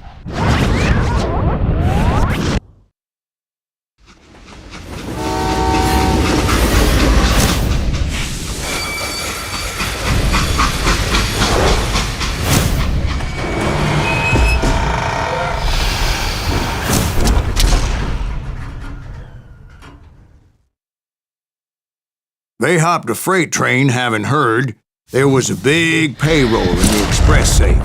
So, I hopped the same train.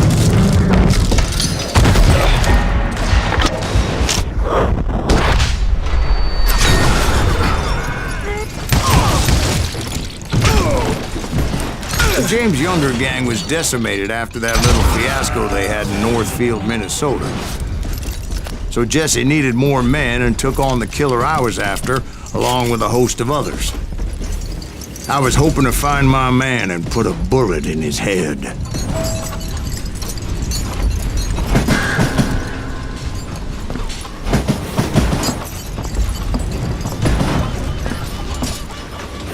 Climbing around that train, I must have swallowed 100 damn bugs before I reached that... The James Younger gang pulled the first train robbery west of the Mississippi. Sounds like you hold them in high regard. Everyone knows they were the most famous outlaw gang ever. And you took them all on by your lonesome. Again. I'm finding this all a little hard to swallow, friend. Well, maybe you need to wash it down with some whiskey. By the way, did I mention that that train was flying down those tracks like a bat out of hell?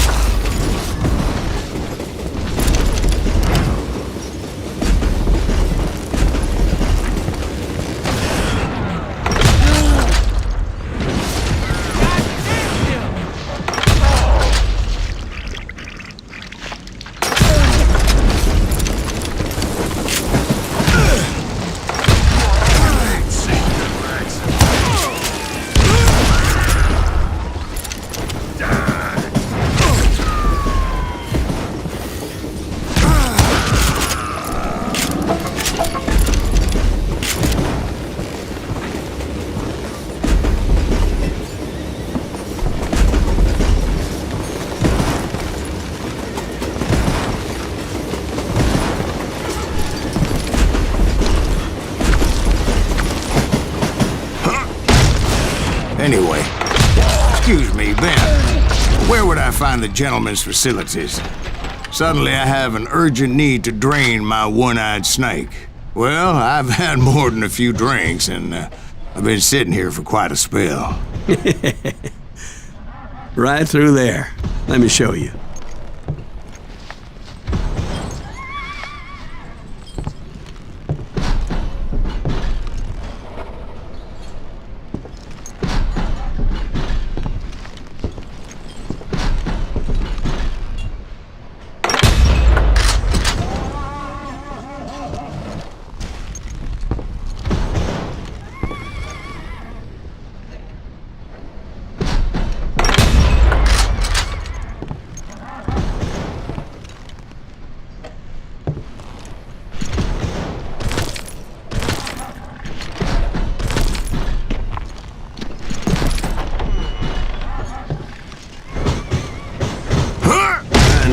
So much malarkey in my life.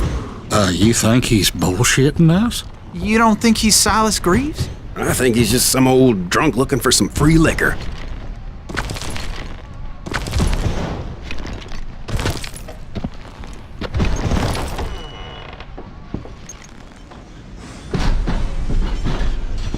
I don't know, Jack. I think I believe him. You don't think he met Jesse James? Oh, you gotta be kidding me. That story makes no sense at all. Jack. I mean, you gotta be 2 bricks short of a load to believe that cock and bull story. I don't agree. Jack, lay off the But bar. you seriously think that tired old man went toe-to-toe with Jesse James? Well, that's better. Did I mention that this Jim was married to the infamous Belle Starr? Of course, I didn't learn that until later. Anyway, I made my way forward the best I could. Around the sides, over the roof. At some point, some sumbitch saw me and shouted out, "It's the damn Pinkertons!" It's the damn Pinkertons! Now, I never worked for that lineman cocksucker, but I guess they assumed I was one of his assassins. Those evil bastards firebombed Jesse's mother's house and killed his stepbrother. So it's no wonder each and every asshole on that train wanted me dead. Everybody's always mistaking you for somebody else, aren't they? Why is that, I wonder? Don't rightly know, Jack. I'm just telling you how I remember it. I bet you are.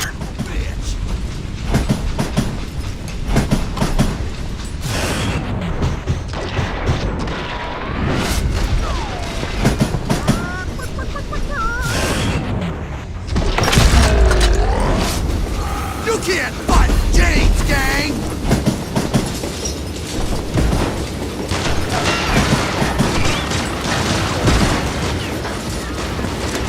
You know who we are!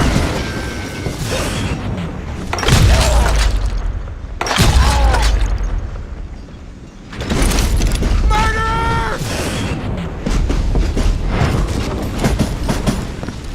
Better hide!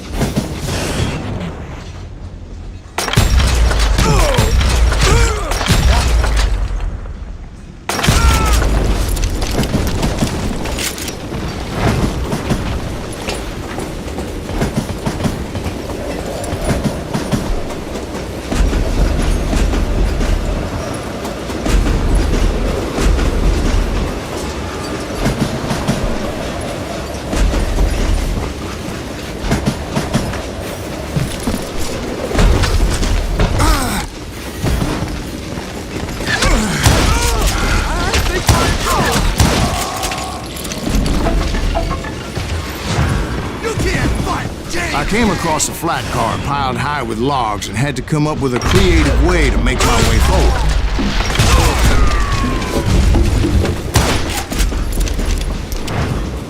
I wondered if I was ever going to find the front of that train, or the bastard I was after. Jesse hired a damn army after Northfield. Guess he didn't want to be outgunned like that ever again. Right about then, I was attacked by some asshole on a Gatling gun. Yeah, seems like you run into a lot of them. Assholes? Gatling guns. Guess I did. Now, I don't remember how I took it out. It was either a bullet or dynamite. Where would you find dynamite? Does it really matter, Jack? You're messing with the flow of the story here.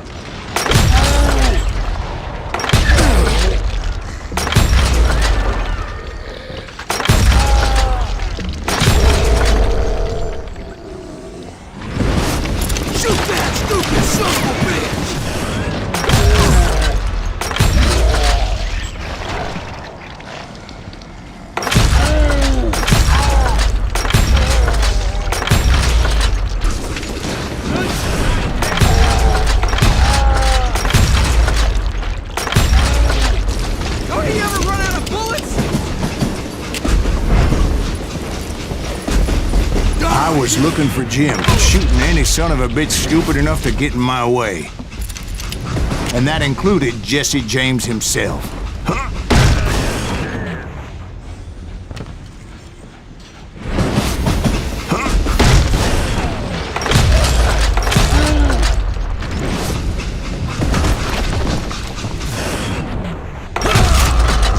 There sure were a lot of men determined to die that day.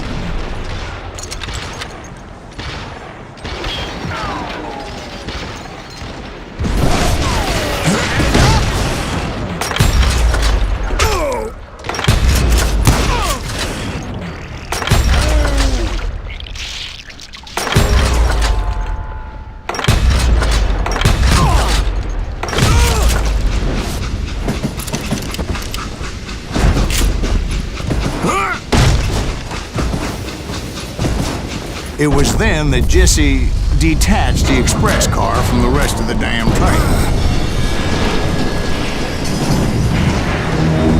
I could see Jesse waiting for me, fixing to kill me so he could get away with all that money.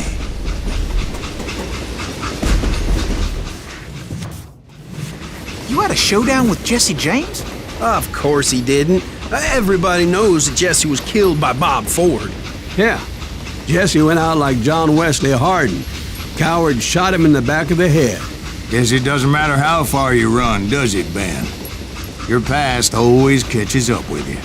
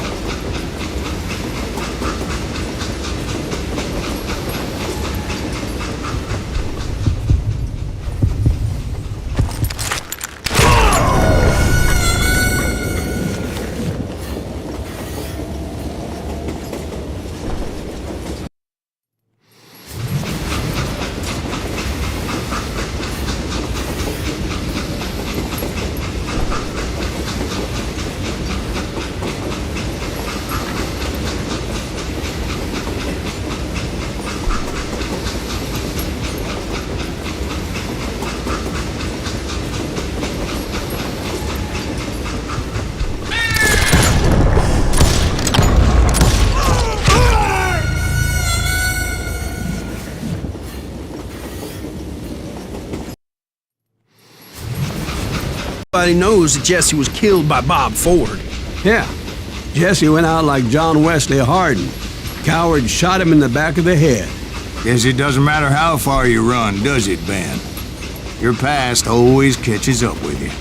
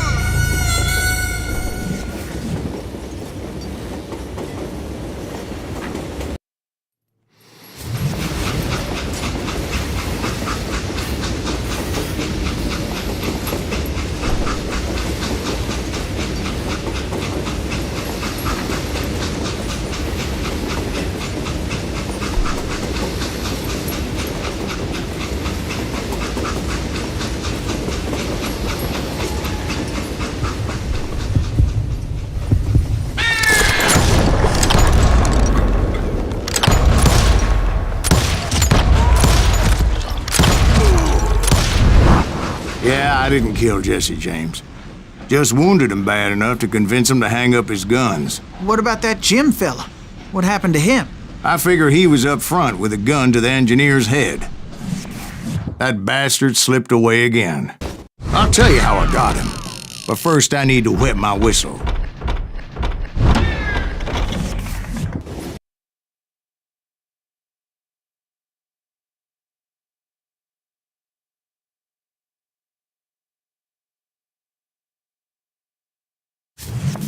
After my showdown with Jesse, I continued to track his brother, Frank, and that son of a bitch, Jim.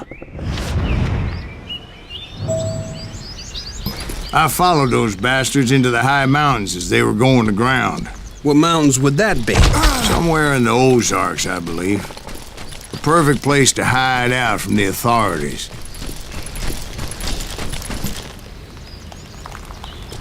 In fact, before I could find them, some Indians who fled the res and were hiding out from the military found me first. They probably thought I was a cavalry scout and didn't want me telling the military where they were. Indians? Yeah, they could have been Cheyenne, but there was all sorts of renegades roaming the landscape back then.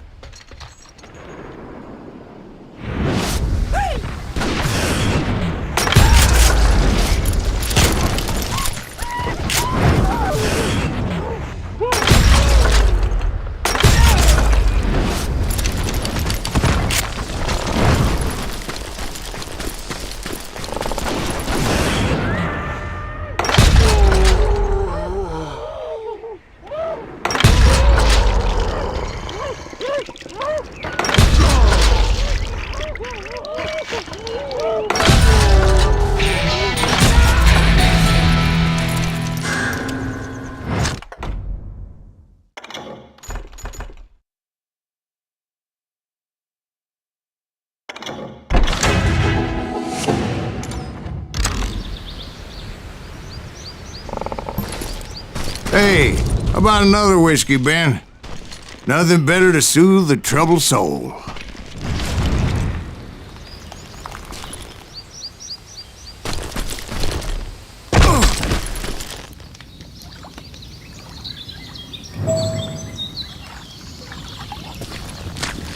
Now, where was I? Indians, right. I had more than my share of run-ins with the Red Man. Like that time...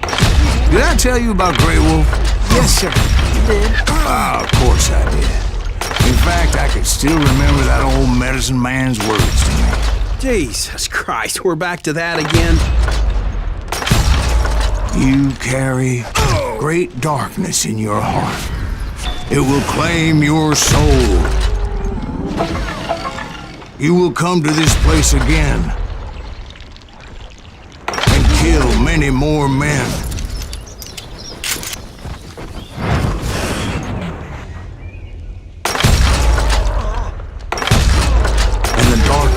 grow until it consumes everything you are.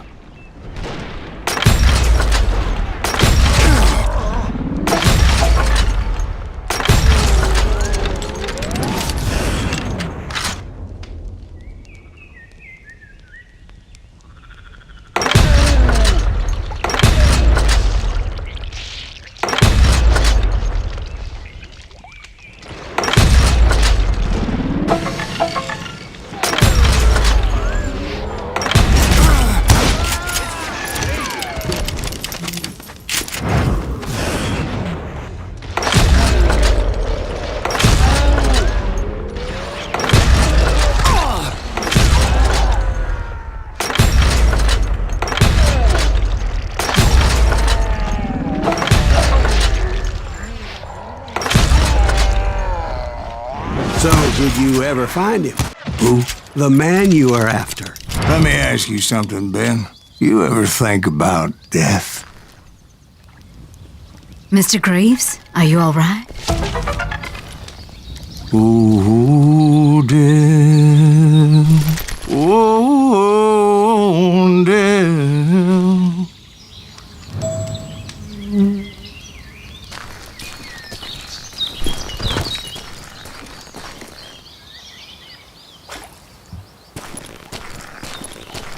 Won't you spare me over till another year?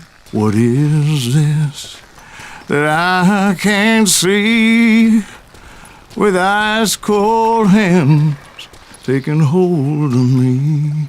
Well, I am death, none can excel. I'll open the door to heaven or hell. Oh, death. Oh, death. Won't you spare me over till another year?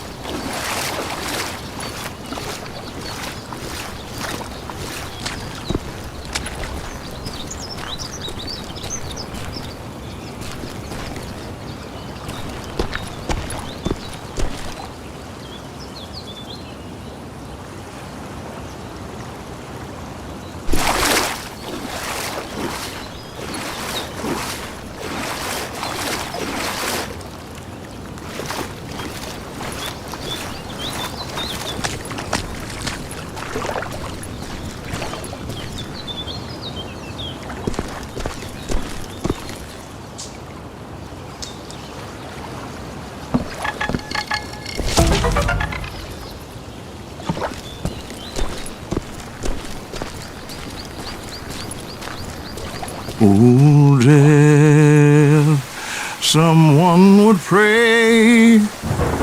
Could you wait to call me another day? Oh, death, won't you spare me over till another year? So, are you gonna answer the question? What question is that? Jim Reed. Did you ever find him?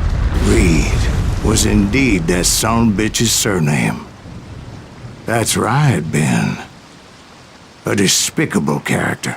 I remember him laughing like a hyena that cold morning they lynched me and my brothers. He was intent on avoiding my vengeance, but nothing was gonna stop me. Nothing.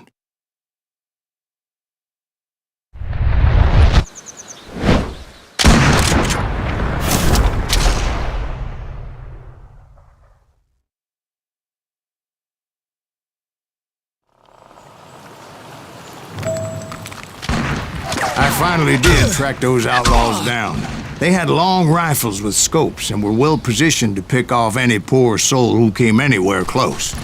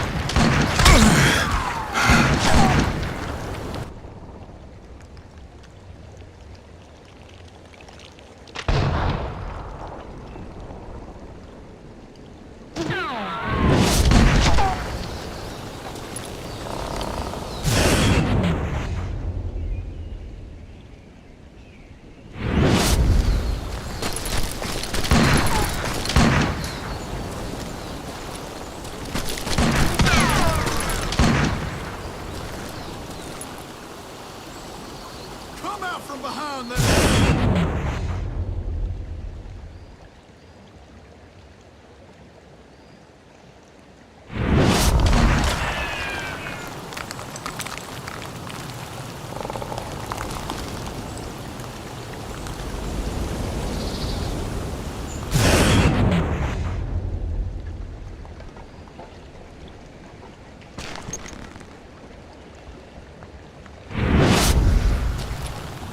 I'm guessing Frank James believed I was responsible for the demise of his brother Jesse. I couldn't really disagree with the man, as I thought Jesse was dead then as well.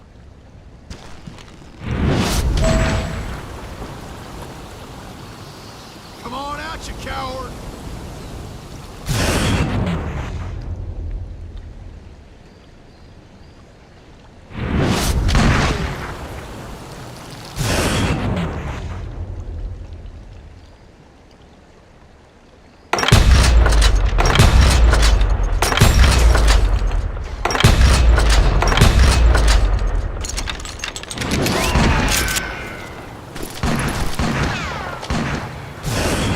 He backed off as I closed in on him, but he was still intent on killing me. And when I closed in on him again, he backed off again, looking for a better angle on me.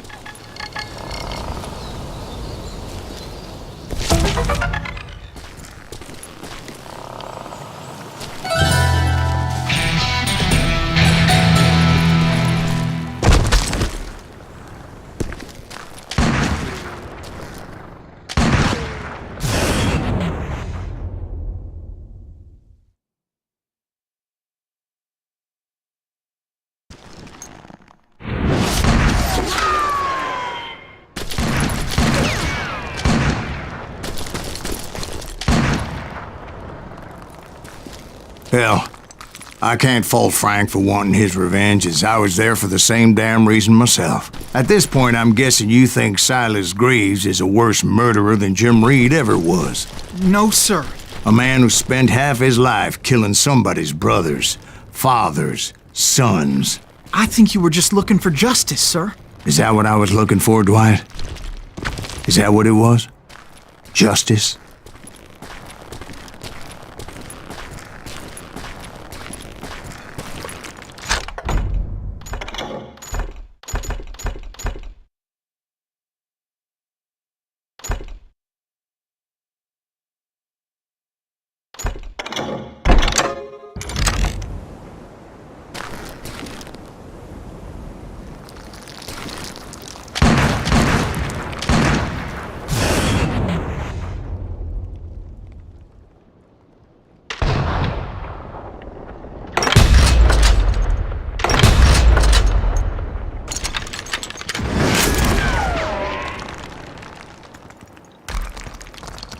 Got us a Brady.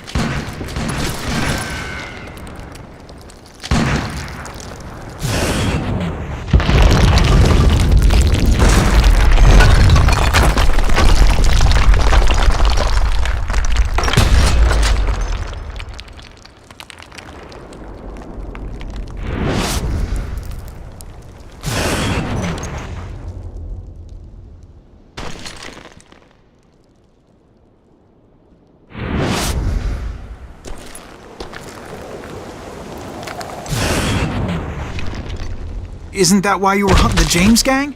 The James gang. Right. I finally found Frank holed up in his mountain cabin, and he was determined to have me dead. It was a pitched battle that could have gone either way. Luckily, I had some dynamite in my possession. Dynamite? On your person? A few sticks, just in case. It's always good to be prepared. Right. I'm just laying out the facts as I remember them, Jack.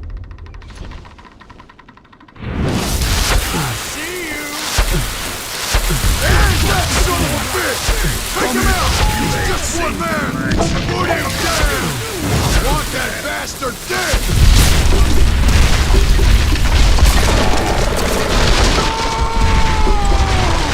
That old shack? Well, it went tumbling right off that cliff. With Frank James still in it? Yes, sir. But Frank James is still alive, living in Missouri. showing folks around the family farm for 25 cents a tour. I didn't say he died in the fall, now did I?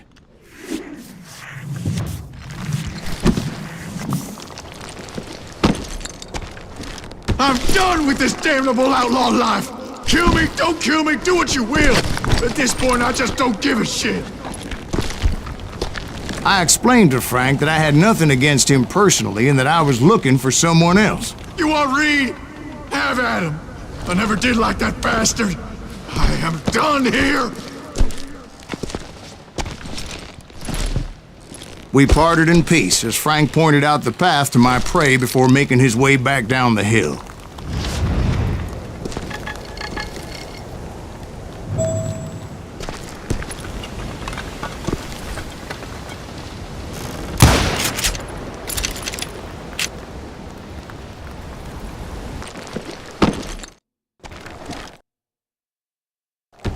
I'm done with this damnable outlaw life! Kill me, don't kill me, do what you will! At this point, I just don't give a shit. I explained to Frank that I had nothing against him personally and that I was looking for someone else. You want Reed? Have at him. I never did like that bastard. I am done here. We parted in peace as Frank pointed out the path to my prey before making his way back down the hill.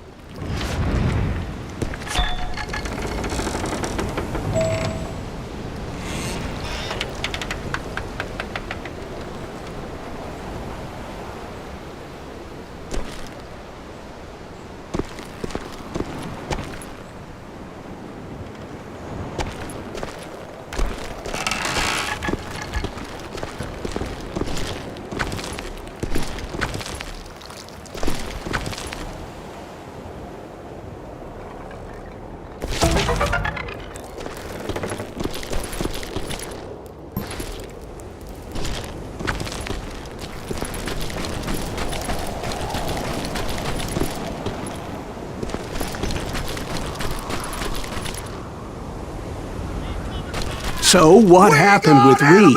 Well, I finally found the last of the gang hiding in a nearby cave. First, I had to dispatch the lookouts.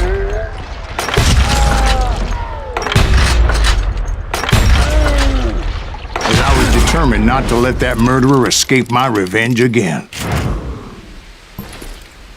Cover me!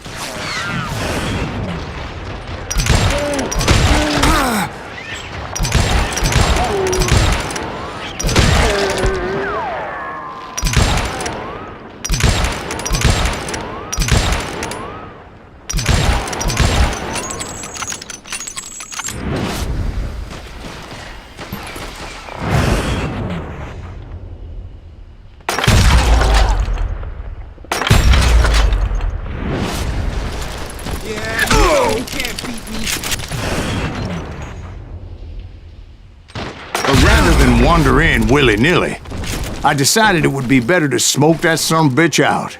"Hey, Reed!" I shouted. "No wonder you're so ornery.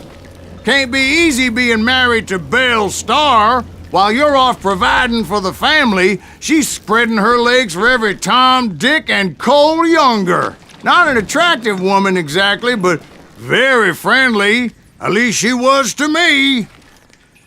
Son of a bitch! It was then that the last bunch of bandits jumped out of hiding. Why won't this asshole give up? Someone please kill him!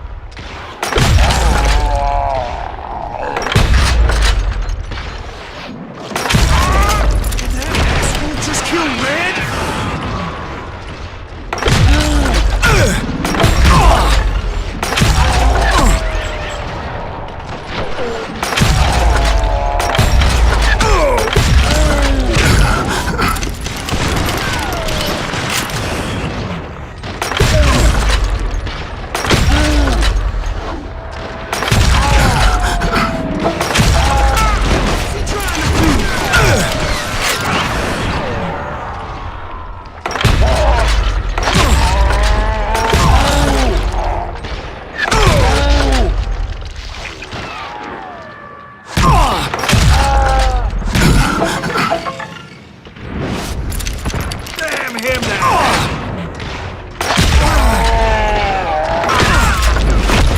Eventually, it was just me and Reed. I had waited a long time to face him down, so I could repay him for what he did to my brothers.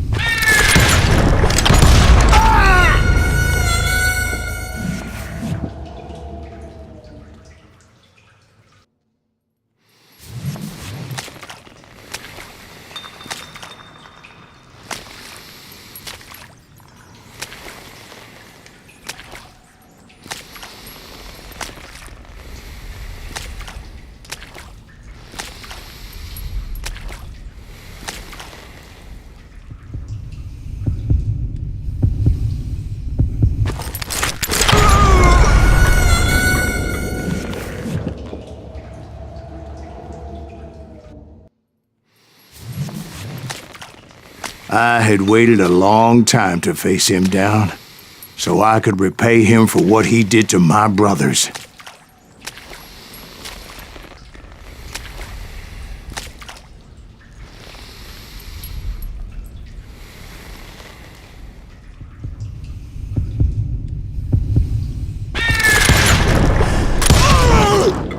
And repay him I did.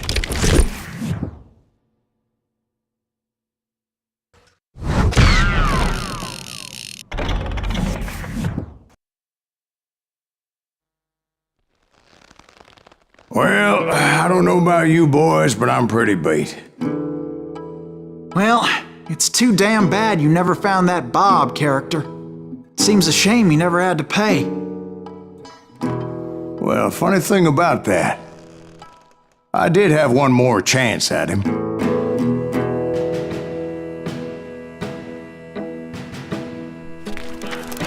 Six months ago, I heard that Butch and Sundance were back in the States and had gathered up some of their old gang. I tracked them down, hoping that Roscoe Bob Bryant had returned with them. So you're saying they didn't die down in Bolivia? That's what I'm saying.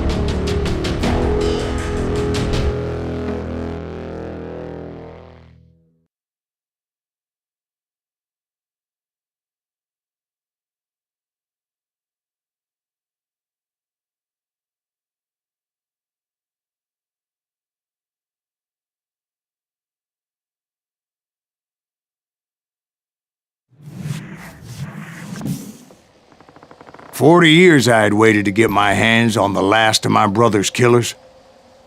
Not even an army of demons could have stopped me now.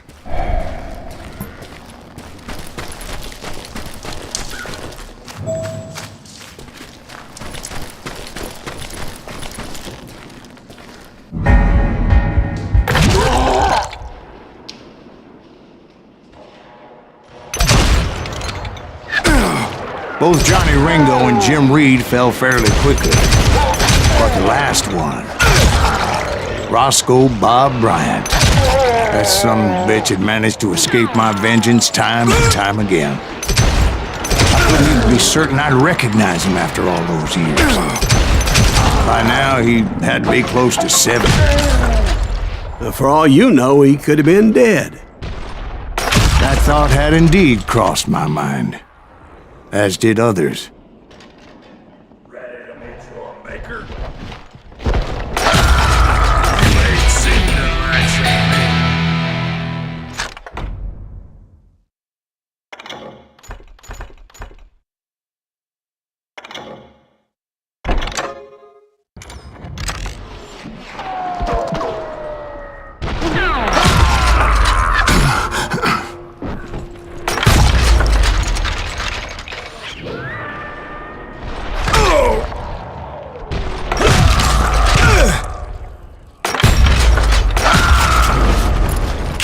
For instance, did my thirst for vengeance turn me into something worse than the man I was after?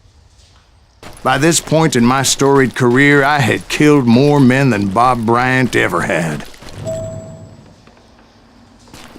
I was furious as hell at that bastard for making me who I am. A man with no family, no friends, no purpose except shooting Bob Bryant dead.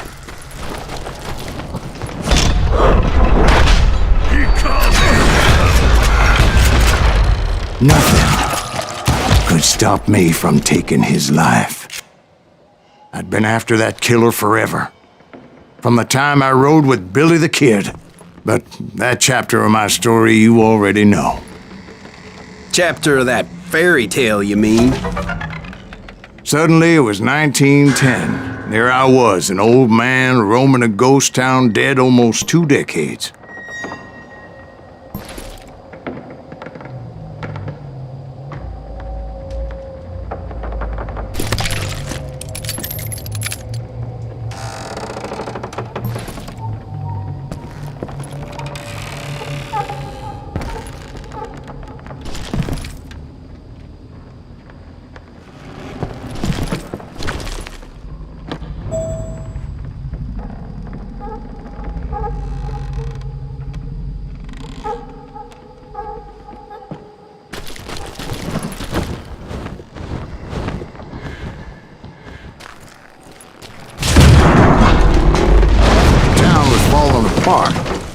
Just like me.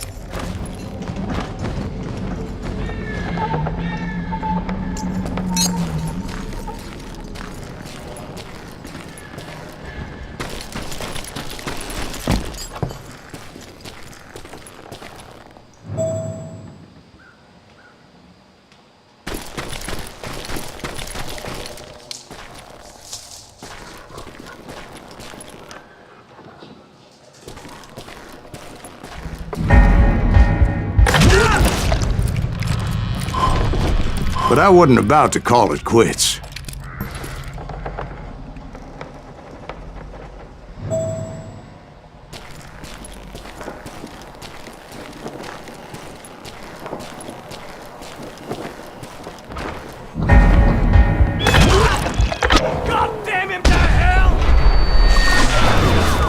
Even though the ghosts of my dead brothers were begging me to end what I started so long ago.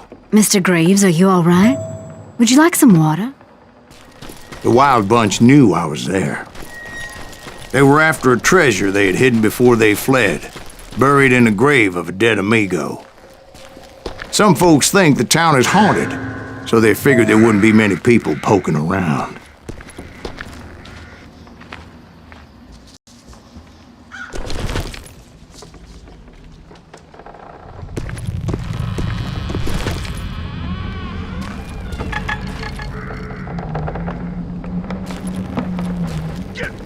I intended to fill that grave with Bob Bryant's corpse. But like I said, the bandits knew I was on to them. They lured me in and hit me with everything they had.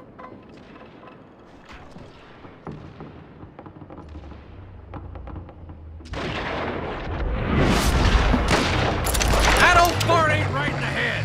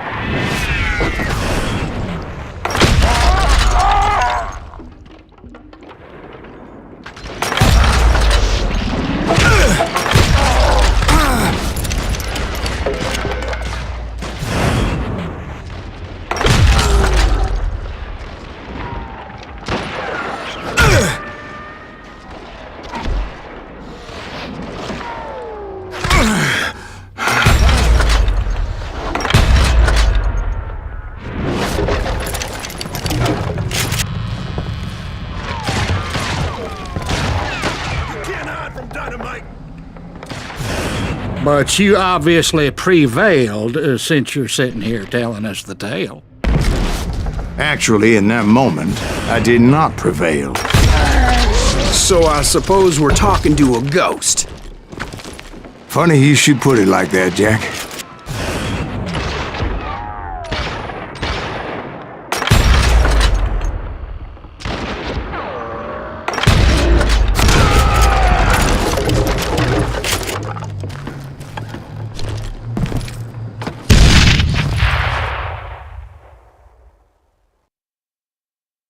Because when I woke up...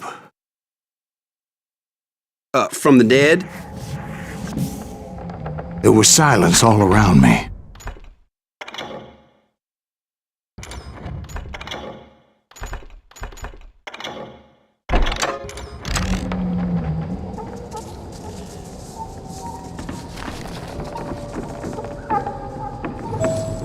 I could swear to God I saw Billy then. Billy who? Billy, the kid. William Bonney. He was shooting at me from a rooftop.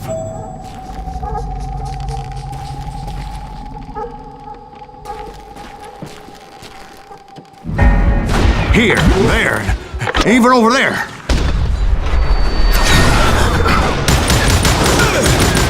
So I am right. You are touched in the head. Mr. Greaves, perhaps we should switch you to coffee? You see that old Indian again, too? No, but I did see Billy's killer, Patrick Floyd Garrett. He came at me guns a-blazing. I knew that old war horse had died 2 years before.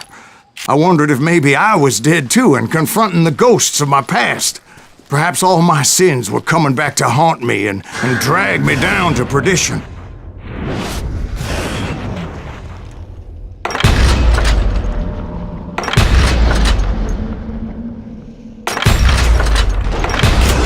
I saw Henry Plummer throw dynamite at me.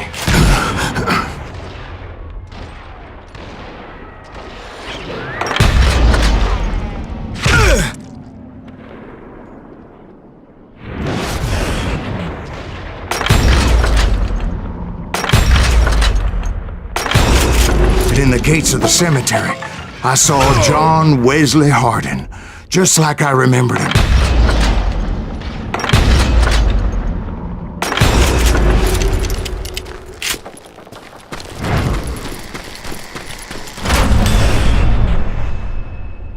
Robert Ollinger appeared with his terrible double-barrel shotgun.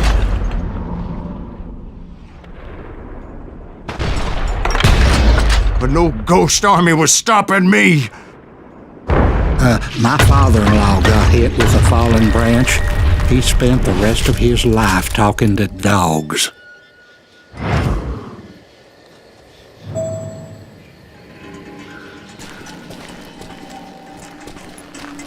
Newman Hayes Clanton, William Brocious, John Peters Ringo, they all wanted me dead.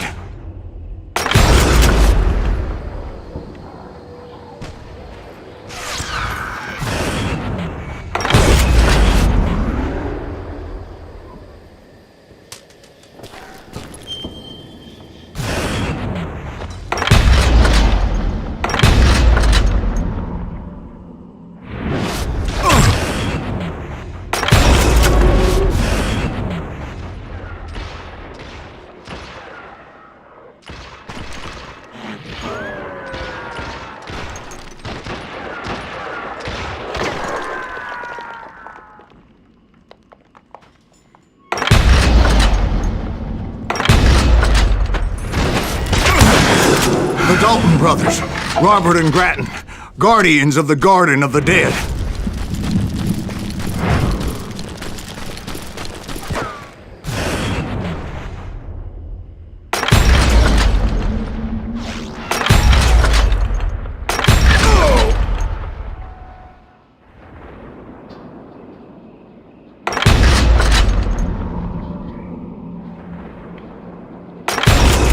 George Curry and Harvey Logan, alias Kid Curry, both thirsty for vengeance from the great beyond.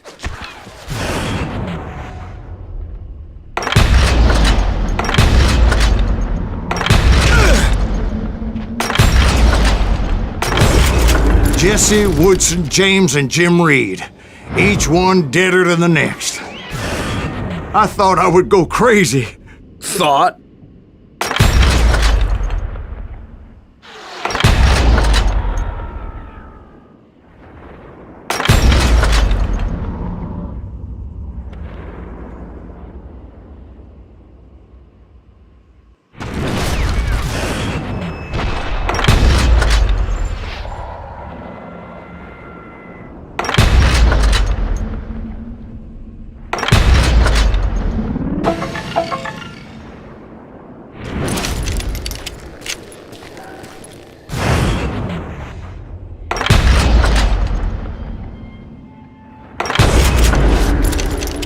Finally, I saw Harry Alonzo Longabaugh.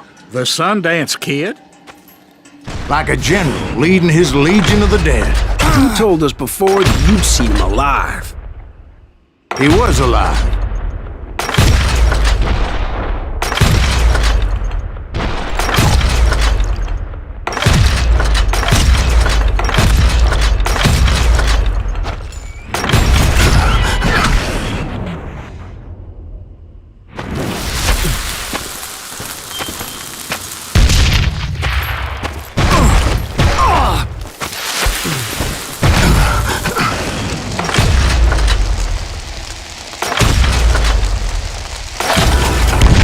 Voice called to me from afar. It was Robert Leroy Parker, a.k.a. Butch Cassidy, coming at me from out of the fog. Thanks for taking care of that bastard.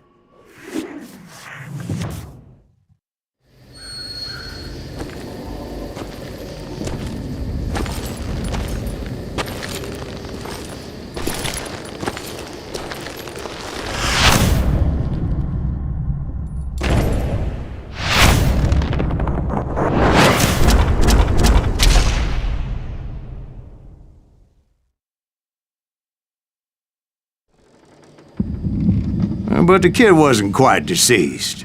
Not yet. Takes more than one little bullet to kill the likes of me, partner. Those two looked like they hadn't seen each other for quite a while. Clearly, they were no longer amigos. Shit. I was hoping I wouldn't have to kill you. You won't have to, Butch. I'm killing you first.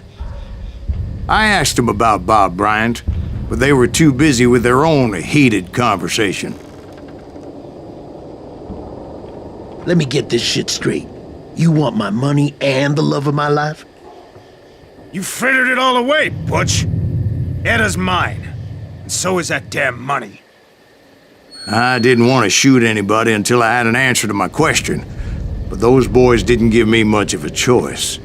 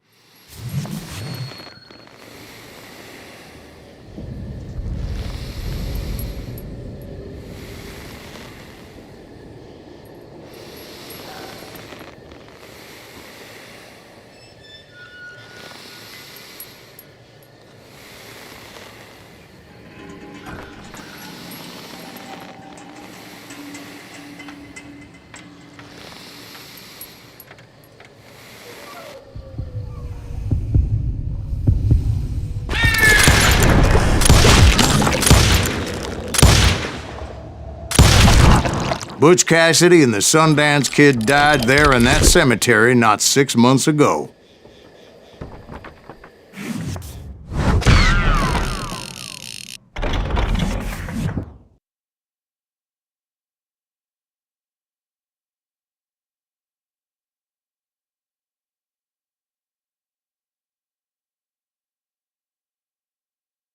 Butch Cassidy and the Sundance Kid were killed by the Bolivian army. Everybody knows that. That's the legend, but it ain't the truth.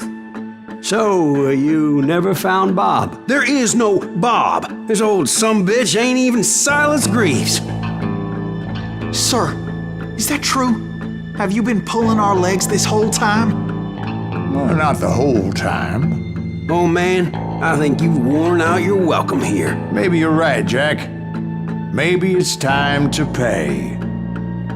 You see, Ben, or should I say Bob, your past always catches up with you. I was a different man back then, crazy. Drinking, I've changed my ways, I swear to you. If I could turn back the clock, But you can't, Bob.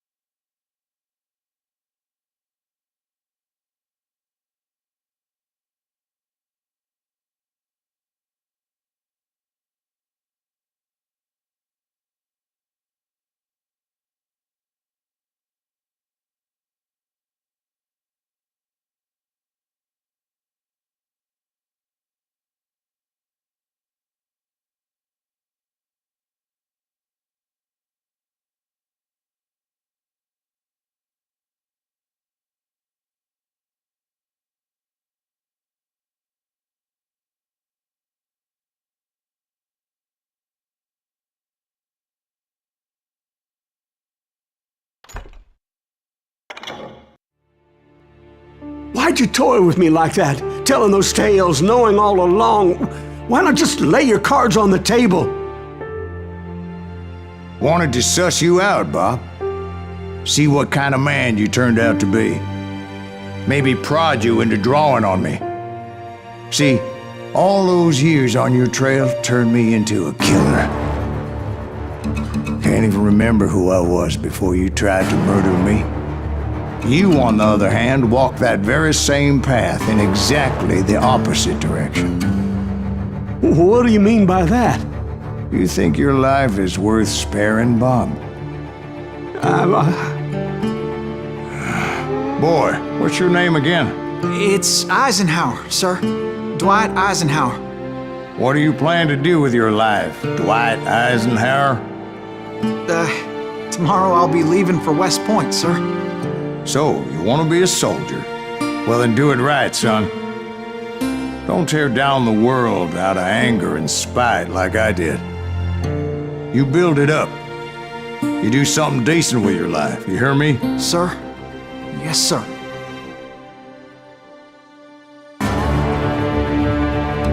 I won't have it said I left you with nothing, Bob.